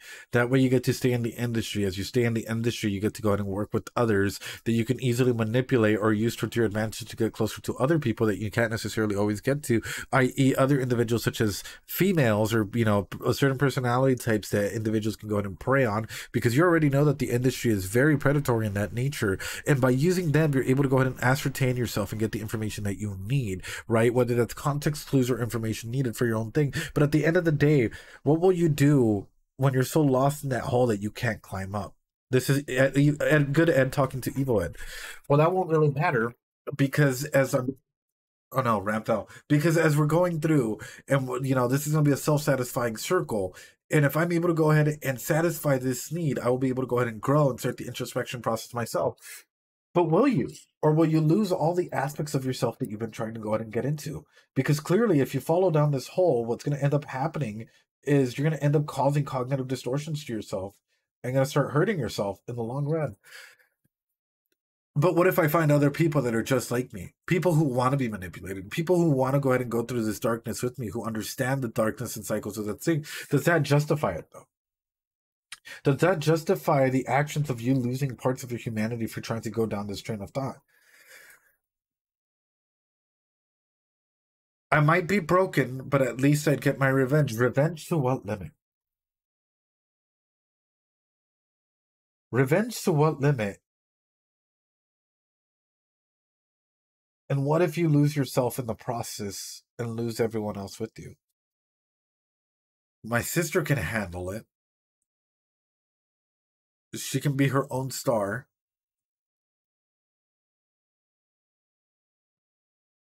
Is that what your mom would have wanted? When your mom said, I love you, did she say, I love you, but I want you to go ahead and get revenge on me? Or did she say, I love you because she meant it? But you don't understand. Clearly some information was given away, and clearly something must be done about it. Why? Why must something be done about this? Why must you be the one to take action instead of someone else that's actually geared for it?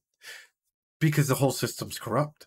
And because the system is corrupt, no one's going to get down to it unless we're able to go ahead and come in there. Clearly someone else looking in here would be able to go ahead and analyze this.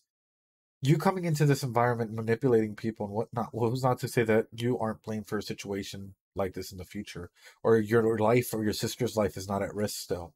Just because your mom was taken out doesn't mean that your own security isn't at risk. And that's sort of the back and forth conversation that Evil Ed and Ed would have in a scenario like this. Sorry, guys. I hope that gives you a good introspection to like the thought patterns as to what would... I think Ruby will take years to even... Yeah. Can someone play Minecraft parkour in the background? The reason why I do that is to show you guys the psychology of like differences in approach here, right? And what would be... Because falling into despair could go into suicidal ideation, could also fall into like manipulation, dark manipulation, finding people in establishment. On the other hand, you have me, like normal me, counselor me, saying, hey, if you go down this route, you're probably gonna have to dig multiple graves. And you're gonna hurt a lot of people on your path. You're gonna end up like that trauma that you have with you cause generational trauma for a lot of people. It's a dangerous train of thought. It is. It is. This is awesome, dude. This is fucking a beautiful. Oh fuck.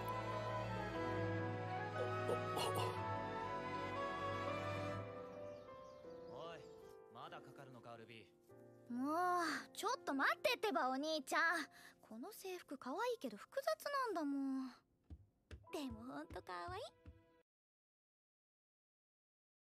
I didn't think they'd do a time skip. I didn't think they would do a time skip. I didn't think that Ruby is a cutie, but I didn't think they would do a time skip. Oh, no, no, no, no, no, no, no, no, no. 初日から遅刻は勘弁してくれよ。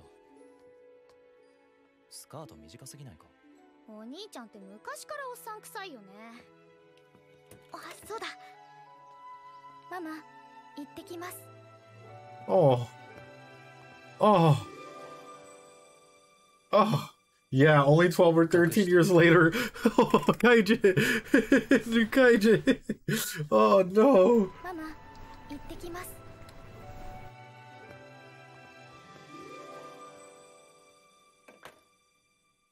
隠してプロローグは終わり、新たな物語に。 Wow.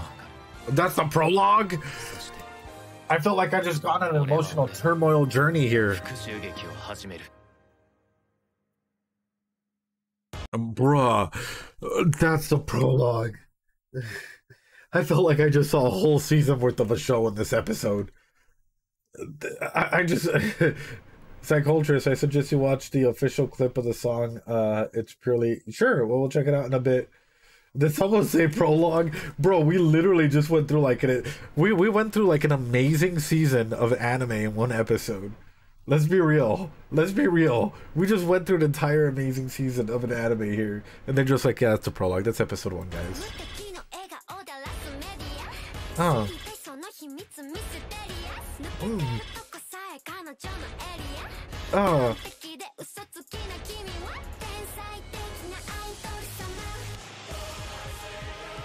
Drop some cat jumps. Oh, fuck.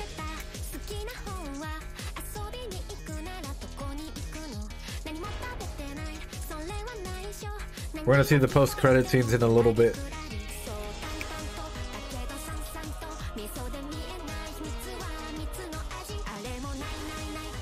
Dude, this is a fucking banger. We survived OshiNoKo.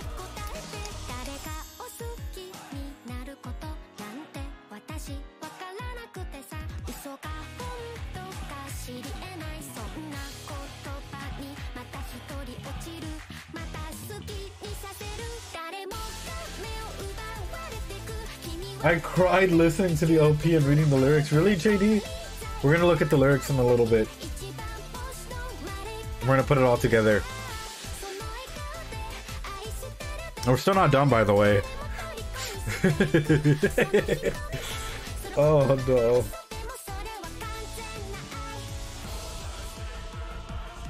Dude, this song's a banger.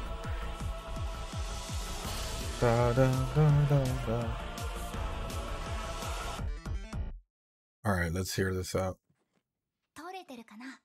Oh, please don't break my heart here. Please don't break my heart here. No, don't you fucking dare. Don't you dare.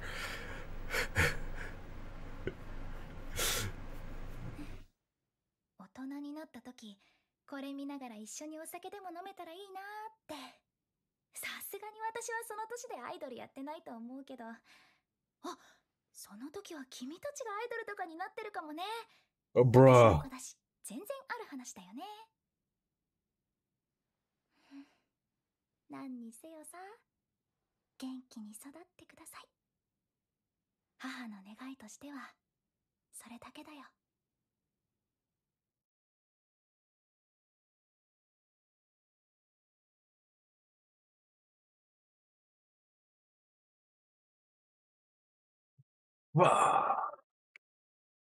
Oh, and that's not what's gonna happen. That is clearly not what's gonna happen. Welcome to my pain. Oh my gosh. Oh. All right, guys, before we continue, I want to say, hey, guys, thank you so much for being here. I appreciate you all. Guys, we will do this every Friday. OshiNoKo will be on Friday, so if you guys enjoy this type of thing, if you guys were only here for the anime portion, we will be doing this every Friday. So if you guys are more than down, you guys are always more than welcome to be here, because as always, this is for mental health purposes, for talking about the character psychology, for being open and talking about concepts like this. So every Friday we will go ahead and do this. So they grow up pretty healthy. 4 to 5 people. Well, yeah, in terms of like watching the thing, we're still not done analyzing it. With that though, YouTube, yo, you're still not done, dude. Now we're talking about it. I'm glad you missed the dead mom hair halfway through. Oh, for the DNA testing thing? Oh, yeah, but I mean, that's what happens when you start shutting yourself off in clinic, like, you know, clinically, it's just like, okay. No, the hairstyle. No, the hairstyle. Oof. counts, bets ain't over. There's a couple of big concepts overall that the show brought up that I actually genuinely find amazing. And I'm not gonna lie to you. This show broke my rating. Broke my scale rating for what I thought it was gonna be.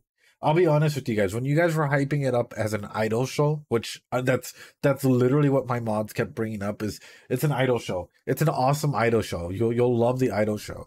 Oh, don't worry about it. Whatever, right? I had an expectation that it was gonna be a 7 or an 8 out of 10, but this was amazing. This is one of the few shows that I can see that this first episode broke my fucking meter. Like, it broke it. This first episode took us through the psychological journey of someone. This first episode took us through the psychological journey of all three characters. For let's be realistic. Took us through the psychological journey of I. Took us through the psychological journey of Ruby and of Aqua. As we know, and as we're going through this, hold on. We can now start to understand what may be happening here and why things may be progressing in a certain way. And yes, ladies and gentlemen, we are going to go ahead and get started with the analysis aspect of it, not just the whole talking about the like, you know, sitting there and talking about it as it comes up. That's awesome. But as a therapist, after the client leaves, guess what? We have work to do. That's where the fun stuff starts coming in. That's where all of a sudden your brain goes to work, because now that you've gotten all the information you needed to, now you can start thinking about it. Sounds good, AZ. Okay, we're gonna make a case study out of this. Children, get your note, get everything in here.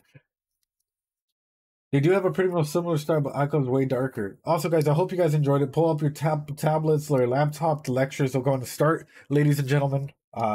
Apparently, I get cited in some PhD and PsyD works out there, even though I'm going for my CD. I appreciate y'all. I hope it's helped. I hope it's helped in understanding psychology and making it fun for others as to how to incorporate this onto people. And in case people say, right, yes, this will be on the final test. In case people say, oh, but why would you do this on characters, bro? As a psychologist, you want to know what you start with? Case studies. Are they real people? No. It's case studies out of like random like formulations. You could do a case study on Darth Vader, on anyone, and this is how you start to understand the human mind and human psyche on situations like this. So case studies like this help us grow and evolve our understanding and our empathetic nature of situations on the show. And so the bits about I not being sure about how to love while wanting to and trying to and being afraid to say it because hit hard and really close to home. Well done, it has my interest. Violet-san, dude, yeah, no, this... Ravanash, dude, thank you so much. I appreciate you. I hope to see you soon as well. I hope to see you next week then. Handsome Banana. So I'll watch this specific class on YouTube later. Appreciate you so much. Have a good night. Stay safe. Professor, I think I'm going to be sick on test day. Can I be excused? You can be excused. Are we...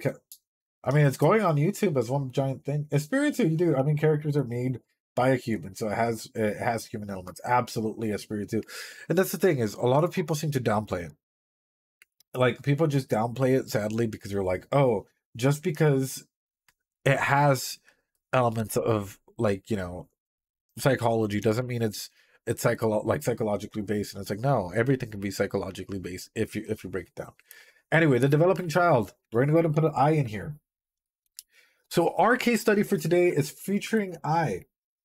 We're going to go ahead and use Bronfenbrenner's ecological theory, and we're going to do a deep dive into I herself as we go through diagram per diagram so we get a full understanding of her psyche. We're doing I just because we have more information out of her, right? And we'll go ahead and do Ruby and Aqua as the series progresses. With this being said, how old is I? Ladies and gentlemen, I love how deep each character is. Each character is really, really deep. At the end of the show, she is 20 years old. Perfect.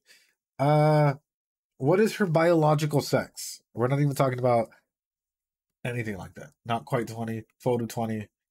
Yeah, this show takes place from 12 to 20. She's female. Okay. Is she healthy? Let's go physically healthy. Physically healthy, yes. So physically healthy, yes. Okay. What about mentally, emotionally?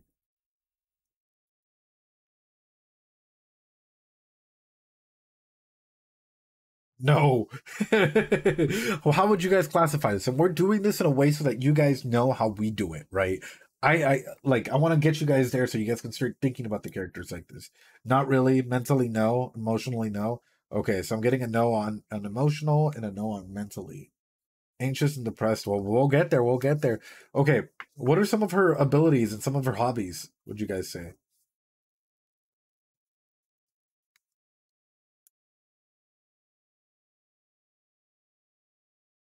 She's good at lying. Okay. Okay. She's good at lying. Okay. Dancing. Okay. Singing, right? Because you has to make that song. Suppressing. Yeah, y'all are something else. Acting. Y'all are savages. Does she have any other abilities that you would say? Being cute, ice cream, looking cute,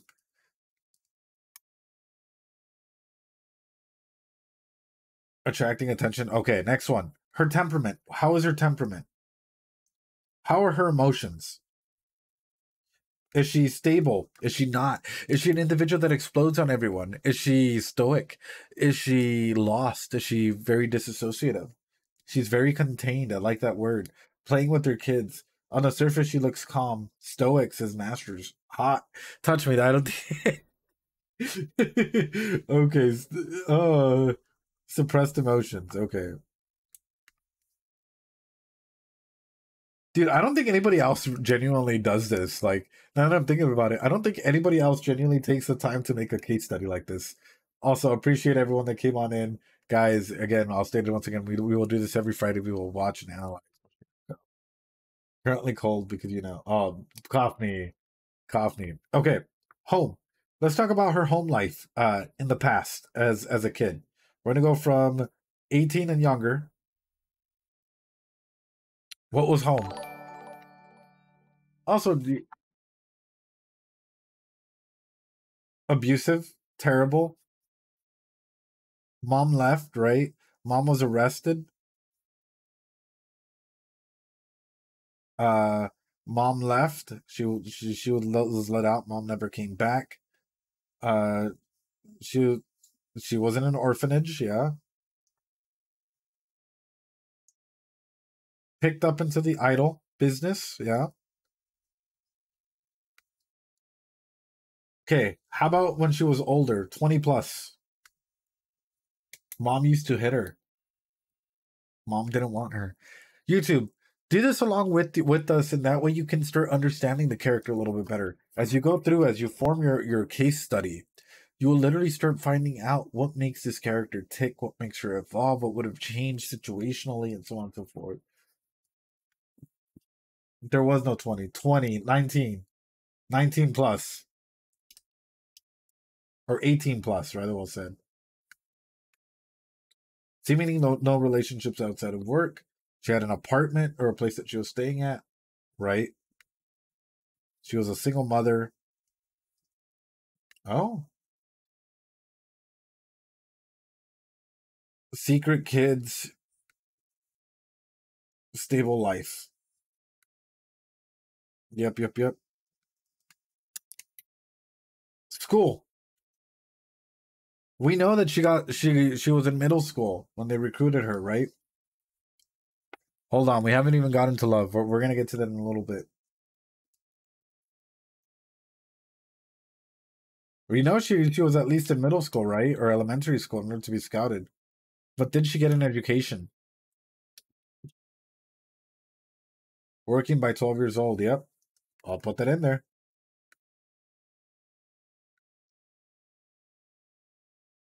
Probably not much besides school. Education's being an idol. Yep. Neighborhood. Good neighborhood, rough neighborhood.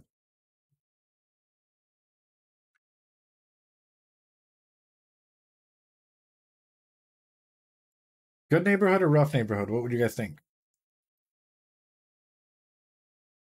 Apparently very rough. TLC. Good. Okay, good. Fine. Good. Okay, good neighborhood. Peer group. Did she have a lot of peers that she got along with, friends, or nah? No, rough. Thank you, thank you. Any form of spirituality. And you guys are going fucking wild in chat. Holy shit. I looked up and I was like, no. Okay, right now we are in the meso system. And let's hear how this sounds. So today we have Hoshino, right? She is around 19, 20 years old. She's a female, right? Physically, she's healthy, but emotionally and mentally, she is not. She's a little suppressed. She is very good at lying, right? She believes in the power of lying. She's very good at suppressing her emotions, but she also states that she's very good at dancing, singing, and acting.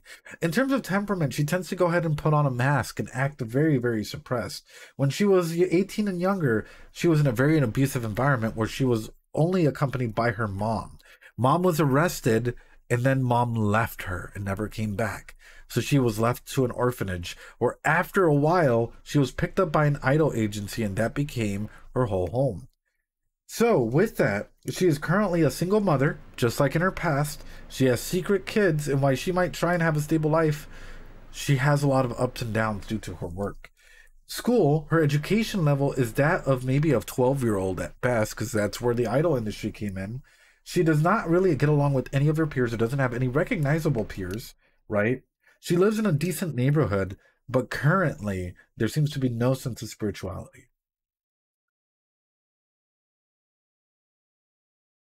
For me, hearing this, just this itself, it's already telling me that, like, this was a person that was given a lot of roles and responsibilities, and the cycle of a single parent repeated itself even unlikingly. So there are cycles in our lives where we often repeat ourselves. It sounds like a very isolated person. Yeah, it sounds like a very isolated person who fell into the trap, the cyclical trap of, I want to break out of this cycle. And this is just the meso system, the meso and the micro system. And we're understanding, like, for me, this sounds like a very lonely person. This sounds like someone that lives in a snow globe, right? This all the attachment as, yeah, it's the idol trap. And this is just the first page. Exosystem. We're gonna continue because we're gonna build this up, right? So that you guys can understand what I'm running through in my head back and forth instantly, and how I'm putting in different factors and playing with it. Okay, her does her parents have any friends or anyone that's around her? Probably not. They wasn't introduced. We don't even know about her parents' workplace, right? Nope. We know that Japan has a strict educational system, right? However, she did not attend because she's an idol.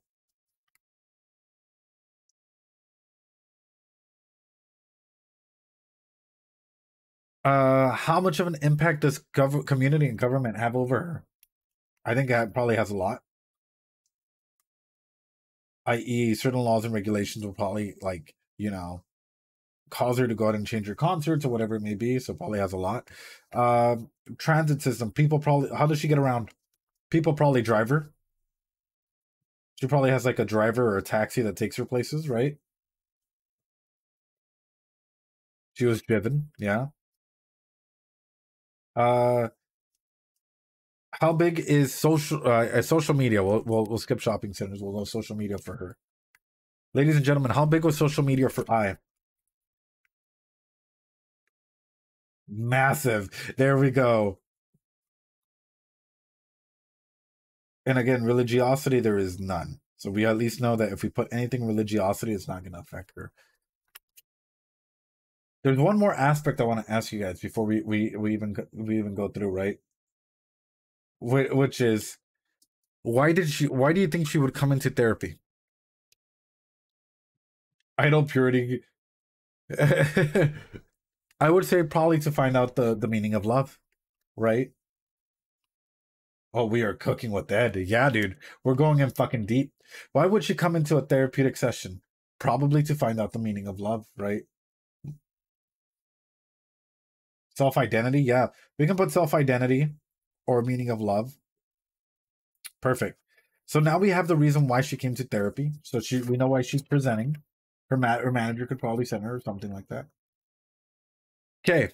Last but not least, we're going into the macro system here. Are you guys ready? And this isn't even, we still got a lot of work to do, boys. This is how we understand the character. This is how we understand their actions and how they're growing and how they're evolving and how, as a show, we can start predicting where they're going to go. Of course, we're going to do this to Ruby and Aqua as well. But for like, I, at least, if she was to stay in this is what's going to go and continue. Economic impact. Is she living in a phenomenal time, or is she living in a rough time? Education in Japan ends in 9th grade. Oh, I didn't know that. That's awesome. Holy crap, I did not know that. Stable time period. Low pay, stable time. At a time, death was pretty stable. Yeah, stable. Okay. Dominant belief system for that impacts her environment. More than likely, the fact that idols have to be loved by everyone. That lying is okay. That is the dominant belief, right? Lying is love. Yep. Any ideologies that she may hold through. Idols have to lie. Okay, and political system is unknown at the moment, which is totally fine. And then last but not least, the chrono system is always time. So that's always a constant. All right. You guys ready? You guys ready?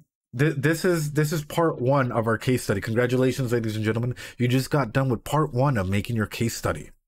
And this is how you're able to go and understand the character the way that I'm understanding the character and how I'm running it through my mind. This is part 1. Part 2, we're going to add the Maslow's hierarchy of needs and more. Let's roll. Okay. So today, coming into your office is I. She has come into your office and her presenting issue is that she's trying to go ahead and find her self-identity and find out more about love. She is 20 years old. She's a female who's physically fit, but emotionally and mentally having some issues. She's good at lying and she's good at suppressing her emotions. She said that some of her strengths are that she's a good dancer, a good singer, and good at acting. So for her temperament, she seemed pretty stable all around and pretty stoic and suppressed. When she was a minor, when she was younger, right? She came from an abusive household where the mom was arrested for theft, right? After that, mom was let go and she left and she never came back for her. So she ended up in an orphanage. Being an impressionable young lady, she ended up becoming an idol for a whole industry through that. When she was old enough, she became a single mother holding on secret kids because she is now an idol in that world, having a somewhat stable life full of an apartment.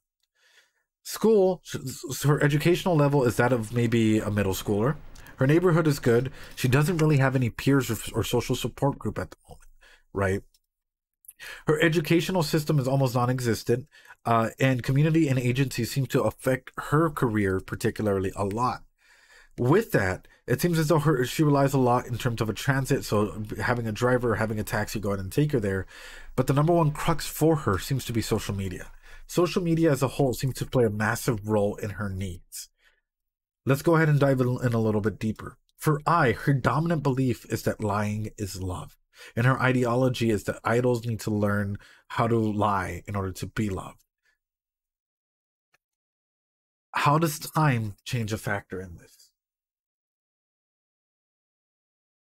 Oh, just why am I in this office and who let me in? Let's jump into it.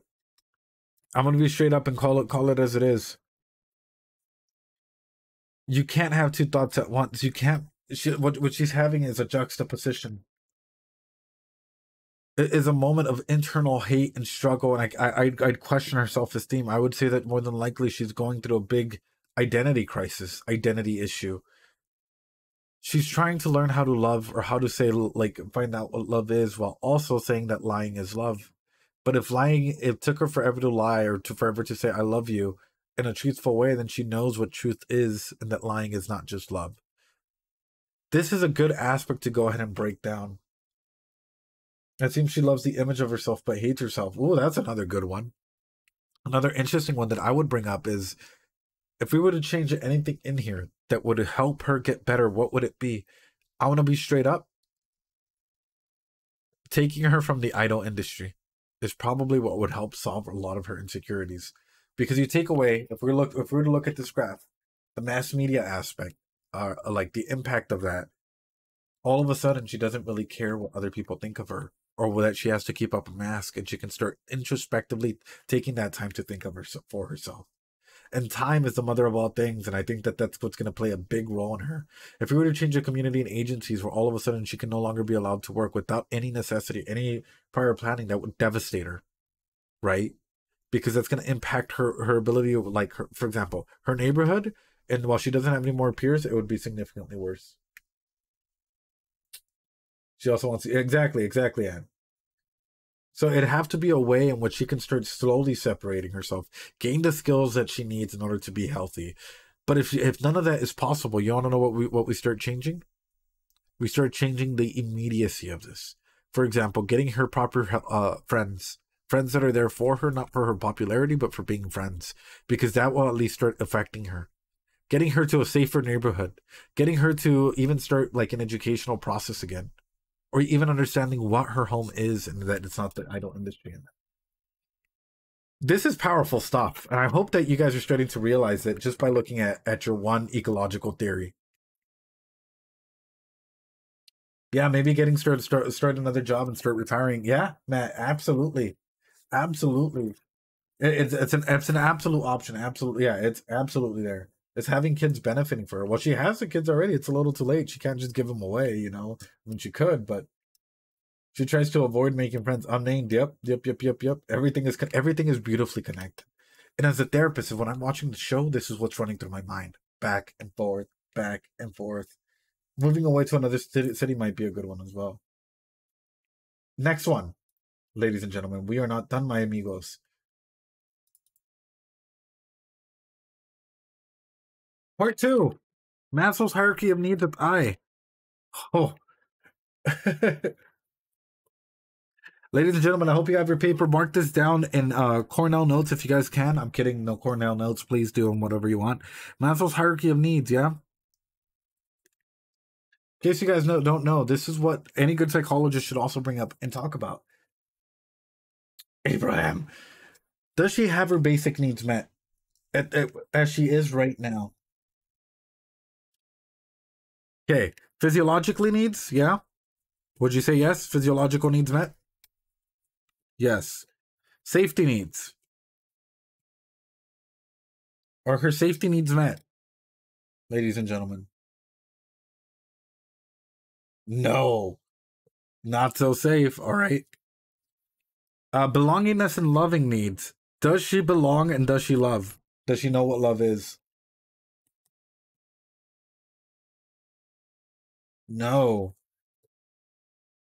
Esteem.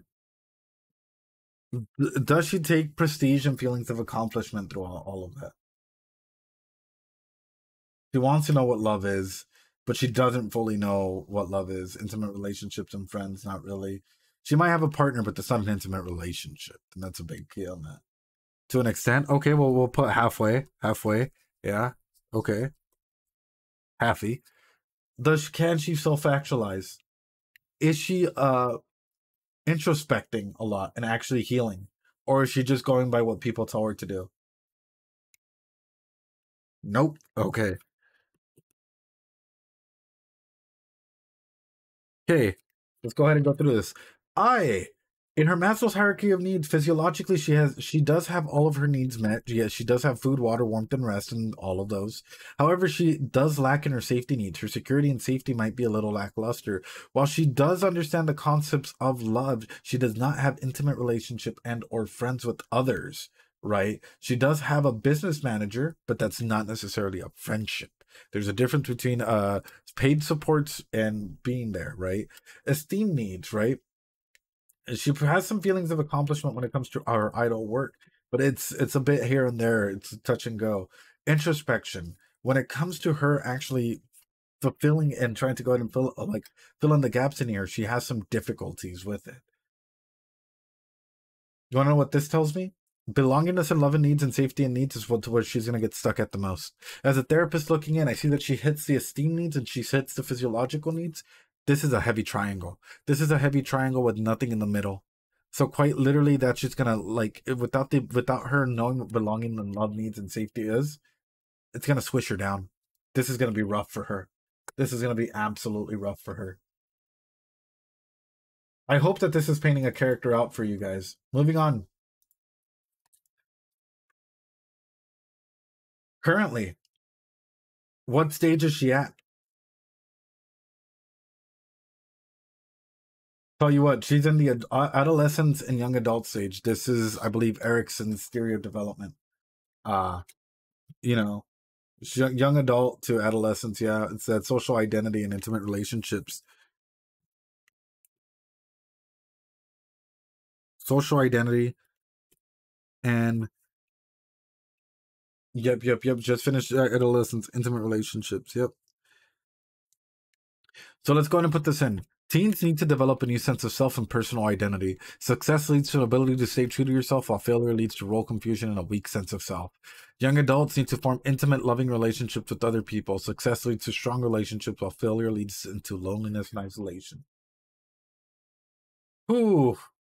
As I'm hearing all of this, guys, I'm starting to get a feeling that she's lonely. I'm starting to get a feeling that, like, you know, just the key questions to be answered, am I loved or can I love, is huge. She is in this intimacy versus isolation and identity and role confusion at the same time, going through all of this. Who is she? What is she going through? She is a lonely individual who's only doing what is being told of her, because that's easier than going ahead and like trying to fix yourself and heal, like lick your wounds to heal. Wow. Wow. Wow. We knew that from the beginning that she wanted to have kids because she never had a family before. Yep. And because it's easier to go ahead and try and find some of these aspects. So through that, ladies and gentlemen, what are her cognitive distortions that we've seen? In the session that we've had with her, this hour and 30 minutes of a session that we've had with I, what cognitive distortions come to mind? I want to be honest. There's a couple in here I can already see. You guys are like, wait a minute, this is a full-on class. It is. Polarized thinking. Let's see. Let me read that for it. A student who gets an A- feels like they're a failure because they're only yep. With the social media, negative mental filtering. An employee receives a good performance review but focuses on one negative comment. Yep. Absolutely jumping to conclusions. Yep. What's up, Hyazan? How you doing? Jumping to conclusions. As you start noticing all of these, she's an individual. Keep this in mind, everything that we've just talked about, and she has a lot of these cognitive distortions. That means that she's easily susceptible to falling into traps, cognitive traps. And if someone's out there knows about this, you have an individual who is very likely to be manipulated, is very likely to fall into traps of guilt, traps of like, if you want to succeed in this, you gotta over please people. Like, this is, oh man, the more I'm hearing about this, the more that it hurts. The more that it hurts. The more that we go through with this, the more I'm understanding her, and the more that I'm like, what? How? Well, don't answer that. Don't answer that, please. Are there any defense mechanisms we've seen, ladies and gentlemen? There's a couple that stand out to me in the show itself. I'm not going to lie to you. There's a couple of ones that immediately came out to me. Sublimation is being one of them. Yo, what's up, Huron? I can't believe I'm awake at this time when you still have you go off. Thank you, Salt Seed. But I want to wish y'all a good weekend. I'm going to keep listening in the background. Appreciate it, Huron, and you're amazing. How do you feel about negative comments? Negative comments can be really destructive. Like, if you're not careful, you got to put up your boundaries and stuff, because it can really affect you as a creator, as everything, you know?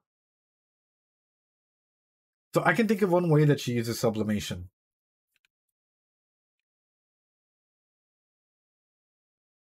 Sublimation, satisfying an impulse and even a feeling, yeah? I'm going to be straight up. In a socially accepted way. I mean, it doesn't necessarily have to be so socially an unaccepted way is displacement. So I guess you could say her feelings of love being displaced onto her children or having kids is a big one. Displacement, yeah. She had kids in a way that was not socially acceptable because she's an idol. Everyone else, it would have been fine if she had kids, but she's an idol. She can't have kids. She has to be this pure amazingness. Denial, yeah. Repression, you can even try and say that. By not having to deal with a lot of like the trauma or trauma that has been dealt, in fact, just throwing that onto her kid. Or not really throwing it onto her kids, but like, you know, not necessarily dealing with it. Only having one person there. Sublimation is the sense of lying to find the real thing. Does that work? That works.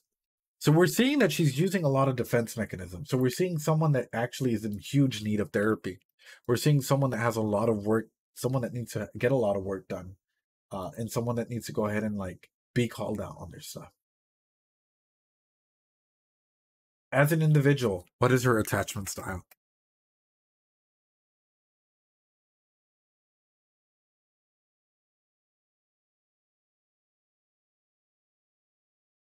He has to be pure in the eyes of the audience. Yep. Oh, and all of a sudden, chat goes quiet. She's avoidant, fearful, more dependent in relationships than avoidant. Strongly fears rejection, has low self-esteem. As yep. Avoidant. Yep. Thanks so much for the follow, Ring World. I sincerely appreciate it. Welcome to the psychology stream, dude. We will be doing OshiNoKo every Friday, so I hope you guys like it. I hope you guys come on in and enjoy it. The psychological analysis of that. Avoidant, fearful. Well, she's definitely in the avoidant category. Definitely in the avoidant category. To her kids, she was trying to be secure, but when you're avoidant, it's really, really hard unless you've dealt with your issues. Avoidant, dismissive, downplays the importance of relationships, is extremely self-reliant, can become vulnerable. Dismissive, yeah, it's one or the other. It's in the avoidant categories. So usually what you have is, and I'm going to be straight up, usually, because it keeps getting updated as we go along, that's the beauty of psychology. Secure, anxious, avoidant, or ambivalent, or ambiguous, right? So ambiguous can be like it's all sort of mixed in. Ambivalent can be one or the other. It tends to switch. Avoidant, anxious, but this is more spread out. So I think it's a little bit of both. I think it's a little bit of the avoidance in there, which is awesome. Because now we understand how she attaches to people, how she works and is able to go ahead and relate to others. Last one, ladies and gentlemen. We can do Piaget. We can go for hours and hours, but I really want to go ahead and bring this up. Has she experienced any physical violence to her before we even get started that we know of? Any physical violence? Yes, abuse. Any emotional violence that we know of?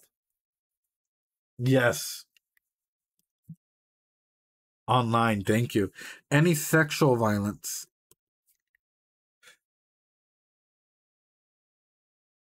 Probably. Unclear, unknown, perhaps. Okay, I'm going to put question mark on that one. How about this?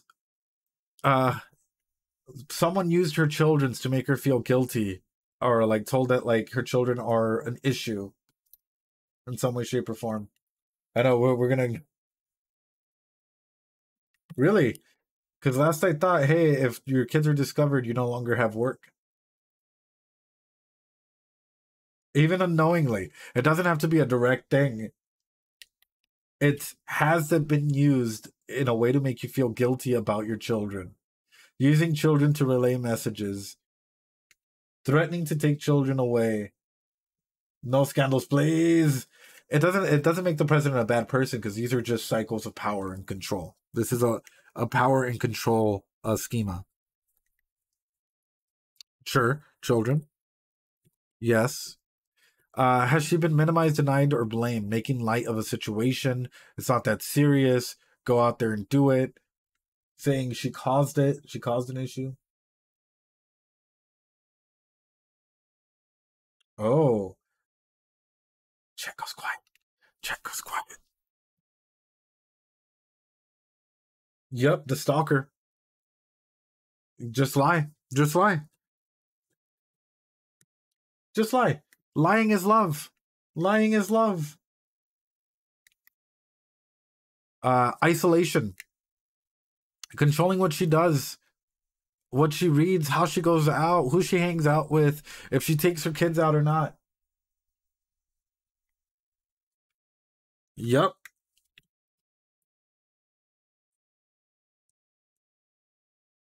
How about emotional abuse? Making in the industry, has she gone through moments where they put her down, or they were trying to talk behind her back, or calling her names, or all of this stuff? In the industry itself, you have to remember this is for the person, for I. How half of this wheel just comes with the, yep. How about using intimidation? Making her afraid of her looks, actions, gestures, smashing things, unediting things, abusing pets or weapons, or displaying weapons, or anything like that. She's so pretty, man. She's too pretty. We're gonna have to take a step back.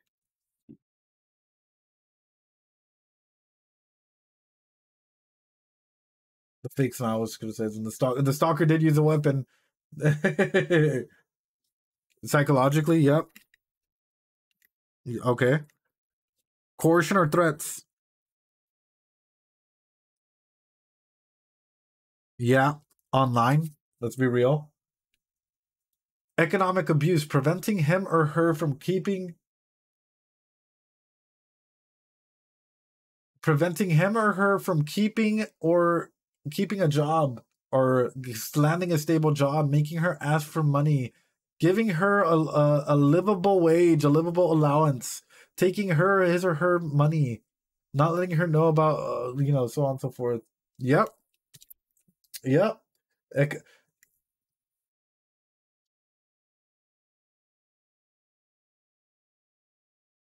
She risks losing her career. Yeah, she's at risk of losing her career. That's a form of abuse. Using privilege. I know it says male privilege, but it's female and male, or everyone in between. So it's just using privilege in general. Treating him or her like a servant, making all the big decisions for her, acting like the master, being the one to define the roles that she has to play. I don't really see this one, but I see it in the entertainment industry. Idol culture, so yes.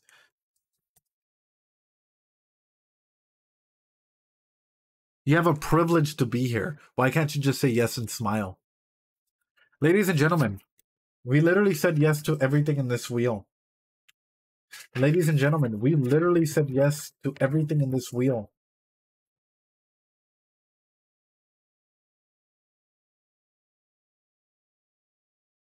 Does she have any form of control in her life? Other than her kids?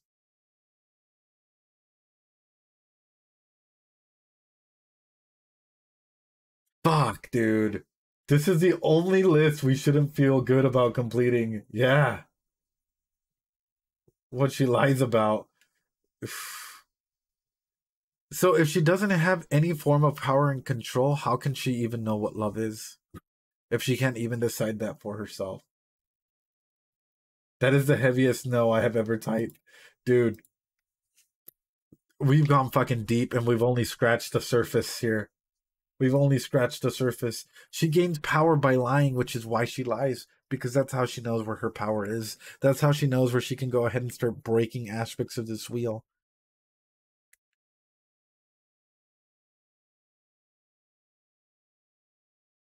This makes it clear she needs a new environment. This Twitter thread is dropping. This Twitter thread will be dropping soon. But I just wanted to give you guys a taste as to what's running through my mind. And as you guys can see, holy fuck. This is going to be one lengthy Twitter thread. Holy fuck, ladies and gentlemen. Like, that's huge. We have someone with no power over themselves, that is quite literally their power is being taken away from them, who is going through all of these abuses, literally, who, like, through all of that, right, has an avoidant attachment style, who's trying to find out who love is, who has multiple cognitive distortions, who literally is stuck in a stage of development of trying to find out what love is in general, and she doesn't have her hierarchy of needs met. This is a red flag. This is a red flag, ladies and gentlemen. This is someone that we would have to call, like, adult, like, protective services. This is someone that we'd have to call, like, She doesn't have any power and or control. Her history is filled with trauma. This is filled with trauma. The idol industry, if it's done like this, is literally one of the most abusive industries out there. If it follows any of this, because that the wheel of power and control has just said so.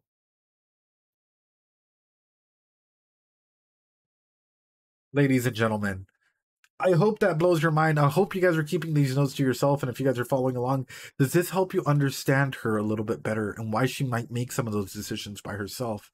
Why sometimes it might be like, yo, what are you doing? Why wouldn't you just do this for your kids or whatever? She has no power and control. How can she go ahead and step out when all of a sudden she doesn't have anywhere to go? She doesn't have the money to do certain things.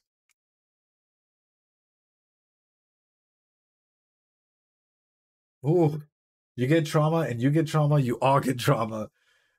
That's why I'm like, I'm hitting on this. I'm hitting on this because this is a beautiful aspect of understanding these characters. I know it's a little long-winded at times, but the point of this whole channel is understanding psychology, and hey, maybe at some point understanding yourself. If you guys really want to understand yourself a little bit better, y'all can do what we just did, this case study. Small, there's more to it. This small little case study on yourself. For example, we could do a DLA 20, daily living activities 20. We can do like literally a RADS R test on her, and 101 aspects. It really depends my understanding of this psychology in general. It sounds really useful. The idol industry is the Oprah of trauma. You all get trauma. 12 with this one. MV time. Yes, throw it up. So that way we have a full analysis. YouTube, I hope you're on board with this as well. Guys, if you guys are on YouTube and for some reason it cuts there for whatever reason, hey, feel free to go ahead and come and follow us here on Twitch. We will do this every Friday at 6 p.m. Pacific Standard Time, I guess. If you guys want to go ahead and be a part of it and literally take the time to analyze the characters, come and join us, dude. This is what it's all about. It should be going up really, really soon, actually. So I hope that's a thing. I will be streaming more throughout the week, so it's not just going to be, you know, filled with it, you know? Holy bananas. All right, ladies and gentlemen, we're going to go straight into it. We're going to go ahead and analyze this one.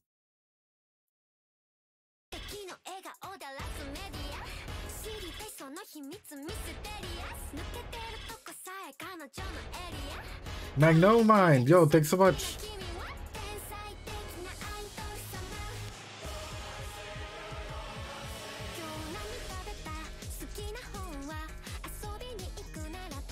Bruh.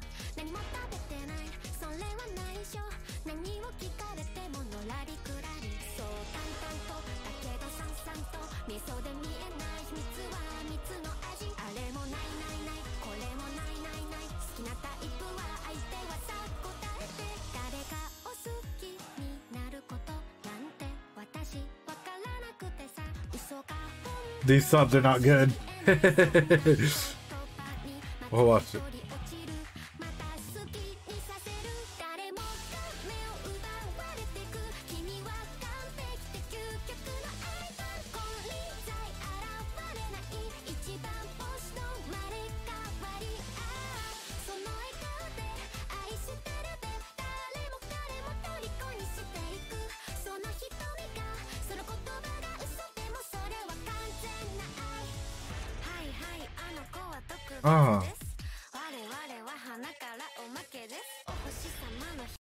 Okay, well, let's back it up.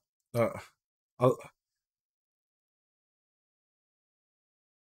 feel like this is awesome, but we actually need to take the time to analyze this. Can I get the lyrics, please? Yeah, can I get? No, I need the lyrics because I'm analyzing this and I need the lyrics, please. You found one? Okay, awesome.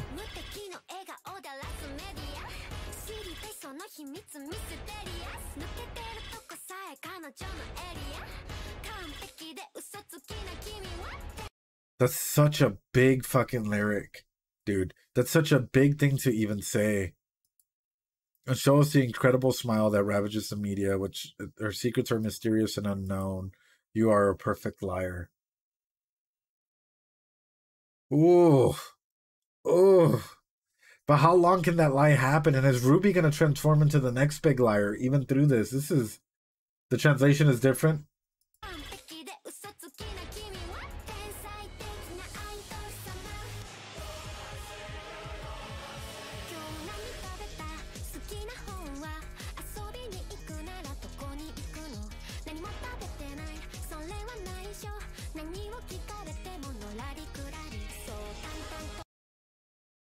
she has to answer ambiguously. Hold on. What is that telling you guys? If someone just answers ambiguously all the time, what do you stand for, dude? Do you stand for anything, or is this just what you do in order to appease everyone? Because you, oh god, dude, this is falling back into what we were talking about.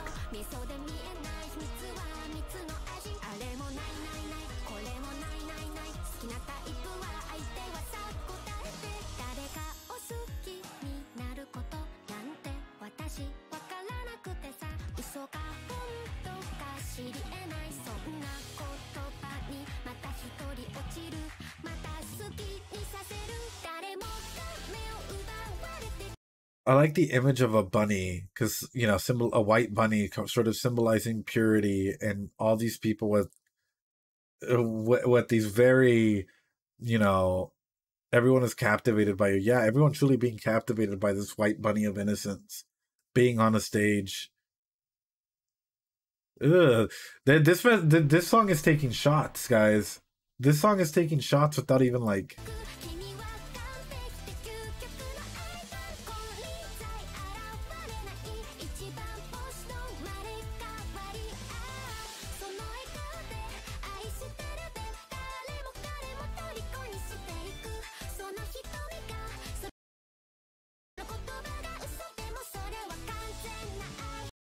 So what I'm understanding here is that Ruby might fall into the similar like pattern that she has in trying to go ahead and understand the mystery, or like, well, one of them says mystery, the other one misery, the other one says love.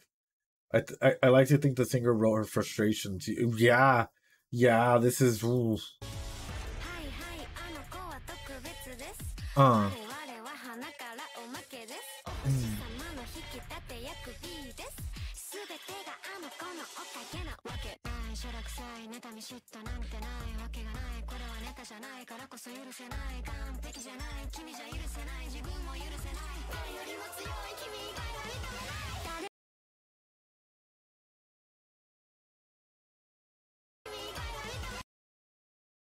That's big. Well, let's be honest. In the idol industry, what happens, guys? A majority of the time, you have individuals who will only accept actors, or will only go for people that are stronger than them, who can prove themselves to be better warriors, better everything than them. Want to talk about dropping some lyrics and dropping some truth? Man, this song just slaps, but it also carries a heavy meaning in terms of the industry as a whole, and also pertaining to the show in general. Like, wow.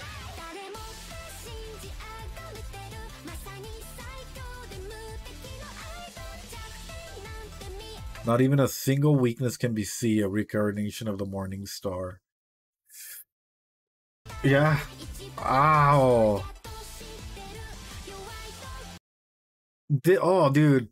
Her holding the bunny, so knowing that she's not that, knowing that she's not this pure bunny that everyone wants her to be. Oh, dude. It has so I have to listen to the song 100 times on repeat. Dude, I can tell why this is. This is fucking huge, dude. I was talking about Mask earlier, right? What are we looking at here but quite literally her holding her mask? Holy shit, dude. Holy shit. She's holding out the costume that she's being forced to wear. It's like she's at Chuck E. Cheese. And she's taking that down her, like, you know, Chucky costume and looking at it, and she's like, I'm not Chucky. Like, that's huge, dude. That's SB, yeah.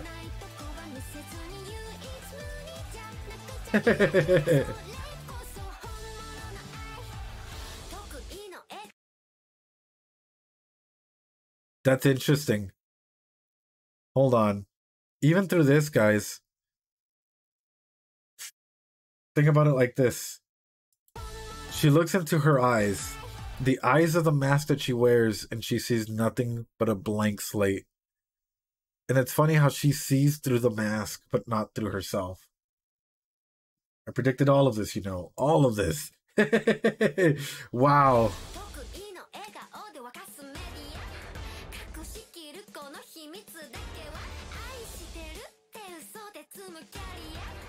Built on fake love, yeah. Oh.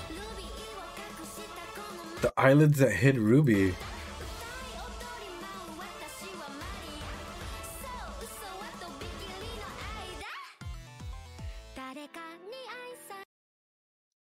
Bro, I have a feeling Ruby and Alco might fucking dismantle the system in a bit, or might actually become so toxic that they end up like trying to get answers in every way possible. Wow.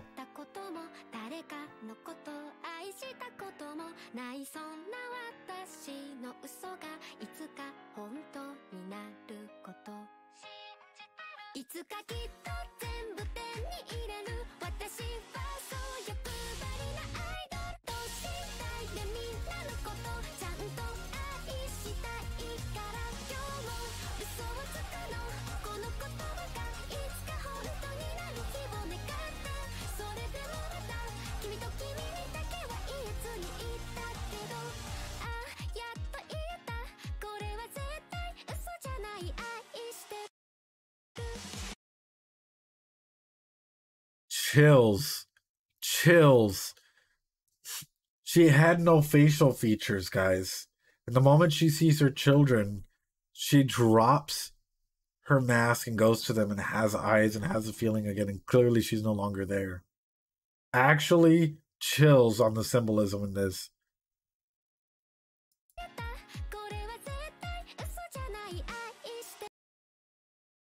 Actual fucking chills.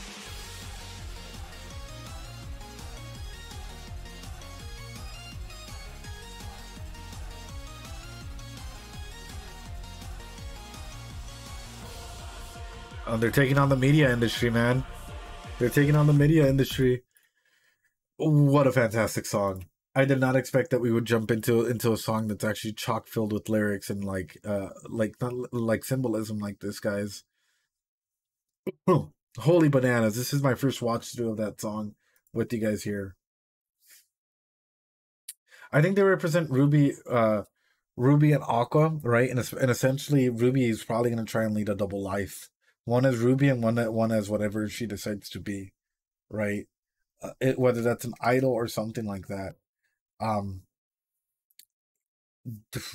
don't know where the show's gonna go, but there's a lot of fucking symbolism in here, and I'm like reeling over it. That was beautiful, man. That was absolutely beautiful. With that being said, ladies and gentlemen, that brings us to the end of OshiNoKo. How are you guys feeling? Let's do a quick check-in. Are you guys doing okay? Are you guys surviving? What's going on, ladies and gentlemen? I'm doing good. I'm traumatized. How you feeling? You want to know what would be a real power play using a different song for the OP? Dude. Sad. Yeah. Sleepy. Dude, that was close to 6 hours. 5 hours and 30 minutes. 5 hours and 30 minutes worth of this. 30, a great adaptation. Have you guys learned something psychologically today? I hope that you guys have, at least of one of the characters. Or have you guys been able to go ahead and like see my train of thought process and how like all of this starts coming together? Definitely. A lot. I'm glad, guys. I'm really, really fucking glad, especially on the killing. This was great. This was phenomenal, guys. I can't thank you guys enough. Thank you so much for being a part of our journey together, ladies and gentlemen. Holy bananas. I appreciate you guys so much, and thanks so much for the recommendation, and Coffee specifically for Dictator and OshiNoKo. This was fantastic. The psychological breakdown of I was fun, and I'm looking forward to the Twitter thread. You know it, man. I appreciate you all. The Twitter thread will go up pretty soon. If not today, if not tomorrow, then probably the next day. But it's gonna be coming up soon. But I'm fully awake. I want to pick this up the manga after this. I'm glad. It's an introduction. I'm wide awake considering I just woke up running. My main aspect is I hope that you guys at least take a concept of like what we're talking about, what we're going through, and take it in for you and be able to grow and expand off of that. Because guys, we did a full case study. We do something that you do in your master's level. This is what we do here, ladies and gentlemen. If you guys like this, feel free to go ahead and follow, guys, and come on and join us. We tend to do this every so often. Every Friday from now on is going to be OshiNoKo Friday until Moshiko Tensei comes out. In which case, whenever, like, unless I have a class, we might do Moshiko Tensei on the day of the class or Moshiko Tensei on Fridays, and also have that conversation with SB and some of the others as well. That's huge, ladies and gentlemen. With that being said, I'm going to take a quick break, ladies and gentlemen. I appreciate you all. I'm going to take a quick little break. I hope you all stay safe. Practice some self-care. Grab yourself a little something. You start at 2 a.m. for me. Oh, I'm sorry, Ronan. I'm gonna quickly go to the restroom to do what I need to do. Appreciate you. That was the first episode of OshiNoKo. Guys, drop some Doritos. We did it in 5 hours.